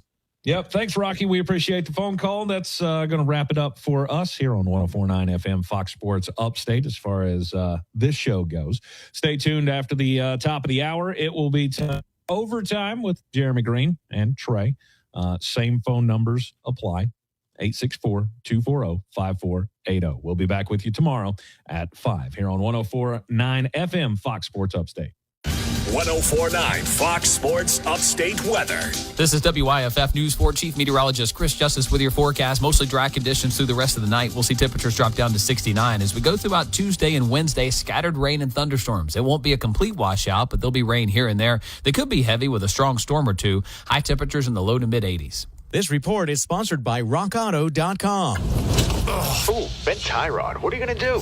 I'm way ahead of you. I'll be on RockAuto.com before you can even finish this commercial. He's right. RockAuto.com. Parts when you need them. All the parts your car will ever need. Rock Auto. You don't pay for iHeartRadio. Our advertisers do. That's why it's always been and always will be 100% free. Radio, music, podcasts. Download the iHeartRadio app now. Remember when everyone was creating those LeBron tribute songs? Now it's your time to shine. Create your own with Smile Tunes. Honor your favorite player, team, or your Little League star with a custom song from Smile Tunes. Visit SmileTunes.com and create your own anthem today. Harley-Davidson of Greenville has the largest pre-owned inventory in the Carolinas, period. If you're ready to ride, your bike is waiting at 30 Chrome Drive in Greenville, or hit upstateharley.com and claim it before someone else does. Your one stop for advertising? Call 844-844-iHeart. Hey, this is Hayes Davenport. And Sean Clements. We host the podcast Hollywood Handbook. Every episode, we're trying to help our guests improve their careers by mainly focusing on how they can help us improve our careers. The show's famously super accessible, so you can easily jump into any of our 650 episodes and understand what's going on. We recommend some of our recent episodes with Ben Stiller, Danny McBride, Riz Ahmed, and Mary Steenburgen. Listen to Hollywood Handbook on America's #1 podcast network, iHeart. Follow Hollywood Handbook and start listening on the free iHeartRadio app today. I scream. You scream. We all scream. Because Wendy's famous small classic Frosty is just $1 for a limited time. More screaming, happy screaming, summer screaming, dollar small classic Frosty screaming! But please don't scream in the drive-thru. It hurts the employees' ears. Get a $1 small classic Frosty for a limited time, only at Wendy's. U.S. price and participation may vary. A la carte only, not valid for delivery. Limit 10 per transaction. Price may be higher in Alaska and Hawaii. August is Sandwich Month, and Easy Cater is rolling out a new surprise deal every week from August 3rd through 30th. That means every order of delicious sandwiches for your team comes with a side of something special just for you. From cheesesteaks and cubanos to pita pockets and pastrami, Easy Cater makes it easy to bring everyone's favorite sandwiches to work and rack up big rewards while you're at it. New week, new deal, all August long. Visit EasyCater.com to place your next order and take a bite out of Sandwich Month. Restrictions apply. See offer details at EasyCater.com. A lot of apps like to say they're free until they ask for your credit card. iHeartRadio is different. No required subscriptions, no trial periods, no surprise charges. We make money from our advertisers, not from you. It's the same radio you've never paid for. Live radio stations, playlists, podcasts, and artist stations all in one app. So if you haven't already, download the free iHeartRadio app. Free radio. Always has been, always will be. Now wherever you go. iHeartRadio. When I have an asthma attack, I feel scared. Prevent your child's next asthma attack. Call 1-866-NO-ATTACKS. Visit www.noattacks.org or call your doctor, because even one attack is one too many. Brought to you by the EPA and the Ad Council. The Wallflowers are live at the Foundry at Judson Mill on Tuesday, August 4th. Hear iconic hits like One Headlight and 6th Avenue Heartache perform live in an unforgettable night of rock. Don't wait. Tickets are on sale now, and the best seats won't last. Get your tickets today at FoundryGVL.com. That's FoundryGVL.com. The Wallflowers, August 4th at the Foundry at Judson Mill. Get your tickets now at FoundryGVL.com. This summer, the Honey Pepper Pimento Chicken Sandwich and Pineapple Dragon Fruit and Sprite are back at Chick-fil-A.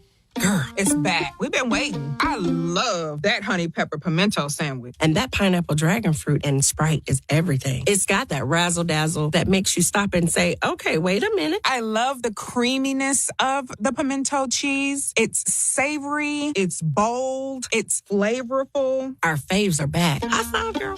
Which fan favorite will you choose? Real customers paid for their testimonials. Imagine you're reading Pride and Prejudice, except you're not reading it. Harris Dickinson and Marissa Abella are reading it to you on Audible.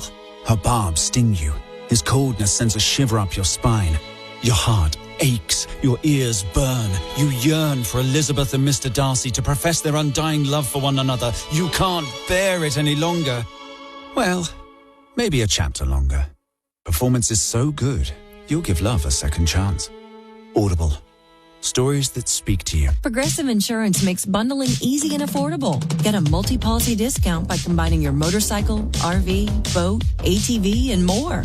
All your protection in one place. Bundle and save at Progressive.com or call 1-800-PROGRESSIVE. #1 on your car radio preset and the new and improved iHeartRadio app. From the Ingalls studio, this is WROO-FM Malden, 104.9 Fox Sports Upstate, an iHeartRadio station. Guaranteed human. #1 on your car radio preset and the new and improved iHeartRadio app. From the Ingalls studio, this is WROO-FM Malden, 104.9 Fox Sports Upstate, an iHeartRadio station.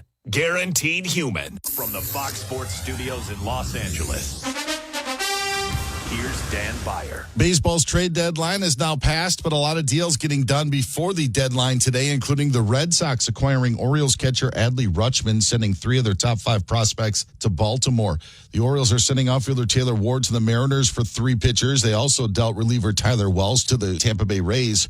The San Diego Padres got pitcher Casey Mize from the Tigers and fellow starter Robbie Ray from the Giants. Guardians got outfielder Joe Adell from the Angels, all-star pitcher Faustin Griffin from the Nationals, and first baseman Nathaniel Lowe from the Reds. Cubs did a deal with the Mets, getting pitcher Clay Holmes and outfielder Tyrone Taylor. Brewers swung a couple of deals to get pitching. They got Cardinals pitchers Dustin May and JoJo Romero, plus Rockies reliever Antonio Senzatella. The Angels dealt reliever Brent Suter to the Braves. Blue Jays traded outfielder Dalton Varsho to the Houston Astros, while the Phillies acquired second baseman Luis Arraez in a trade with the Giants to make room for Arraez in the infield. The Phillies going to move Bryce Harper to the outfield. 1049 Fox Sports Upstate Weather. This is WYFF News 4 Chief Meteorologist Chris Justice with your forecast. Mostly dry conditions through the rest of the night. We'll see temperatures drop down to 69 as we go throughout Tuesday and Wednesday. Scattered rain and thunderstorms. It won't be a complete washout, but there'll be rain here and there. They could be heavy with a strong storm or two. High temperatures in the low to mid 80s. This report is sponsored by Joy Law Firm. Hurt in a wreck? Injured at work? Call Joy Law Firm. Their no-fee guarantee means you won't pay a thing unless they win your case. No upfront costs, no hidden fees. Don't wait. Just call Joy. 864-888-8888. Joe Fallon did something smart. He saved hundreds on auto insurance switching to Progressive. With that money, he commissioned a portrait of himself. Does Joe already know what he looks like? Yes. Do guests know what he looks like? Also yes. But not as art. It's Joe's savings, and if he wants to spend it on a velvet painting of himself with a white tiger at his feet, we say, roar, Joe, roar. Switch and see if you could save with Progressive and treat yourself. Progressive Casualty Insurance Company and Affiliates. August is Sandwich Month, and Easy Cater is rolling out a new surprise deal every week from August 3rd through 30th. That means every order of delicious sandwiches for your team comes with a side of something special just for you. From cheesesteaks and cubanos to pita pockets and pastrami, Easy Cater makes it easy to bring everyone's favorite sandwiches to work and rack up big rewards while you're at it. New week, new deal, all August long. Visit easycater.com to place your next order and take a bite out of Sandwich Month. Restrictions apply. See offer details at easycater.com. Skin is deeply personal, which is a strange thing to say about something that everyone can see. It can affect how we move through the world and how much of ourselves we feel ready to show. I'm Dylan Marin, and I'm hosting Skin Queries, a podcast from iHeartRuby's studio where we talk to people about what it's really like to live with a skin condition. Listen to Skin Queries on America's #1 podcast network, iHeart. Follow Skin Queries and start listening on the free iHeartRadio app today. The games are over, so there's only one thing left to do: overreact. The NFL Draft Nerd is here to weave through the world of sports and separate fact from fiction. Get involved. The call-in line's open at 864-240-5480. You can tweet us, we don't call it X, at the NFL Draft Nerd. Now, here's that creed-loving, bird-fearing, football lunatic, Jeremy Greene. Oh, it's a Monday in the Upstate of Greenville, South Carolina. He's Trey Falco. I'm Jeremy Greene. This is 104.9 FM Fox Sports Upstate. This is Overtime with the NFL Draft Nerd, Jeremy Greene.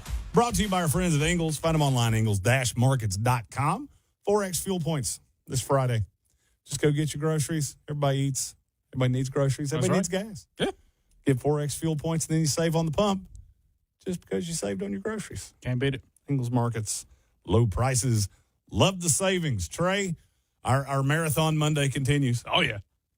We're two of the hardest working guys in radio. 6 hours on Monday. Let's go. We're so close. We're so close. I am officially to the point of we're hours away from the start of the 2026 Ingles Live the Dream Tour. Built Different Tour, Hall of Fame. When you heading out? So my schedule for the next handful of days, I will be here all day tomorrow. Okay. The lovely people at the Foundry at Judson Mill. Yeah. They really want to do, events, and the Wallflowers really excited me. So I was like, I'm your Huckleberry. I know I'm not a music guy, but you found a band that I love. So I'm down here through Wednesday morning. Oh, okay. I will come sliding into Asheville. The team is all meeting me at iHeartRadio Asheville, hopefully ready with their bags packed to throw in the truck and get to Cleveland. Because if we leave at 9:30 and everybody limits their water consumption, we should be to Cleveland by dinner time. Oh, okay. Yeah, that's not bad. It's not bad until you realize that I have a commitment at 7:30 in Cleveland. So if anybody decides maybe have a electrolyte, Gator Light, we have to stop more than once, could be problematic. You might have to hitchhike. You may have to be set off in Louisville, Kentucky, and fly to Cleveland because we got to go. It's just the way it works. But then we will be up there Thursday. Tank and Christiana are going to do the Hall of Fame game. Nice. Everybody else went pass, and I drew the straw of I will keep the shows afloat. Y'all go have fun. Y'all enjoy. I almost strangled a guy the last time we did this. Oh, okay. Up in Canton. So apparently their ticketing process is not the most beautiful thing you've ever seen. Okay. So we had access passes, but we also had tickets. Okay. So we were going to do all of the things, but we had to get in the gate. We showed up a little bit late, and StubHub was not working with me. So it didn't go so great. Yeah. I really enjoy the hall. That's what we're going to do on Saturday. Okay. And then we'll be screaming back in for Sunday. My wife goes back on vacation on Tuesday, and then I will be back in Greenville for the rest of the week, the following week. Okay. So basically, I will sleep in my own bed one time in 2 weeks. That sounds about right. Yeah. It's not fun. I miss my bed. Yeah. Other beds are fine, and you do put the little heart icon on good beds. Oh, sure, yeah. I'm sleeping in a good bed tonight. I'm pretty sure. I think. You haven't been there yet? I haven't. I even did the early check-in. And I didn't get over there to check in early because I didn't want to have to try to find the place in the dark. That's fair. But that's where we're going to be. We got 2 more hours for talking all things football. You can get involved. The call-in line's 864-240-5480.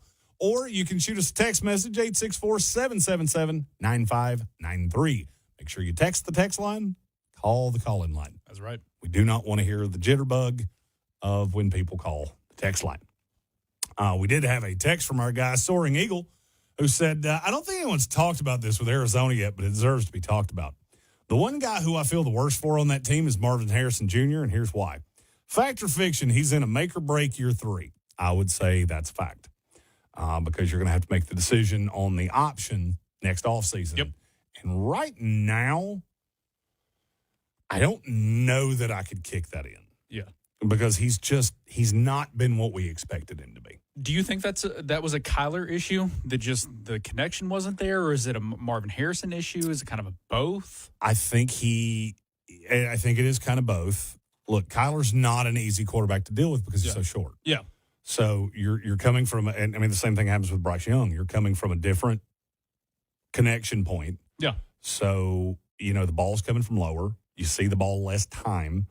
Kyler's always had a bit more of a fastball than, Kyler Murray is kind of like that pitcher that he has 2 pitches. Right. And he's got a fastball that's 102, and then he's got a curveball that's fine.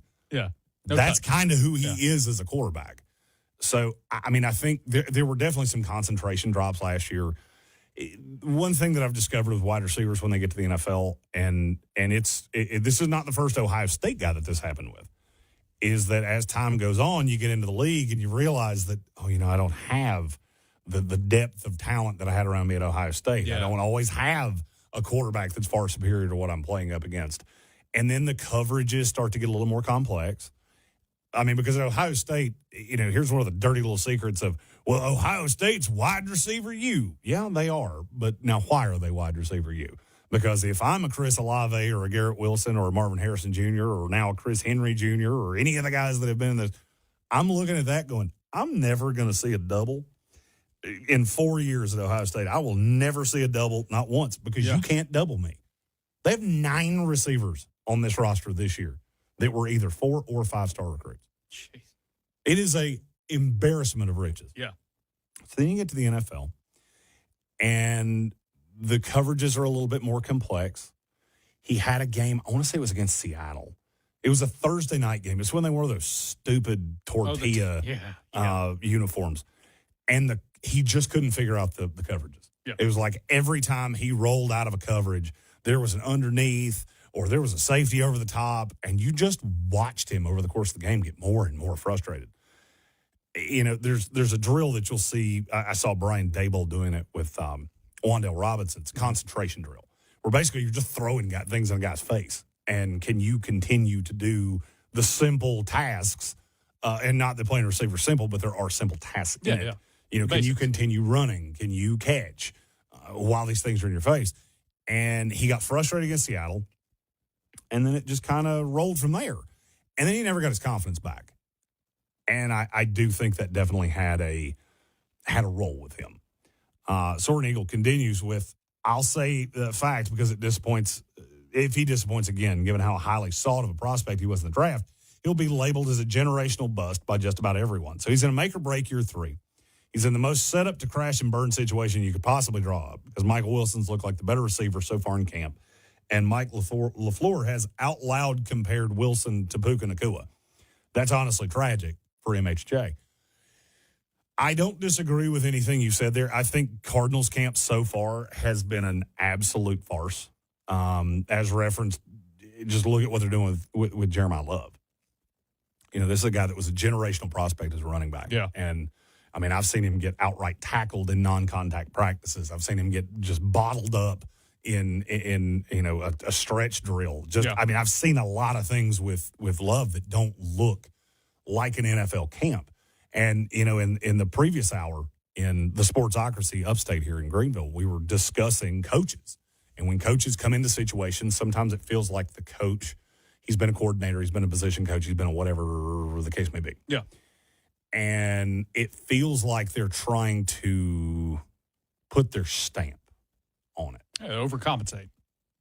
And a lot of times it doesn't work out because a lot of these coaches have thought for years, you know, if I ever get the head job, this is what I'm going to do. This is who I'm going to hire on my staff.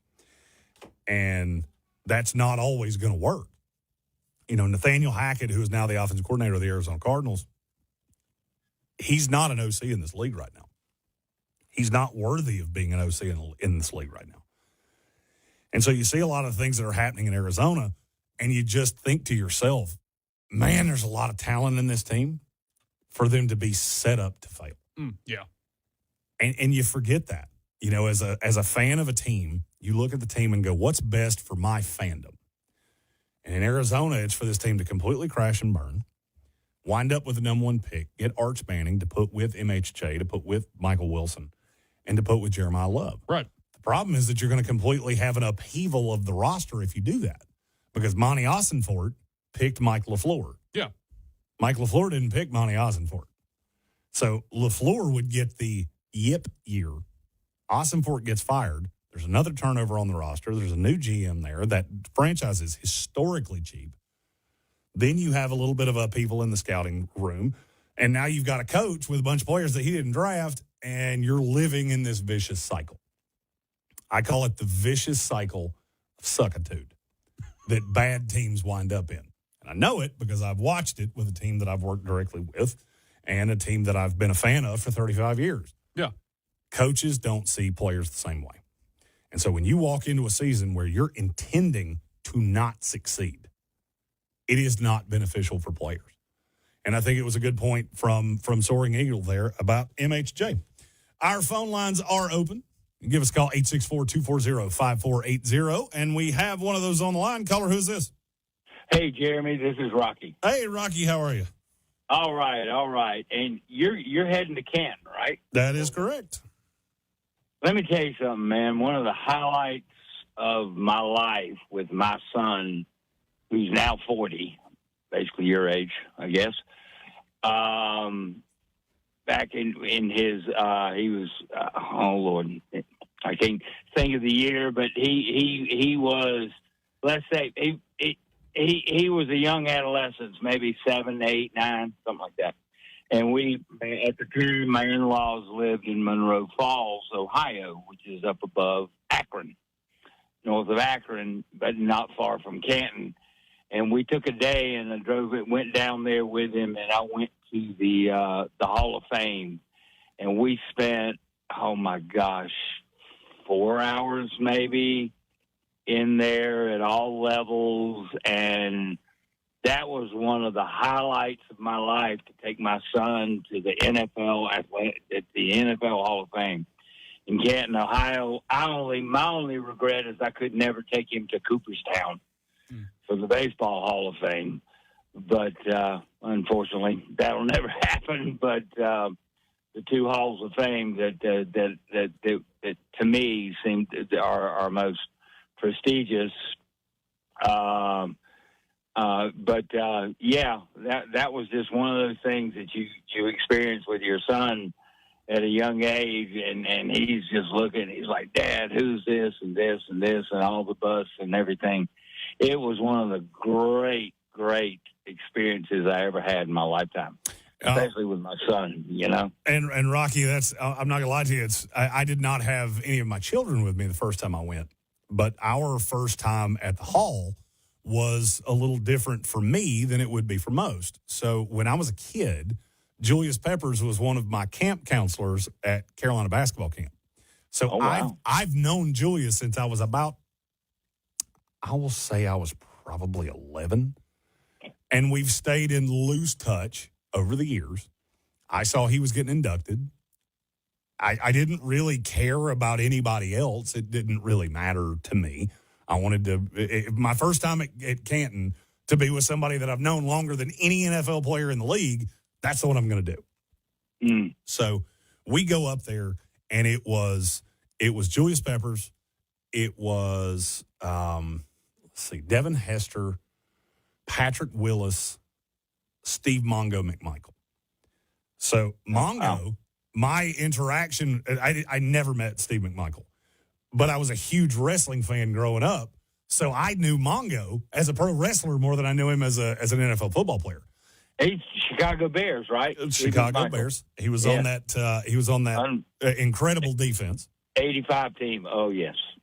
So, what I didn't know was that I knew that Mongo was going through ALS.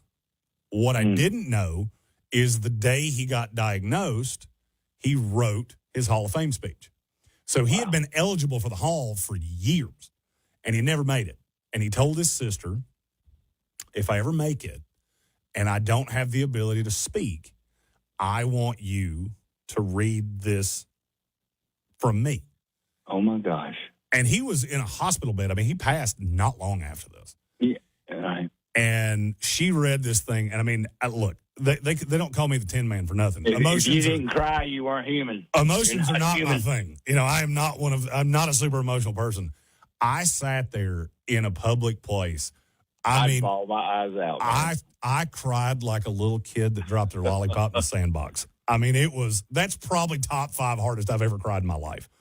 And I'm a very emotional person myself. I will cry at certain things that just, I mean, I don't know. I'll be watching television, this commercial and this.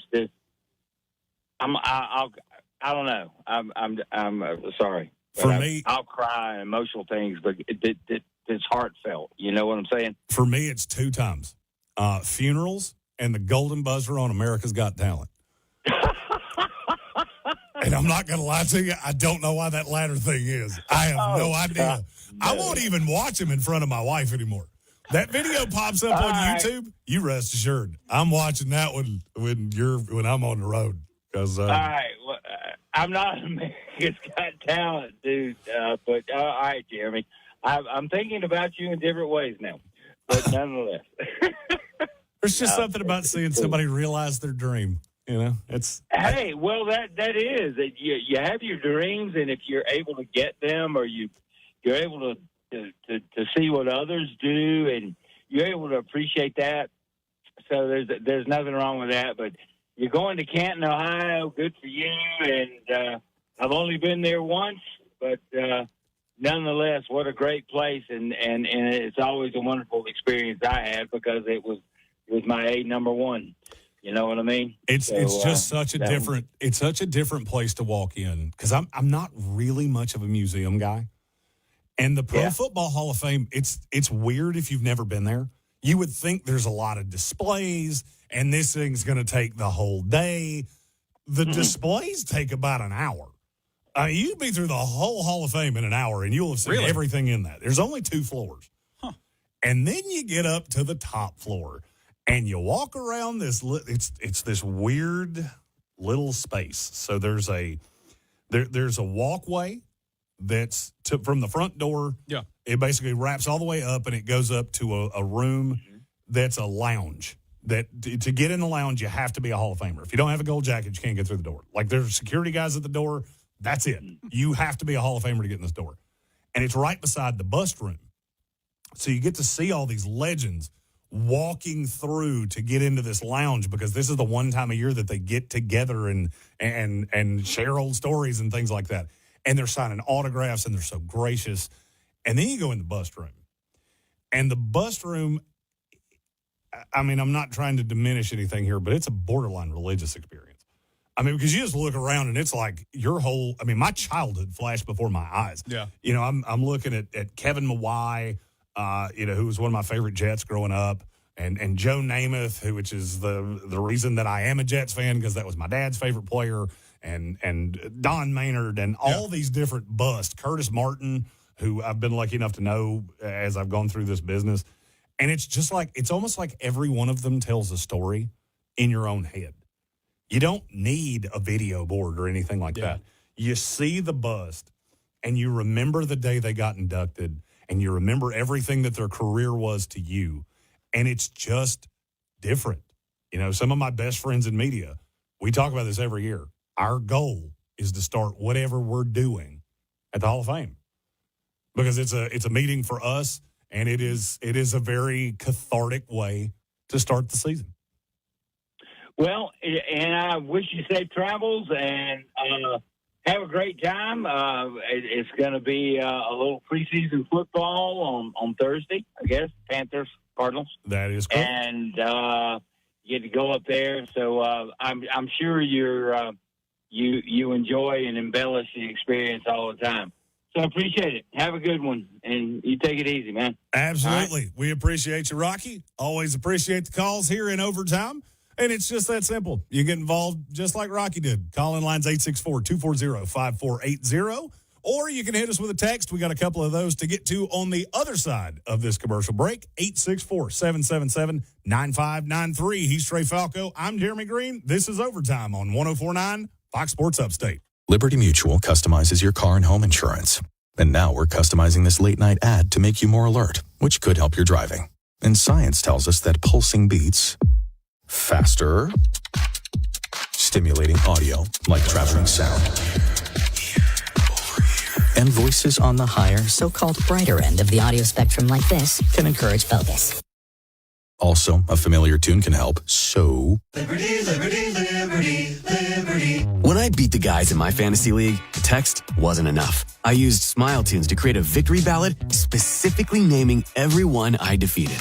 It was the most beautiful way to be a terrible winner. Visit SmileTunes.com and claim your ultimate victory soundtrack. If you run a business, you know how hard it is to get your customers' attention. Yet 85% of consumers say radio is the last thing they hear before shopping. Let iHeartRadio help you reach your next customer today at 844-844-iHeart. Hey, this is Hayes Davenport. And Sean Clemens. We host the podcast Hollywood Handbook. Every episode, we're trying to help our guests improve their careers by mainly focusing on how they can help us improve our careers. The show's famously super accessible, so you can easily jump into any of our 650 episodes and understand what's going on. We recommend some of our recent episodes with Ben Stiller, Danny McBride, Riz Ahmed, and Mary Steenburgen. Listen to Hollywood Handbook on America's #1 podcast network, iHeart. Follow Hollywood Handbook and start listening on the free iHeartRadio app today. No required subscriptions, no trial periods, no surprise charges, no monthly fees. iHeartRadio is different. It's 100% free. Download the iHeartRadio app now. Hey, Mom, now that I have an after-school job, I think I want to buy a drum kit. Okay, Rockstar. Let's look at your account. When kids start making money, Chase has easy-to-use tools and expert bankers to help them learn how to manage it. And next month, I'll buy the bass drum and the cymbals. Oh, and maybe some noise-canceling headphones for you. Aw, you've thought of everything. Help kids save, budget, and build financial independence, all with Chase. That's good for kids and good for parents. Visit your local Chase branch and get started. Account subject to approval. J.P. Morgan Chase Bank, N.A. member FDIC. I scream. You scream. We all scream. Because Wendy's famous small classic Frosty is just $1 for a limited time. More screaming, happy screaming, summer screaming, dollar small classic Frosty screaming! But please don't scream in the drive-thru. It hurts the employees' ears. Get a $1 small classic Frosty for a limited time, only at Wendy's. U.S. price and participation may vary. A la carte only, not valid for delivery. Limit 10 per transaction. Price may be higher in Alaska and Hawaii. Smokey the Bear. Then you know why Smokey tells you when he sees you passing through. Remember, please be careful. It's the least that you can do. Don't play with matches. Don't play with fire. After 80 years of learning his wildfire prevention tips, Smokey Bear lives within us all. Learn more at SmokeyBear.com. And remember, only you can prevent wildfires. Brought to you by the USDA Forest Service, your state forester, and the Ad Council. 1049 Fox Sports Upstate weather. This is WYFF News 4 Chief Meteorologist Chris Justice with your forecast. Mostly dry conditions through the rest of the night. We'll see temperatures drop down to 69 as we go throughout Tuesday and Wednesday. Scattered rain and thunderstorms. It won't be a complete washout, but there'll be rain here and there. They could be heavy with a strong storm or two. High temperatures in the low to mid 80s. This report is sponsored by Taco Bell. Try the new Crispy Chicken Chipotle Bacon Melt Burrito. Loaded with Chipotle seasoned bacon. A brand new classic at participating U.S. Taco Bell locations for a limited time only while supplies last. When you're ready to ride, you don't settle, and neither do we. Harley-Davidson of Greenville has the largest pre-owned inventory in the Carolinas, packed with the bikes riders actually want. More power, more attitude, more ways to hit the road your way. Roll into 30 Chrome Drive in Greenville and throw a leg over your next Harley. Or shop the full lineup at upstateharley.com before the best ones are gone. Harley-Davidson of Greenville. Ride like you mean it. Panthers fans, opening day versus the Chicago Bears is coming to Bank of America Stadium September 13th. Don't leave your seat to chance. With a Panthers PSL, you'll secure your place for the home opener, every home game, and priority access to seating in the next generation of Bank of America Stadium. The future is taking shape. Join the momentum. Visit Panthers.com/tickets to secure your seats today. Take your taste buds on a summer getaway to Louisiana without leaving Greenville. The Lost Cajun on Pelham Road is serving up authentic Louisiana favorites, including seafood gumbo, jambalaya, overstuffed po' boys, red beans and rice, and their famous fresh beignets. This summer, let the good times roll at the Lost Cajun. Skechers elite athlete OG Anunoby has been making history on the basketball court. Anunoby tips it in. Unbelievable. What a shot. He's been balling out in Skechers high-performance basketball sneakers, and the world is noticed. But how does OG train off the court to keep in peak physical condition? Hands-free Skechers Slip-ins Aeroburst. They help prepare OG for the physical demands of playing at a championship level. Get your pair of Aeroburst for only $165 at a Skechers store, Skechers.com, or wherever high-performance running shoes are sold. Palmetto State Armory is Greenville's premier suppressor dealer, and for a limited time only is proud to offer 20% off all suppressors. Stop in today and explore our expansive selection of suppressors from the industry's top brands. Our friendly and knowledgeable staff is here to help walk you through the suppressor buying process, from selecting the right suppressor to filling out the paperwork. Stop in today, find the right suppressor for you, and save big only at your local Palmetto State Armory. Did you know that since 2002, more than 2.8 million lottery-funded scholarships such as the Life, Hope, and Palmetto Fellow scholarships have been awarded to South Carolina students? Playing for fun is a win for education. Visit sceducationlottery.com/educationwins for more information. From the studio who brought you the #1 podcast, The Piketon Massacre, this is Murder 101. A group of high school students started a project to research a string of unsolved murders. Those murders happened in the mid-1980s. He's out there doing stuff. He just didn't stop. What if this guy's still alive? Like, what if he comes after us? For 3 decades, the mystery remained unsolved. It wasn't just a class assignment, it was real life. These women really deserve justice. They were just living their lives, and they had their whole lives ahead of them. There's a pretty good chance he's still alive. It was a little scary, I'm not going to lie. Once you start getting a few tips or a few leads, then the cold case isn't so cold anymore. What seemed like an ordinary high school class turned out to be anything but. Listen on America's #1 podcast network, iHeart. Open your free iHeart app and listen now.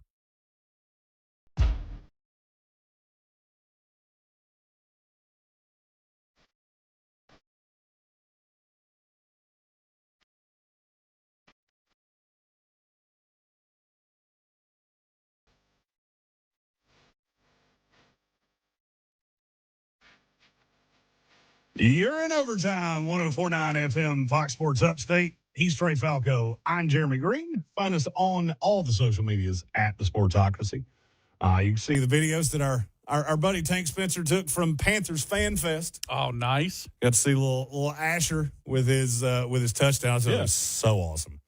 He runs it in the entire team. I counted it off, too. Yeah. There's 90 guys on the roster. I got to 70 and went, well, there's more. So I'm going to assume that's every player on the team. That's awesome.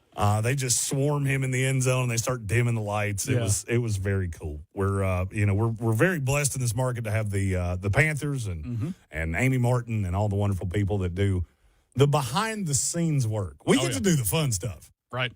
They have to do the heavy stuff of, community outreach and things like that are they're so vital to here in Greenville and Charlotte and the entire Carolinas. And we always appreciate the invites. I am hoping at one point, eventually, I will get one of those invites where I'm not already tasked with being in another state. Because this is 3 years in a row. They're like, come on down, we'll give you all access to Fan Fest. And I'm like, Tank, saddle up the boys. I'm out again. I was going to say, you're always on the move. I don't sit still so well. I've known you a year. I'm trying to think the longest that I've gone, like, actually seeing you. Like, my streak. It's not a lot. Maybe 2 weeks at a time. It's funny in this business. I still treat this like, for me, I'm still 14. Yeah. I've been doing this a decade. I'm still 14 years old. Like, you mean I get to go to the Hall of Fame? Yeah, I'm going to do that. And then, I'm doing 2 games with my alma mater this year. One in Charlotte, one back in Morgantown. And I never thought I would be at that point. And it's just, we call it living the dream for a reason because that's what we are. At the end of the day, we're 2 fans that, we had some joke books in our back pocket, which that's helped. And over the course of time, we've made new friends in Trey and Richmond Weaver and all you guys that are, you've invited us in and you've welcomed the chaos. And we appreciate that. Yeah. As always, we're brought to you by Ingles Markets. Find them online, ingles-markets.com. Pick up your groceries, a little gas, any pharmaceuticals you need. Hey, it's game day Thursday. Shop. Game day Thursday is a game day. Whether it's football on the TV. You can celebrate. Come on, you can get your platters there at Ingles. Come on. It's a Kenny Pickett game day. Bryce Young will not play Thursday. Then you get the kitty fingers there from the Ingles. Little tiny hands, Kenny Pickett. Yeah. Just got the little itty bitty hands. I'm telling you right now, Panthers fans, don't believe it. He's going to come out. He's going to do Kenny Pickett things. You're going to go, man, all right. Well, if Bryce Young doesn't work out, we got Kenny Pickett sitting there. Don't trust it. Kenny Pickett is to this day, I've been covering the NFL draft for a long time, and I remember that quarterback class. Yeah. And I remember watching the film, and so I have a rule with quarterbacks. Yeah.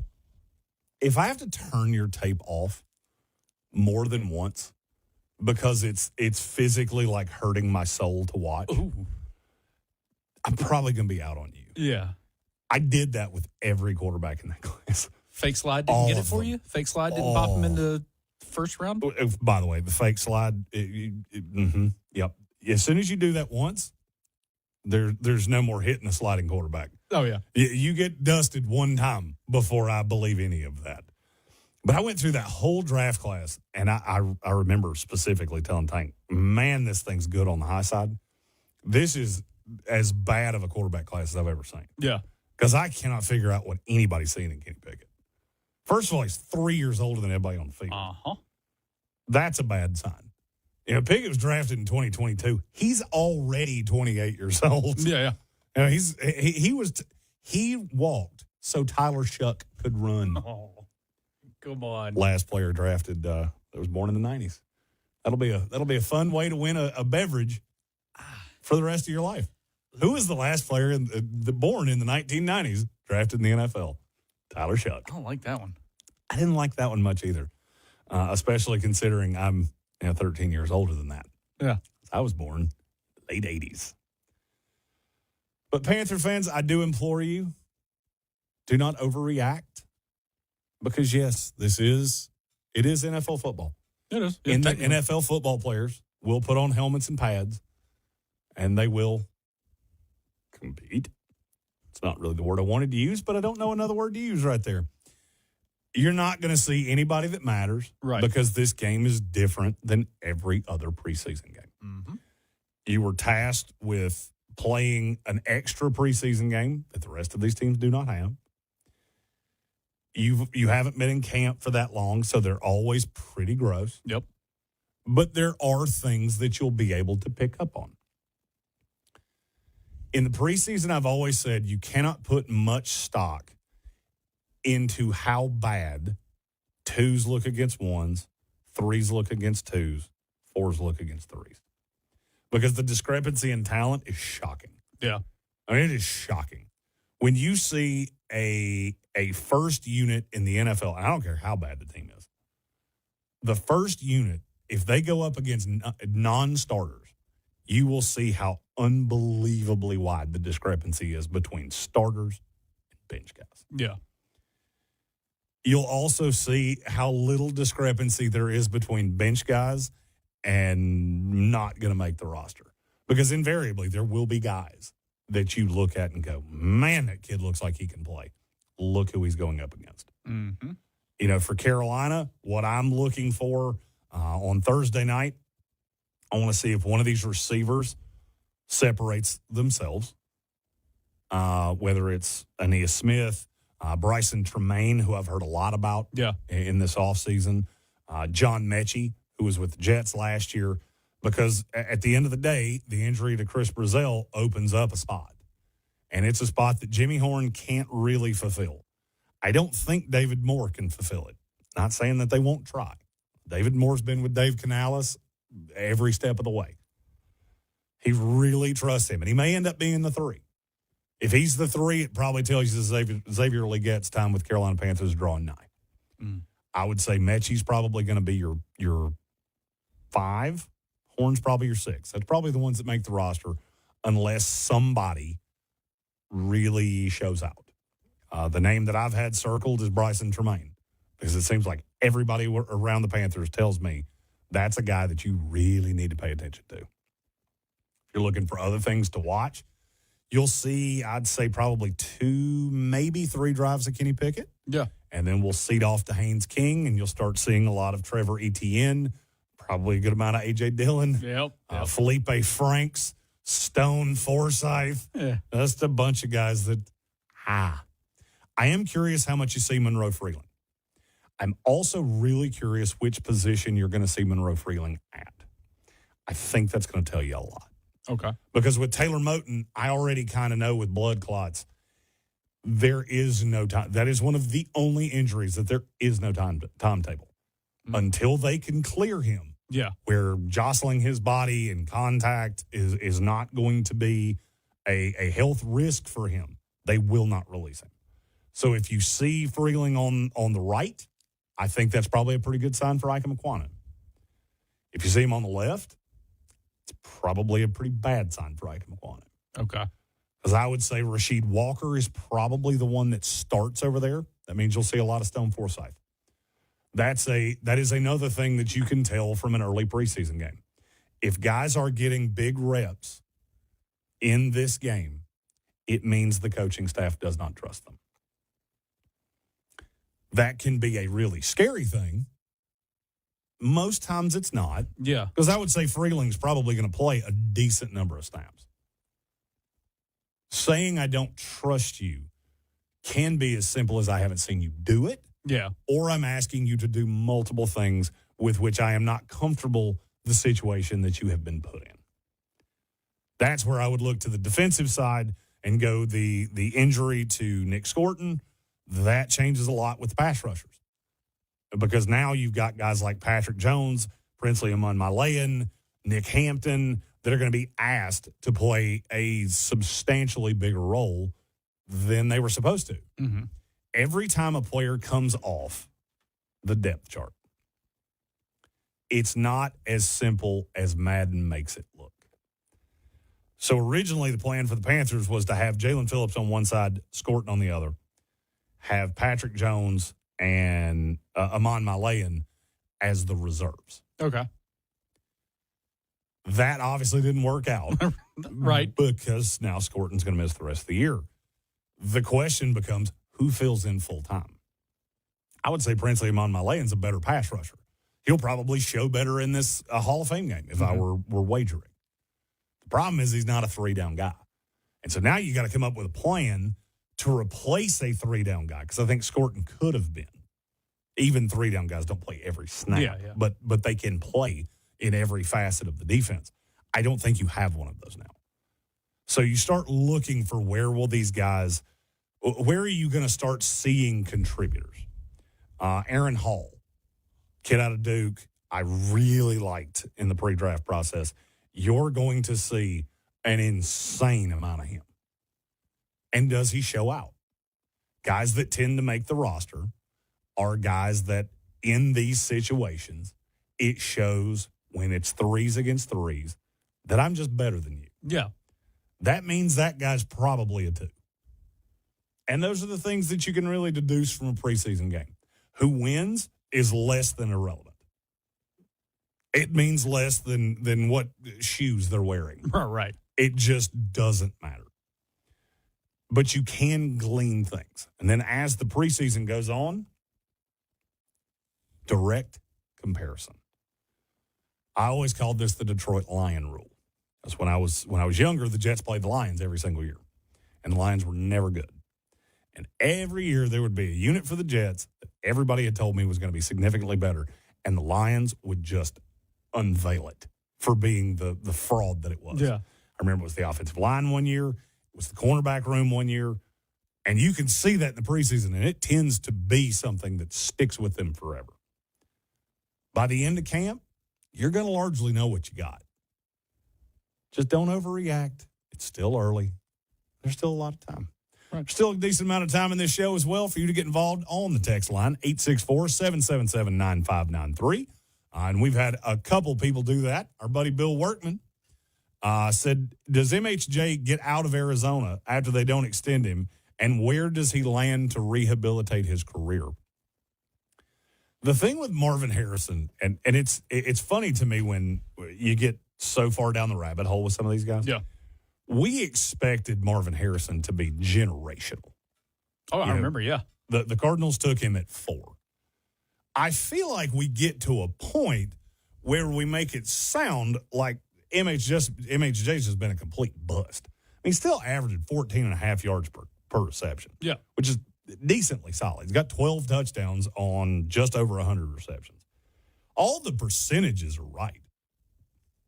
This kid's also, he won't be 24 years old until a week from tomorrow.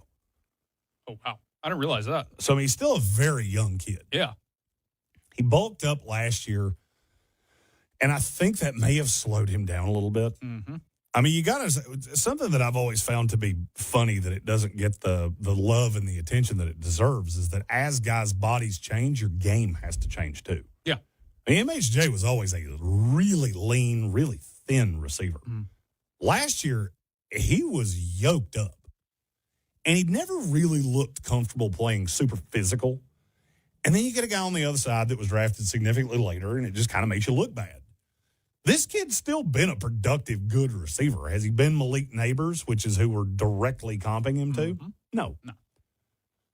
You know, Malik Neighbors had one of the better rookie years you'll ever see from a rookie wide receiver. MHJ didn't do that. Do I think his career's doomed? No. I would say Arizona still probably views him as a vital, integral part of the future because this is a team that will be in the market for a quarterback next year. But when you bring in a new coach, and you bring in a coach that I will say probably no other team in the league would have hired. He had a very uneventful first soiree as an offensive coordinator with the New York Jets. The OC in the L.A. with Sean McVay. How much does that really matter? Because you're not the one calling plays. He is. Right. So I don't know that he's ready for this job, but I can tell you Arizona is a very difficult job. Gary Birch chimed in and said, I was a lot higher on Arizona until I realized Hackett was the offensive coordinator. And I would agree with you. You know, Nathaniel Hackett, that's a clunky hire. Yeah.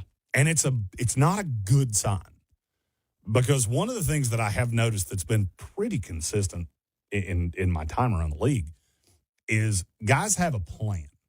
You know, when I get the big job, I'm going to do, and it's an itemized list. Yeah.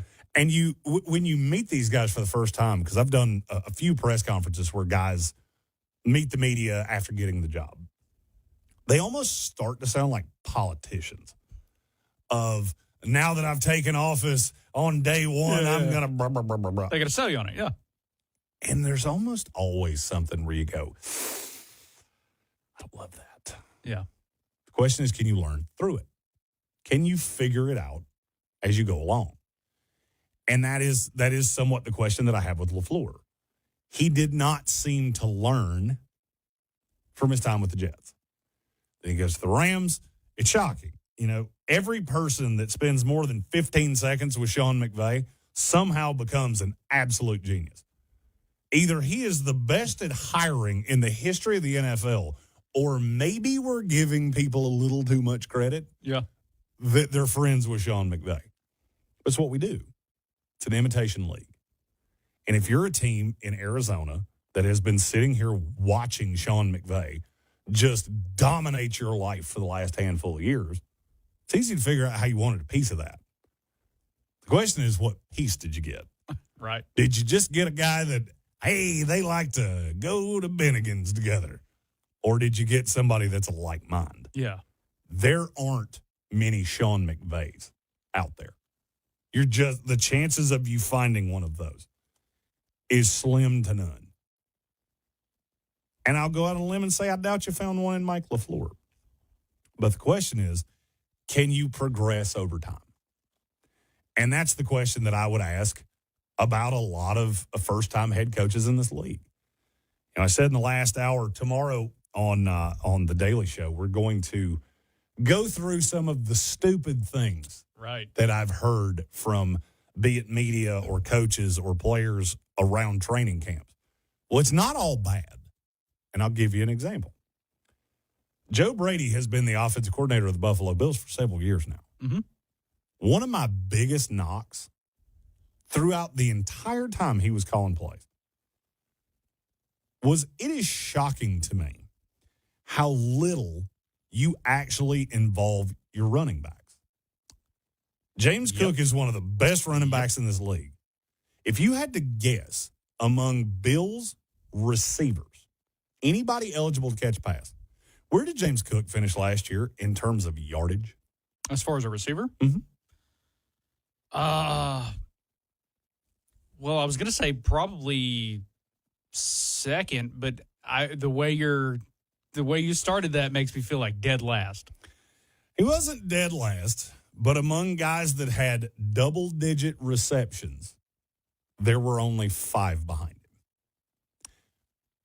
2 of them were running backs as well. Okay. He finished 6th. As a guy that played one of the highest snap counts of any running back in the NFL, he finished 6th in receiving yards for the Buffalo Bills. I was a huge James Cook fan when he was coming out of Georgia because what I thought was he would develop into the player that he has, but he would be more of almost like a Jahmyr Gibbs because he was so electric in the passing game. Plus blocker? Maybe not. Yeah, ish. He's not plus. Yeah. But he's above average. Yeah. And he was a really good pass catcher out of the backfield. Well, they've never done that. Which is wild because that's one of the knocks there on the Buffalo Bills, right? Is like, all right, it was Josh Allen and who? Like, who's he throwing to? What's his receiver core look like? Well, and that's exactly where I was headed with this. In the first stages of this camp, the two things that Joe Brady has universally been lauded for is how he's built the connection between DJ Moore and Josh Allen. Yeah. And how he's using the running backs. Okay. Beat writer for the Bills, works for another acronym network that's not the same one we're on right now. Put out a talking points of training camp. He's been at Bills camp. And he said, every drill that I see from the running backs has absolutely nothing to do with them running between the tackles. It has everything to do with getting them out in space and using them as pass catchers. Okay. If I'm a Buffalo Bills fan, that excites me. Because the two things that have universally been missing from that offense is an over-the-top threat and a consistent use of deploying your backs. Yeah. And the craziest part of that is you drafted two of them and you signed a third, and they're all three pass catchers. Now, why that changes when he's the head coach from the OC, I have absolutely no idea. Right. I have asked that question to more coaches than I can count of, well, what changed when you got the head job? I don't know. Just doing it my way. And it makes you wonder. Yeah. You know, Sean McDermott, are you the one sitting here saying not to use James Cook out of the backfield? I mean, I like fantasy football. Yeah. David Smith is our guy for fantasy football. We do content on our socials with that. I'm not as buried in it as he is. He's, he can give you everything upside one way and down the other. Yeah. Here's what I'll tell you. If James Cook becomes the guy that I thought he was going to be, he's already better as a runner than I ever thought he was. You add in that pass-catching element, yeah, that's a guy I'm going to want on my team. Yeah. And I'm going to want him on my team as much as I can get him there. Speaking of things I want as much as I can get, phone calls right here on the call-in line, 864-240-5480. You can get in touch with the show, and someone has done that. We got a caller on line one. Caller, who's this? Jeremy, Trey, what's going on, fellas? He is the vending machine king. Any wild stories from the day, Chad? T-minus 72 hours. Count. I'm ready. Do you have the proper expectation of what the game is going to be? Oh, yeah. Because we do this every year. Everybody gets so geeked for the game, and then 5 minutes into the game, you can go to social media, and people are like, what am I watching right now? Oh, yeah. I mean, we all know it's going to be trash. It's just going to be basic offenses and basic defenses, and none of the stars are going to play. But I do not care. Players will be in Panther uniforms playing football. The refs will be out there. It'll be actually competition. Man, it's just football. I'm happy for it to be there.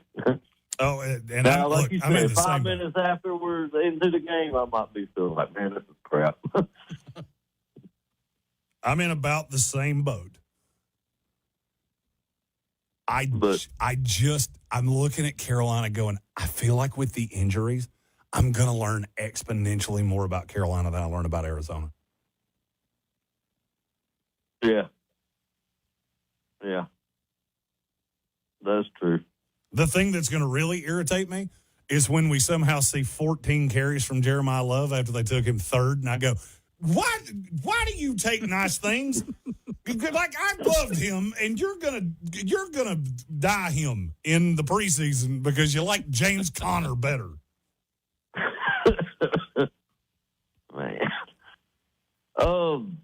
Man, tell me about some quarterbacks, Jeremy. What's happening up in Cleveland, man? Is Watson gonna play? Is it gonna be the Shadir Sanders show, or I don't know. I haven't heard a word about Cleveland. I was just curious. What's going on up there? Oh, Chad, that's a great question. On this station earlier today, I heard Colin Cowherd say a thing, and blood came out of my ear as soon as I heard it. He said, if a team comes from nowhere to make the playoffs this year, it will be the Cleveland Browns. Huh? And I heard that.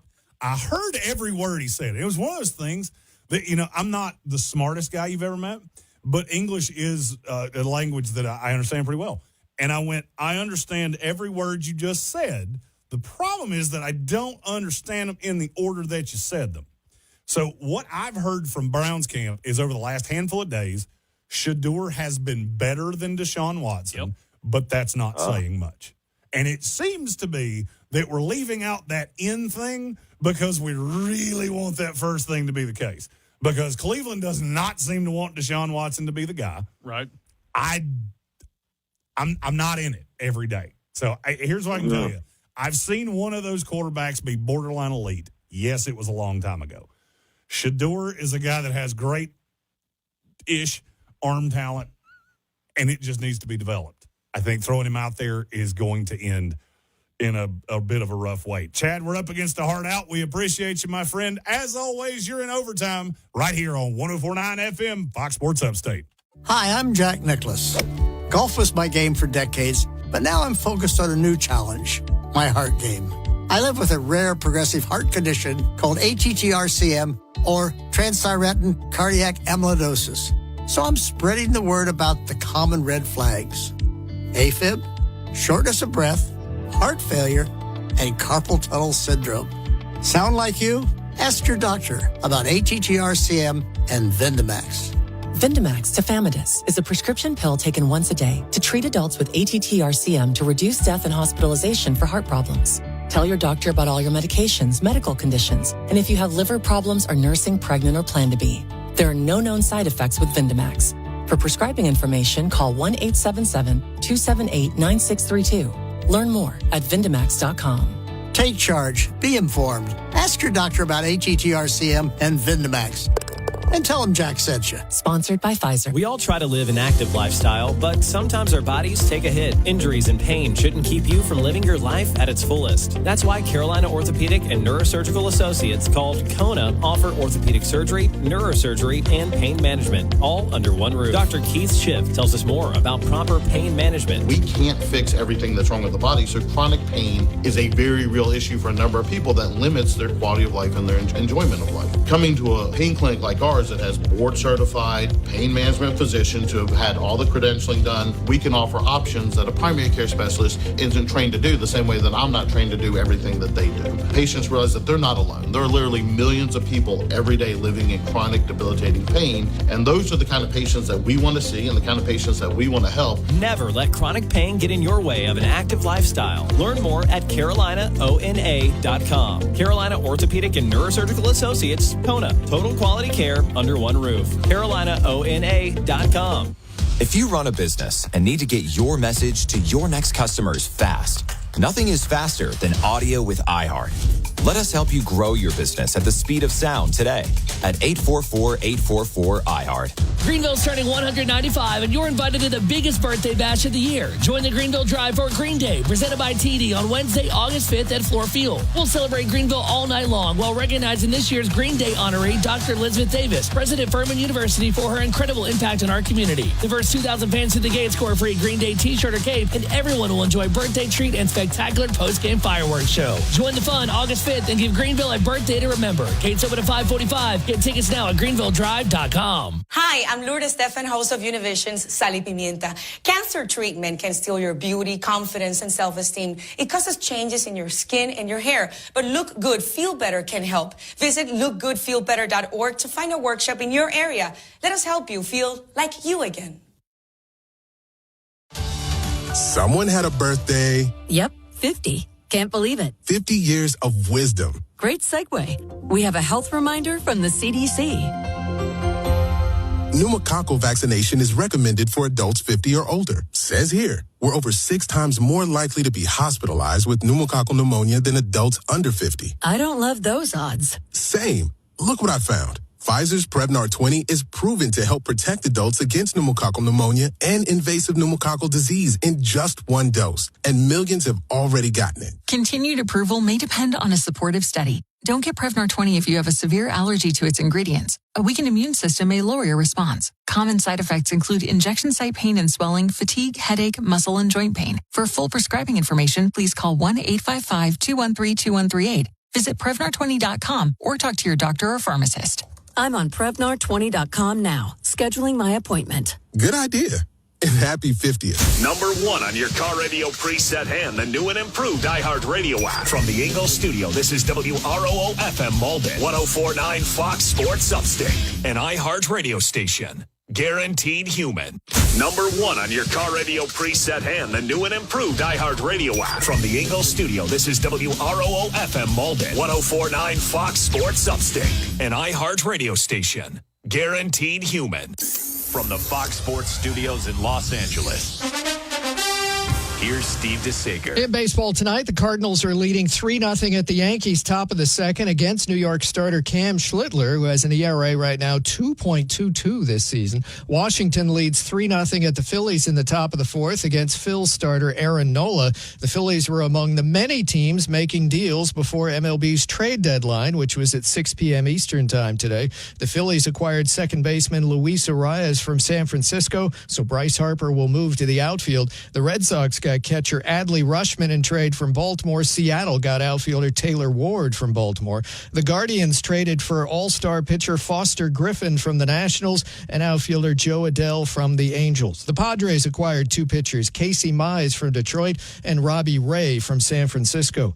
Alex Ayala took the women's tennis final in D.C. over Jessica Pegula, winning the third set today, 6-love. Your shoulder is one of those things you don't think about until it hurts, until you can't reach overhead or put on your shirt, and waking up at night just because you can't get comfortable. Then you hear rotator cuff tear, pain from arthritis. You may need surgery. Hey, it's Richmond Weaver, and before you make that decision, consider getting a second opinion from QC Kinetics. Once a shoulder joint is replaced, there's no turning back. Shoulder surgery isn't your only option. QC Kinetics uses regenerative treatments, basically concentrating your body's own healing ability right where your shoulder is breaking down, so you're actually dealing with the source of the pain. QC Kinetics' number one goal, to get you relief and keep you out of the operating room. Just in and out treatments that work around your life, not the other way around. So before you make a decision that impacts your future, like surgery, get a second opinion. At least see what else is out there. Call QC Kinetics today. They have a free consultation waiting on you. 864-766-8454. That's 864-766-8454. 864-766-8454. Professional truck and bus drivers train for thousands of miles. But even the best drivers need more space to maneuver their long vehicle around a tight corner. That's why trucks and buses swing wide before they turn. That space beside the truck isn't an opening. It's the room the driver needs to make the turn. So when a truck or bus swings wide, hang back. Give the vehicle room to turn. Stay clear, stay safe. America's pros rely on you. Paid for by FMCSA. When you're planning your next job, options matter. Now in stock at Lowe's. Get the roofing brands you trust, including GAF, Owens Corning, and CertainTeed, with more colors to choose from. Shingles and accessories are in stock and ready to go. And when you're on the clock, we help keep you on schedule. Order by 4 p.m. and get next day job site delivery on select items as early as 6:30 a.m. At Lowe's, we have your back on the job. Delivery Monday through Saturday in select zip codes, subject to availability. The games are over, so there's only one thing left to do: overreact. The NFL Draft Nerd is here to weave through the world of sports and separate fact from fiction. Get involved. The call-in line's open at 864-240-5480. You can tweet us, we don't call it X, at the NFL Draft Nerd. Now, here's that creed-loving, bird-fearing, football lunatic, Jeremy Greene.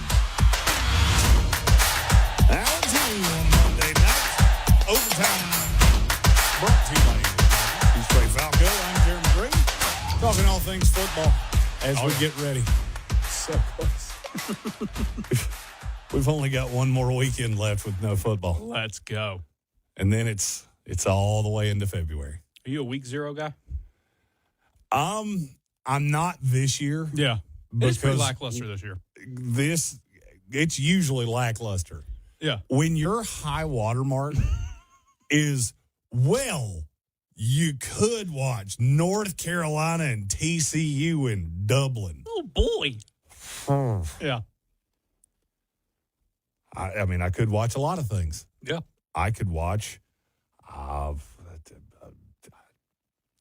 anything on television right now. I was literally sitting here trying to make fun of a show, and then I realized, oh, wait, I don't know any shows that are on television right now because I don't watch any. Right. I mean, there's the excrement show that is Bill Belichick there doubling the age of his girlfriend in North Carolina. I mean, it may damage your legacy, but it seems like you're having a good time, Bill. I don't know why you are. I was there last year when you played TCU on your home field. I was on the field. Yeah. I'm in the corner of the end zone. And Carolina scores on that first drive. And we've covered Carolina on site for a decade. Yeah. I've never heard that place like that. And within 3 quarters, you could hear the mosquitoes flying. I mean, it was so quiet in there, you could hear a pin drop at any given time. So, I mean, North Carolina TCU doesn't do much for me. Yeah. NC State, Virginia. Okay. That game was supposed to be in Brazil, and they figured out, Brazil doesn't care about 2 mediocre ACC teams. Right. And they sold virtually no tickets, and they canned that idea and took it to Charlottesville. The one game that I look at in week 0 and go, that could be fun, is Memphis UNLV. Okay. I mean, I'm not telling you which way I'm leaning here. I'm just telling you Memphis is a 5.5-point dog, and I love points. Yeah. I love points so much. Also, New Mexico State, 30.5-point dog at Florida State. I don't know that Florida State could beat themselves by 30.5, but, maybe I'm a little biased because I am a booster of that particular school. Not that I need a reason to be upset, but they give me one pretty consistently. Text line's open, 864-777-9593, or you can hit us with a call, 864-240-5480, and someone has done just that. Caller, who's this? Hey, it's Roger and Anderson. I still don't know how to text, so I called. There is nothing wrong with that, Roger. I wish I didn't know how to text. Well, it is aggravating sometimes, a lot of the time. It really is. The funny thing for me is that I've done this job now for a decade in largely the same 2 slots, and yet the people closest to me in my life will still text me during a show and then go, but why did you not text me back? Because I'm talking to other people. Yeah. Well, it's, I was late to text. I can't remember I definitely wasn't into it in I think 2007 or 8 is when I really honestly texted for the first time. I was late to that game. And, like I said, if I hadn't been for Google, I'd have never known you couldn't do it on a payphone. So there you go. But I remember talking to you a couple of weeks ago about a Mr. Baker Mayfield. Oh, Baker Nathaniel Mayfield Esquire. The true Baker. See, last year he got a little bit chippy. He's always been chippy, going back to Oklahoma. He was really chippy there. And then after he got humbled a little bit after the Cleveland thing fell apart, he went to Carolina, then he went to the Rams. He was humbled. And I think he was looking at himself and saying, I can be better than this. So he goes to Tampa, and he is better than what he was. But now he's back to being chippy. And, he's got stats to back up his argument that he should be paid up there with the elite quarterbacks. But look, they're going to just ride it out with him. I hope they are not crazy enough. I'm not a Tampa fan, but I hate to see a team strangle itself with a bad contract, because it's happened so many times to so many teams with the quarterback position. I don't want to see that happen to them, and I want to see him be put in his place, because his act is, to me, old. They've, tried to work with him. He is well paid. He is not. I didn't see him today in a soup line. He's well paid. He's going to make $40 million is probably what they're offering. 45. He wants 60. The rumor out of Tampa camp was that they were willing to make him. They were willing to put him in the $50 million tier, but they would only do it for 2 years. Of which I can in 2 sentences or less, I can explain to you why. That team is absolutely killed against the cap the next 2 years. The third year, I'll go ahead and tell you, I don't care if their quarterback's Baker Mayfield. I don't care if their quarterback's Tom Brady. I don't care if they find some way to reinvent John Elway in his prime. What's left on that team in 2028 is not great. Okay. They're looking at a 2-year window. They know he makes them better in the next 2 years than probably what a rookie could do. But if you make me start this rebuild early, we will do it. I would do it. I wouldn't offer him 50. That would be the maximum. I think they're wanting to stretch to see if they can win the South. Obviously, it's a winnable division for them. Could be if he's mentally in the game. But if he's going out on the field, we already know he is. He's going out on the field with a contract on his mind and a big chip, which he's got a Frito-Lay truck on his shoulder. He's got a lot of chips.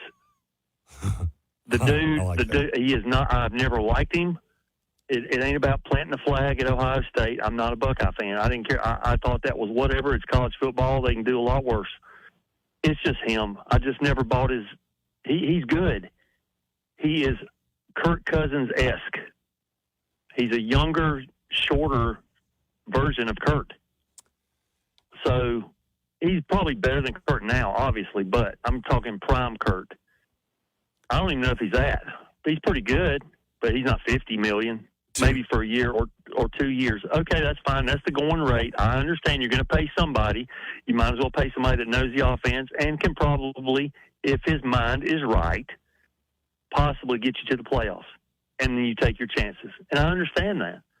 But I hope they hold the line on him because he's not the future. Their future is playing college football somewhere right now. Oh, no doubt. The thing with Tampa Bay is there are, at any given time, there's about 5 builds of we are a Super Bowl contender right now. Then there's we are a playoff contender right now that you never know. Maybe we get lucky. And we win a couple games, and you never know. So, I mean, in any given year, you've really got 4 or 5 Super Bowl contenders. Then you got another 5 to 12 or 5 to 7, excuse me, to get to 12. That if everything broke the right way, it could work. Well, Tampa Bay's been in that second tier throughout the duration of this Baker deal because this team was, even though it's been eroded a little bit year by year, this team was still at brass tacks built for Tom Brady to win Super Bowls. So they still had Mike Evans.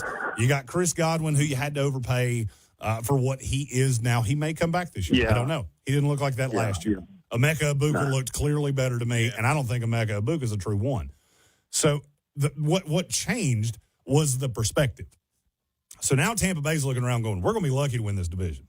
Because before all the Panthers' issues, I would have looked at New Orleans as the best team in that division, Carolina is the 2, and then Atlanta and Tampa Bay are fighting for 3. I would have taken. Yeah, I had some really good news. You already know the good news. But is Tua, I've seen some video of him and Penix comparing throws. You can't really tell. They're running the same routes. It's training camp for crying out loud. But I just wonder if they go with Tua, if Penix, he's a question mark to me. So is Tua. Tua's a huge question mark. The funny thing is that you couldn't – so that's the only 2 left-handed quarterbacks in the league. You could not have 2 quarterbacks that are less similar if you tried. Because the problem with Penix was always that the throwing motion was so elongated. Yeah. And I've always said, or since Atlanta hired Kevin Stefanski, Michael Penix fits in a Kevin Stefanski offense the same way I fit in a dress. I mean, it's just there's nothing good about this. Because Stefanski is all about get the ball out of your hand and make the right throw, and there's a good amount of it over the middle. Well, the elongated throwing motion with Penix has always made that a little harder for him. Where he made his hay was with Rome Odunze and Jalen McMillan and Jalen Polk at Washington because he could run, trip seams where you're really kind of baiting the safety into making a decision, and he's playing the safety really more than he is anything else because he knows you're going to drop into 3 deep with me, and I'm reading what the safety's giving me. That's not really how the NFL works. You know, in the NFL, if you're throwing to a guy when they're open, this has been a qualm I've had with Caleb Williams. If they're open when you throw it, they ain't going to be open by the time it gets there. No. And so you got to throw where they're going. I largely agree with you. I think week one, and this does depend somewhat on health. I think Tua is a little bit further ahead in the rehab than Penix is. But I think the quarterback week one is probably Tua Tagovailoa. Good Lord. I hope he doesn't get hit. The good thing, Atlanta does have a pretty good offensive line. The thing that I'm stuck on is how many different schemes and things can come to Atlanta before somebody figures out if you don't stop playing Kyle Pitts as just a gigantic wide receiver, he's never going to become what you want him to. I get it. He couldn't block most toddlers. But you have to play him in line to get the matchup benefit. Now, you're going to need a tight end that can actually block. But if you just keep sticking him out there at wide receiver, he's really just a big, somewhat kind of plodding wide receiver. Yep. Well, and Tua will probably enjoy that if he can get to him. If he can get the ball to him, you know, he needs to get the ball out quickly. That's the thing with Tua. He's like you said, two lefties in the same rotation. That's kind of weird. But one quick thing, and then the good news: if you haven't seen Aaron Rodgers rant today, check it out. It's good. He went on Pat McAfee's show and went off, and it wasn't about football. You can probably guess what it is, but he was calling out ESPN to their face. It was nice. I'm not a big Aaron guy. I like him. But it was good stuff.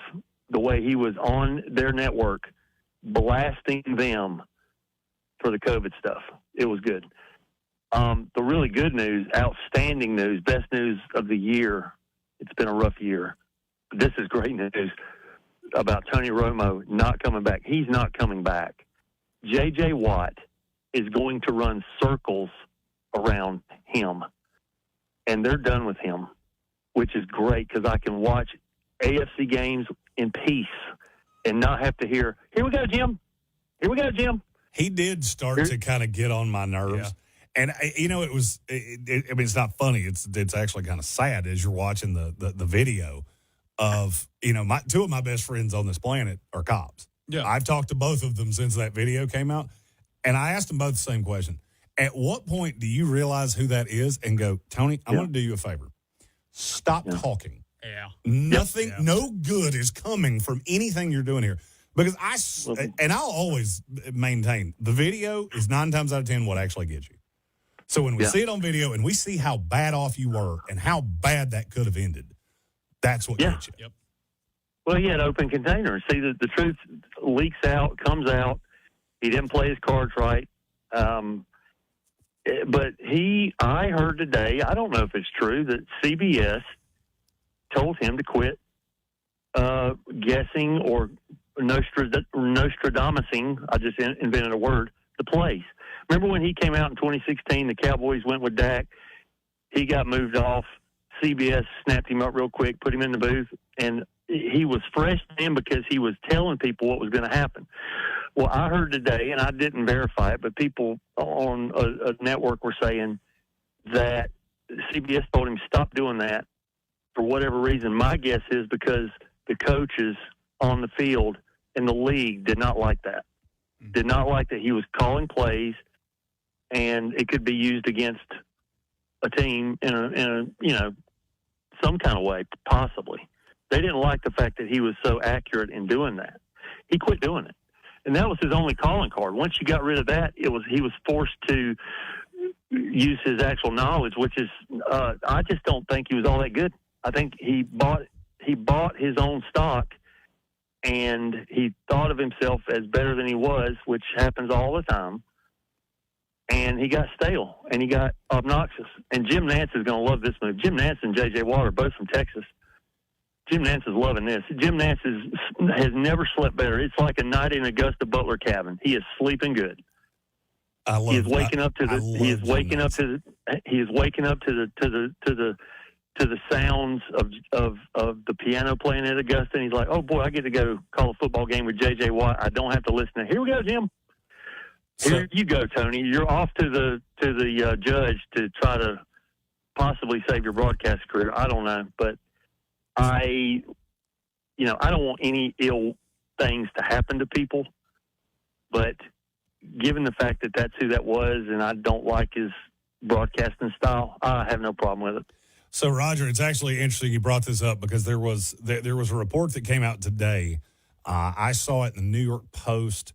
Colin Cowherd basically had said, CBS has kind of waned of this, and it does steer into some of what you said there, which is that the calling card of Tony Romo was that he was reading this like a quarterback. Yeah. And then when that stopped, now you're getting into, and I promise this is not me getting, offended or anything like that. You're getting into our business. All right. So when it comes to an analyst, your calling card was that you could read the defense and kind of tell me what was going to happen. I don't definitively know that they told him to stop doing that. I know there was something, and I can't remember which year it was when he actually renegotiated his deal. I want to say it was either 21 or 22. That sounds about right, yeah. When he renegotiated the deal, there had been a little bit of a power play back behind closed doors of, well, I've got other options. If CBS doesn't come through, then it could be Netflix, it could be ESPN, it could be, a lot of places I could go. And that kind of rubbed people the wrong way because the offer from the jump was far and away more than anybody else in the business made. And, it was crazy. And basically what Cowherd was saying is that some of the executives at CBS didn't necessarily think he was worth A, the headache, or B, the dollars. Yeah. And, I mean, I'm sure I'm not telling anybody anything here that they don't know. The business, this business that we're in, whether you're going play-by-play or radio to where I'm what I'm doing right now, or television, which I do some of, I'm a little bit of a weird jack of all trades. I've been in all of it. It's changing. And the days of we're going to pony up $20 million a year to get Tom Brady, that day's going to be very short-lived. Because what they're figuring out, the vast majority of fans, they don't care. They don't care about Tom Brady's experience from 25 years ago. They want somebody that can be entertaining to call the game in a way that they're not being talked down to. I like to think that that's what I try to do is, I didn't play in the NFL. I don't think I'm smarter than people that played in the NFL. I see the game from my experience in it. And that's just kind of what I've always lived by. Richmond Weaver and I talk about this all the time. I don't want to talk at anybody. And it feels like some of these guys get into these roles where they want to talk at you. Mm-hmm. Oh, they absolutely do. They love to hear themselves. They love to prove how smart they are. Tom Brady's gotten better. I remember his first year, he was just he was so stiff, and he repeated himself the same. He's gotten better. He is better. But Tony Romo was never the best ex-Dallas quarterback as an analyst. Troy Aikman was far superior to what he is. But every game, I stay on Twitter way too much. Every game that he did, he'd be trending in the top 10 things that people just annoyed as heck that he was calling a game and they couldn't stand him. And CBS, that's a very specific skill, and I'm a little biased because I'm a West Virginia guy like Pat McAfee. I think there is, not him specifically, but I think there's an era coming in this business where the fact that you played doesn't automatically make you the smartest guy in the room. Because I think a lot of the we call them acronym brands, whether it be ESPN, ABC, CBS, whatever the case may be. They're figuring out that a lot of these guys, they've made so much money in their career. Phil Simms needed a job. Yeah. So Phil was, and I've had some crossover with him and Boomer both. They needed a job. And so this wasn't, I can just come in here and swing my ego around as aggressively as I want to because I've got $100 million in the bank and I'm going to get you to pay me another $100 million. Phil Simms needed the job. Rich Gannon, legendarily, Rich Gannon said, "You know why I do what they tell me to do? Because I wasn't a high-level quarterback for that long, and I didn't make that much. And I really would like to be able to retire," which is exactly what he did. He did it for just how long he needed the money, and then he was out. Well, I remember I used to like Monday Night Football, and I remember, to me, the best analysts are guys that played on the line. Generally speaking, the guys who played in the trenches or coaches. Madden was great. Deerdorf was pretty good. But then they started going with these quarterbacks. And Troy Aikman's good, but I always think that coaches like Gruden is waiting on a call. He would be probably, nobody's going to call him because of what happened. But, Gruden, I like Gruden. I thought Gruden was good. Most of the time, coaches are better than players. I would agree with that. Now, you put Bill Belichick in a booth, it's crickets. You're not going to get anything out of him. Nick Saban, too. I don't think he would work. But, I don't think the NFL, the Shield, liked having a guy in the booth who was accurate at predicting what was going to happen before the snap. I think it bothered the league, and I think that's when you're talking about when he was up for an extension or another contract. They were like, and he did. He dialed that back considerably from the first couple of years. You didn't hear him doing that. The last few years, he wasn't doing it at all. He would just be in there talking about how great Patrick Mahomes was, even if Mahomes wasn't in the game. Him and Collinsworth both. They both really like to do that. Well, I mean, look, Collinsworth. It's a very specific skill set. Most of my play-by-play work has not been in football, oddly enough. And I will tell you, it's a very specific skill. And just because you played does not mean you have it. And I'm not going to say a specific name, but I can tell you I'm thinking of one very aggressively in my head right now. Oh, I've heard a bunch of ex-players who were just terrible, good players in their time, but you put them on a microphone, they were just awful. I mean, they were hideous, and it's gotten better in recent years. Greg Olson, if J.J. Watt didn't work out, if I'm CBS, I'm calling Greg Olson. No He's doubt. fantastic. I think Greg Olson's fantastic, and I'll tell you this. We're up against the break, but I will tell you this. Luke Kuechly will be great, too. I've worked with him for several years with the Panthers, and I can tell you, maybe I'm biased because he's a radio guy, and I do the painting of the picture as a radio guys. Yeah. It's different. It doesn't always translate to television either, because sometimes radio guys will overanalyze, and they'll paint the picture too much because you can actually see it. Yeah. Yeah, they're painting the picture and the plays going on. That's what Nance got talked over by Romo all the time. In big games, Nance would try to make some, statement about what just happened, the big moment of the thing, and Tony Romo would talk over him, and I know that bothered Nance greatly. But Tony Romo, I hope he enjoys his job as an Uber driver. I think it'll work out. I kind of agree with you. I think we may have seen the last of him in the booth. All right, man. Thank you. Roger, we appreciate you as always. It's just that easy. And now it is that time. It is last call. Oh. Last call for calls, text messages, YouTube chats, anything of the like. Text lines 864-777-9593. Call-in lines 864-240-5480. We're going to take a quick commercial break. We'll be back to close it up on a Monday here in Overtime on 104.9 Fox Sports Upstate. Your one stop for advertising? Call 844-844-iHeart. We all hear the radio ads about the IRS. They tell you to be afraid, to be scared, and they try to frighten you into calling. I'm not here to do that. Tax Relief Advocates is different. TRA is here to tell you that if you owe money to the IRS, whether it's $5,000, $50,000, or $500,000, we have a solution. It doesn't matter if you're sitting in your car, at work, or with your kids. No matter where you are, call now. 800-616-1997. Don't lose hope. TRA can eliminate or reduce what you owe to the IRS. Generous programs are now available that can give you a fresh start. Our passion is taxes and helping individuals fix their IRS problems. We have over 1,000 five-star reviews on Google and an A+ with the Better Business Bureau. You don't need to be afraid of the IRS any longer. End your tax nightmare today by visiting us online at TRA.com or call 800-616-1997. That's 800-616-1997. Tax Relief Advocates. Real solutions for real people. Free shouldn't come with a catch. With iHeartRadio, it doesn't. No monthly fees, no trial periods. Radio, music, podcasts. Download the free iHeartRadio app now.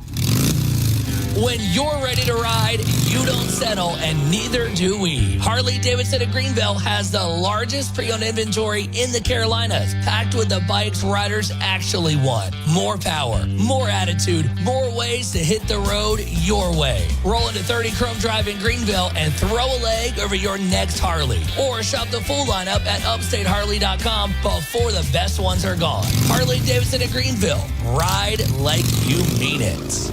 Leave your tent at home and enjoy Clemson football game day in style. Introducing the Stacks, the newest premium tailgate experience for Clemson football. Live music, friends, and food, all just steps away from Death Valley. The ultimate game day experience with setups from 10 to 100 and parking included. The Stacks make your Clemson Saturdays unforgettable. The Stacks. Reserve your spot today at ClemsonTigers.com. Skin is deeply personal, which is a strange thing to say about something that everyone can see. It can affect how we move through the world and how much of ourselves we feel ready to show. I'm Dylan Marin, and I'm hosting Skin Queries, a podcast from iHeartRuby's studio where we talk to people about what it's really like to live with a skin condition. Listen to Skin Queries on America's #1 podcast network, iHeart. Follow Skin Queries and start listening on the free iHeartRadio app today. Not all kids with crooked teeth can afford braces. Luckily, there's donated orthodontic services from the American Association of Orthodontists. Kids who qualify can be matched with a volunteer orthodontist. Visit aaoinfo.org. Hey, this is Hayes Davenport. And Sean Clements. We host the podcast Hollywood Handbook. Every episode, we're trying to help our guests improve their careers by mainly focusing on how they can help us improve our careers. The show's famously super accessible, so you can easily jump into any of our 650 episodes and understand what's going on. We recommend some of our recent episodes with Ben Stiller, Danny McBride, Riz Ahmed, and Mary Steenburgen. Listen to Hollywood Handbook on America's #1 podcast network, iHeart. Follow Hollywood Handbook and start listening on the free iHeartRadio app today. Hi, I'm Jack Nicklaus. Golf was my game for decades, but now I'm focused on a new challenge, my heart game. I'm living with ATTR-CM, or transthyretin cardiac amyloidosis, a rare and progressive heart condition. I take Vindamax, the only once-daily pill that helps slow down ATTR-CM to help patients live longer and reduce heart-related hospitalizations. Vindamax tafamidis is a prescription pill taken once a day to treat adults with ATTR-CM to reduce death and hospitalization for heart problems. Tell your doctor about all your medications, medical conditions, and if you have liver problems, are nursing, pregnant, or plan to be. There are no known side effects with Vindamax. For prescribing information, call 1-877-278-9632. Learn more at Vindamax.com. In health and in golf, it's important to manage your game. Take charge. Be informed. Ask your doctor about ATTR-CM and Vindamax. And tell them Jack sent you. Sponsored by Pfizer. The Upstate's home team is back in action August 4th through the 9th. So get ready for more exciting action, memorable moments, and the best entertainment value in the Upstate. Lock in your seats now at greenvilledrive.com. I love days like these at the pool, but my moderate to severe plaque psoriasis can sometimes take me out of the moment. I'm ready to make a splash with clearer skin thanks to Skyrizi, risankizumab Riza. Skyrizi is a prescription-only injection for adults who are candidates for systemic or phototherapy. At 4 months, most people saw 90% clearer skin when measured from head to toe, and many were even 100% plaque-free. People also saw significant improvement in psoriasis symptoms of pain, redness, itching, and burning. Don't use if allergic to Skyrizi. Serious allergic reactions, increased infections, or lower ability to fight them may occur. Before treatment, get checked for infections and tuberculosis. Tell your doctor about any flu-like symptoms or vaccines. Now there's nothing on my skin thanks to Skyrizi, and that means everything. Ask your doctor about Skyrizi, the #1 dermatologist-prescribed biologic in psoriasis. Visit Skyrizi.com or call 1-866-SKYRIZI to learn more. This summer, be part of something bigger and help change the world. Realize the Dream is calling on you to take action and help us reach 100 million hours of service by Dr. King's 100th birthday in 2029. Whether you have an hour, a day, or weekend, every act of service matters. Volunteer at a local shelter, mentor a young person, clean up your community. Whatever you do, make it count. Visit realizethedream.org and make this a summer of service that transforms lives, including your own. Were you born from 1945 to 1965? People born during these years are 5 times more likely to have hepatitis C. But most people don't know they are infected. So even if you try to eat right, exercise, and take care of yourself, you can still have hepatitis C, a serious liver disease that often has no symptoms. In fact, people can live with hepatitis C for decades without feeling or looking sick. But over time, hepatitis C can cause serious health problems, including liver damage, liver failure, or even liver cancer. Getting tested is the only way to know if you're infected with hepatitis C. That's why the CDC recommends everyone born from 1945 to 1965 get a blood test for hepatitis C. Treatments are available that can cure this disease. So talk to your doctor about getting tested. It could save your life. A message from the CDC.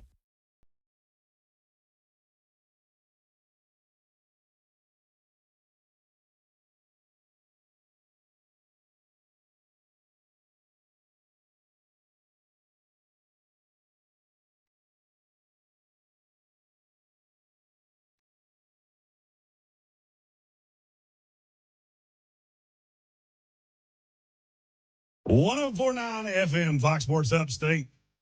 It's overtime with the NFL draft nerd, Jeremy Greene, Trey Falco. Brought to you by Ingles Markets. Find them online, ingles-markets.com.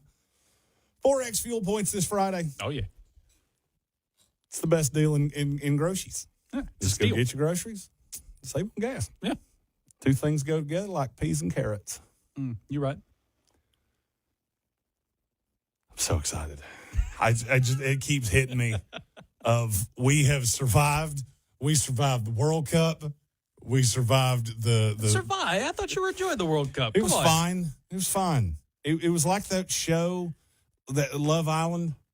I'm familiar. I know what you're talking Would about. I watch this if the other shows on television were on? No. But I have to watch something. So Love Island, it is? Oh, Love Island's one of my guilty little pleasures of when I really need a reason to be angry at the world. Uh-huh. I like to watch that show and go, those two could conceive a half him and a half her.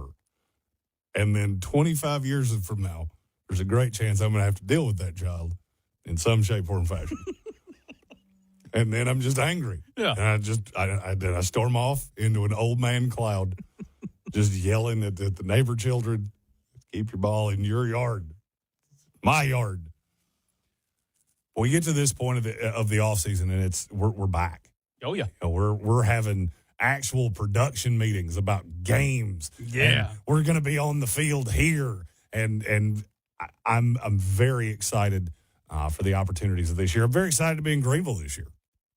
Able to talk to the people of Greenville and Spartanburg and Anderson and all the surrounding areas. Oh, yeah. Here in Greenville. I'm hoping at some point I will have a home here. That search is not quite going as swiftly as I had hoped, but we're getting there. Staying in a different area of town tonight. We shall see. Getting to experience all of Greenville. Well, I keep running into issues of I love this area, but I can't sleep because it's downtown or it's right off Stone or, I'm one of those people, I do not sleep well. I get something on my mind, and until it is resolved in my head, there will be no rest. And unfortunately, I do that a couple dozen times a day. And some days, you don't get to the finish line on enough of them, and then you're just awake. Yeah. Which is what happened to me last night.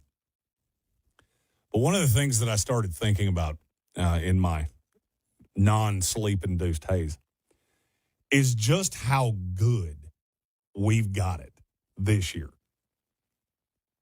There was an article out last couple days of 31 teams that could make it to the college football playoff.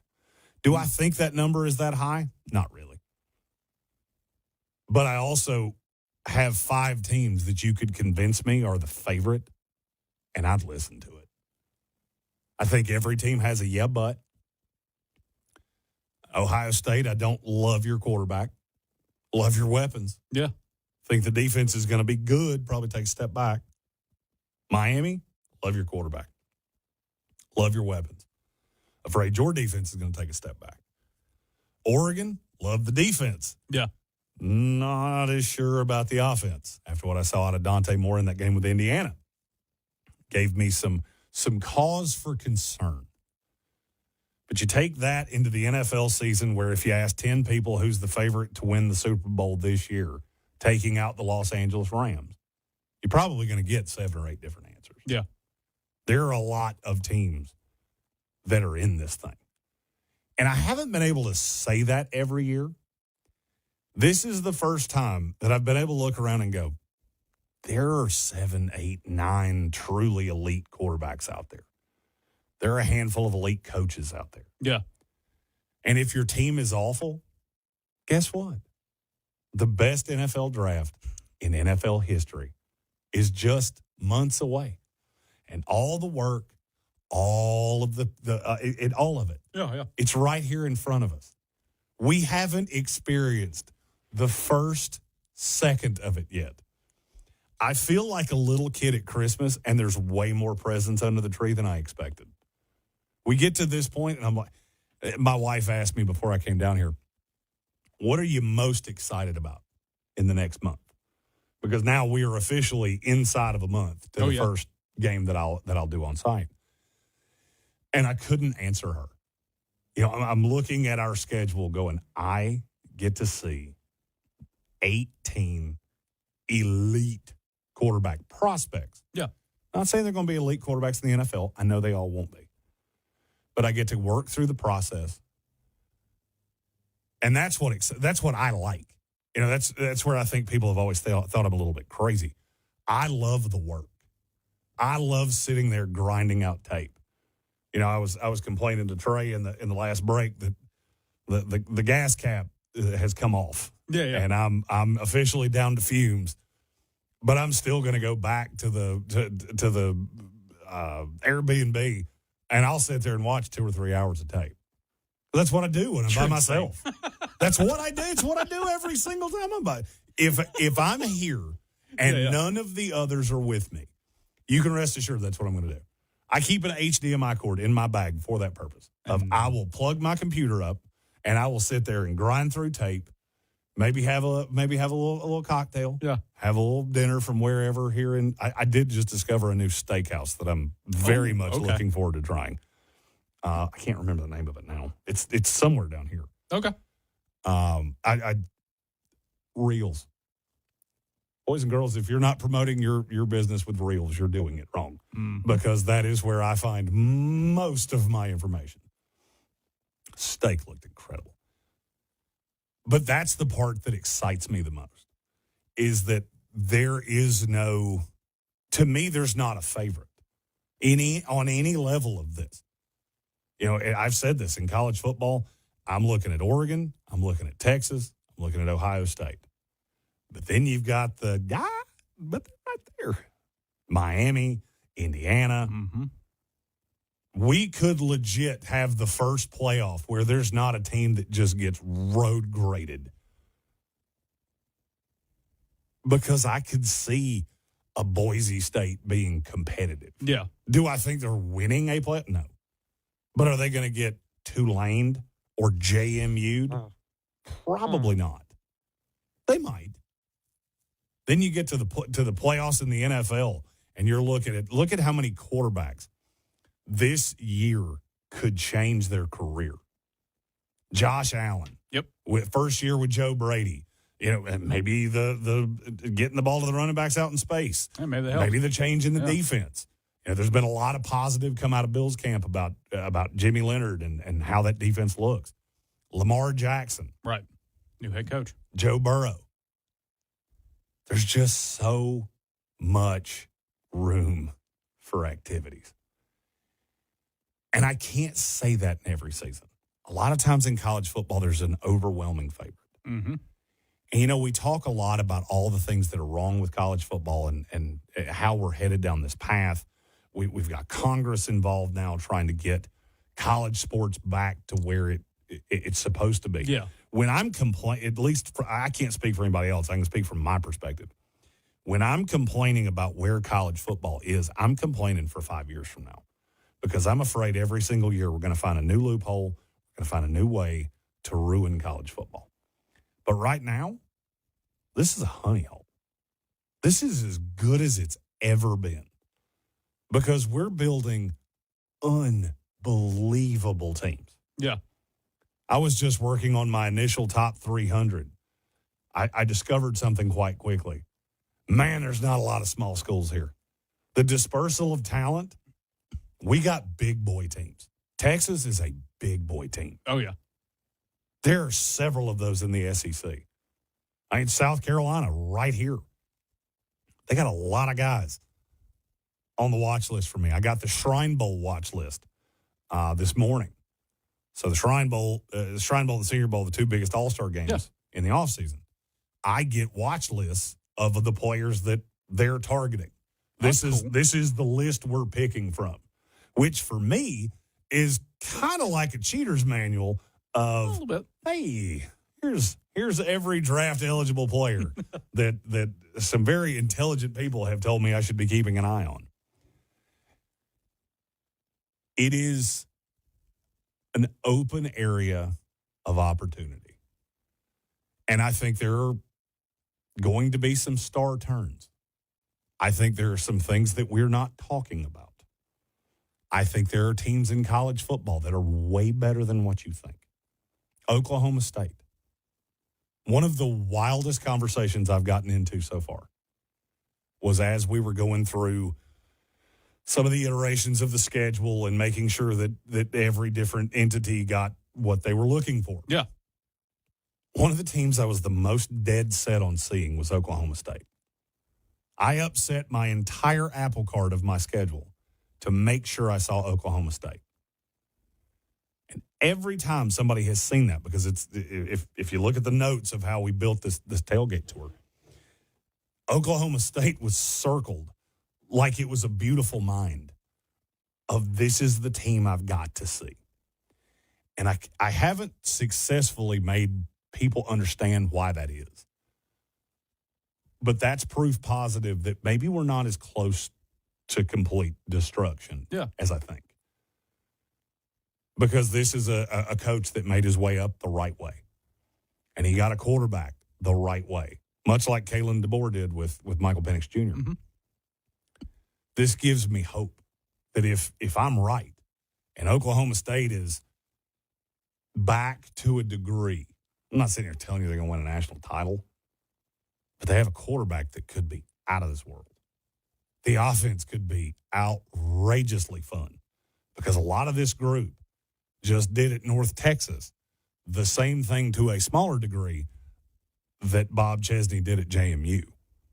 They wound up in the playoff. North Texas didn't. Yeah. But it was much closer than you think.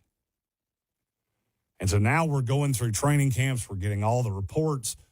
Tomorrow on both of the shows, we are going to talk about the good, the bad, the ugly that has come out of training camp.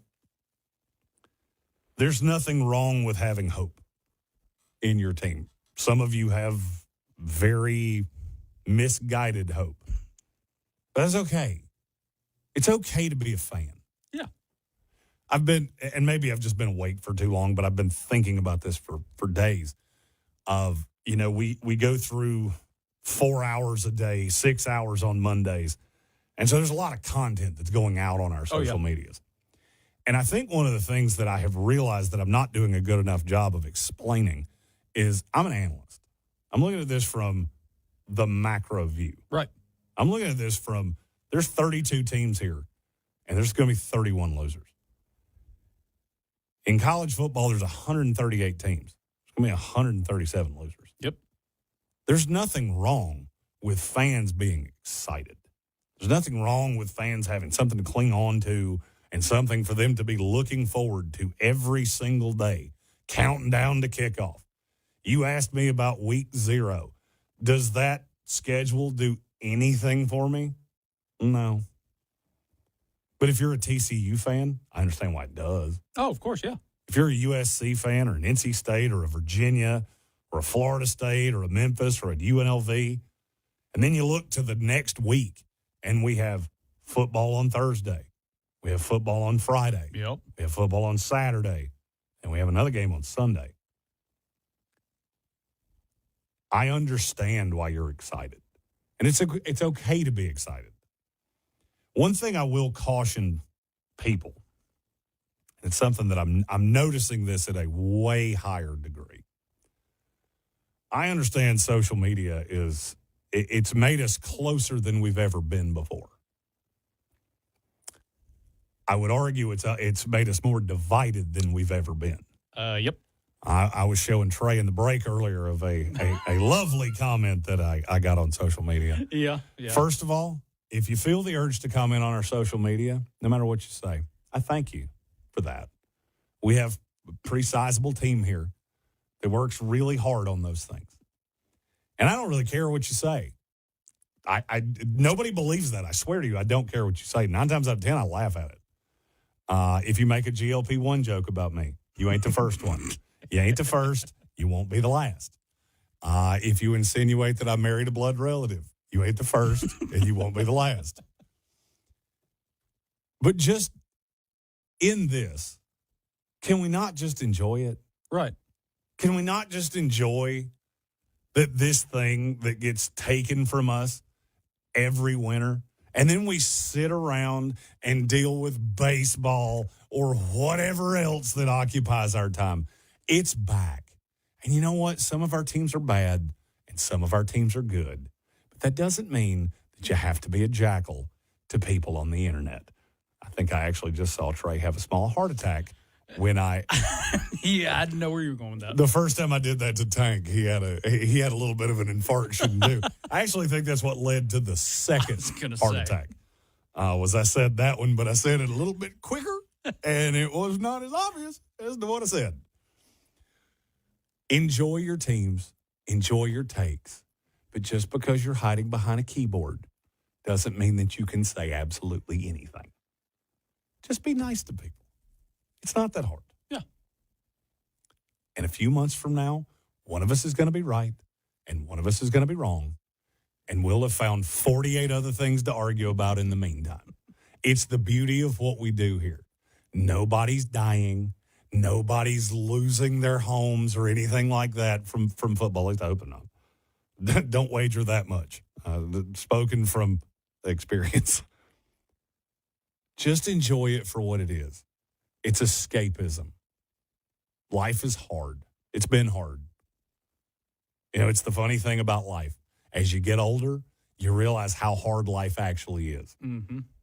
You know, Trey's 2 little ones are around the studio today. And I look at them sometimes and I go, man, I wish I had that same sunny disposition about the way the world is and how everything in life is. Right. But at the end of the day, we're just talking about sports. It's not that. It's not life or death. It's none of that. And I say this, I do a version of this diatribe every single year. Because as we get closer to the season, I notice that people get a little bit mouthier. And I also notice as time goes on, a lot of those people fall by the wayside. Yeah. And there is absolutely no repercussion to you whatsoever. And so I will give a little warning. I have a repercussion. We've done a segment on every show I've ever done called Troll Patrol. So if you're good enough to hit that side, just understand we have a really good research department and we can find out a lot of stuff. And I was a comedian for almost a decade. I've had people hurl things at me that are some of the most unfathomable things, some of the most unbelievably unconscionable, horrible things that people have yelled at me. And I'm very quick-witted. So just remember, when you have all these little yucks, there's a guy on the other side that's got some too. But above all else, just enjoy it. It's back. In less than 36 hours, we will be watching actual NFL football. Now, is it going to be good? No. No, it's going to be awful. But it's the uniforms. But it's helmets, and it's jerseys, and it's pads, and it's cleats, and it's all of those things. And it will ramp up to the point of in just a few short weeks, we will have one completely jam-packed full week of college football. Then we will have another pretty jam-packed weekend of college football, leading into a week of NFL football. And so all of the talks, all of the things, all of the segments that we've done to get to this point, it's back to the good time. Yeah. Where we're not talking in hypotheticals, we're not talking in conjecture, we're talking about actual NFL football. And I, for one, can't wait for every bit of it. He's Trey Falco. I'm Jeremy Greene. Check us out tomorrow, iHeartRadio app, 3 to 7 with the all-inclusive Sportsocracy, 3 to 5 in Asheville, 5 to 7 here in Greenville. Phone lines will be open tomorrow at 5 o'clock.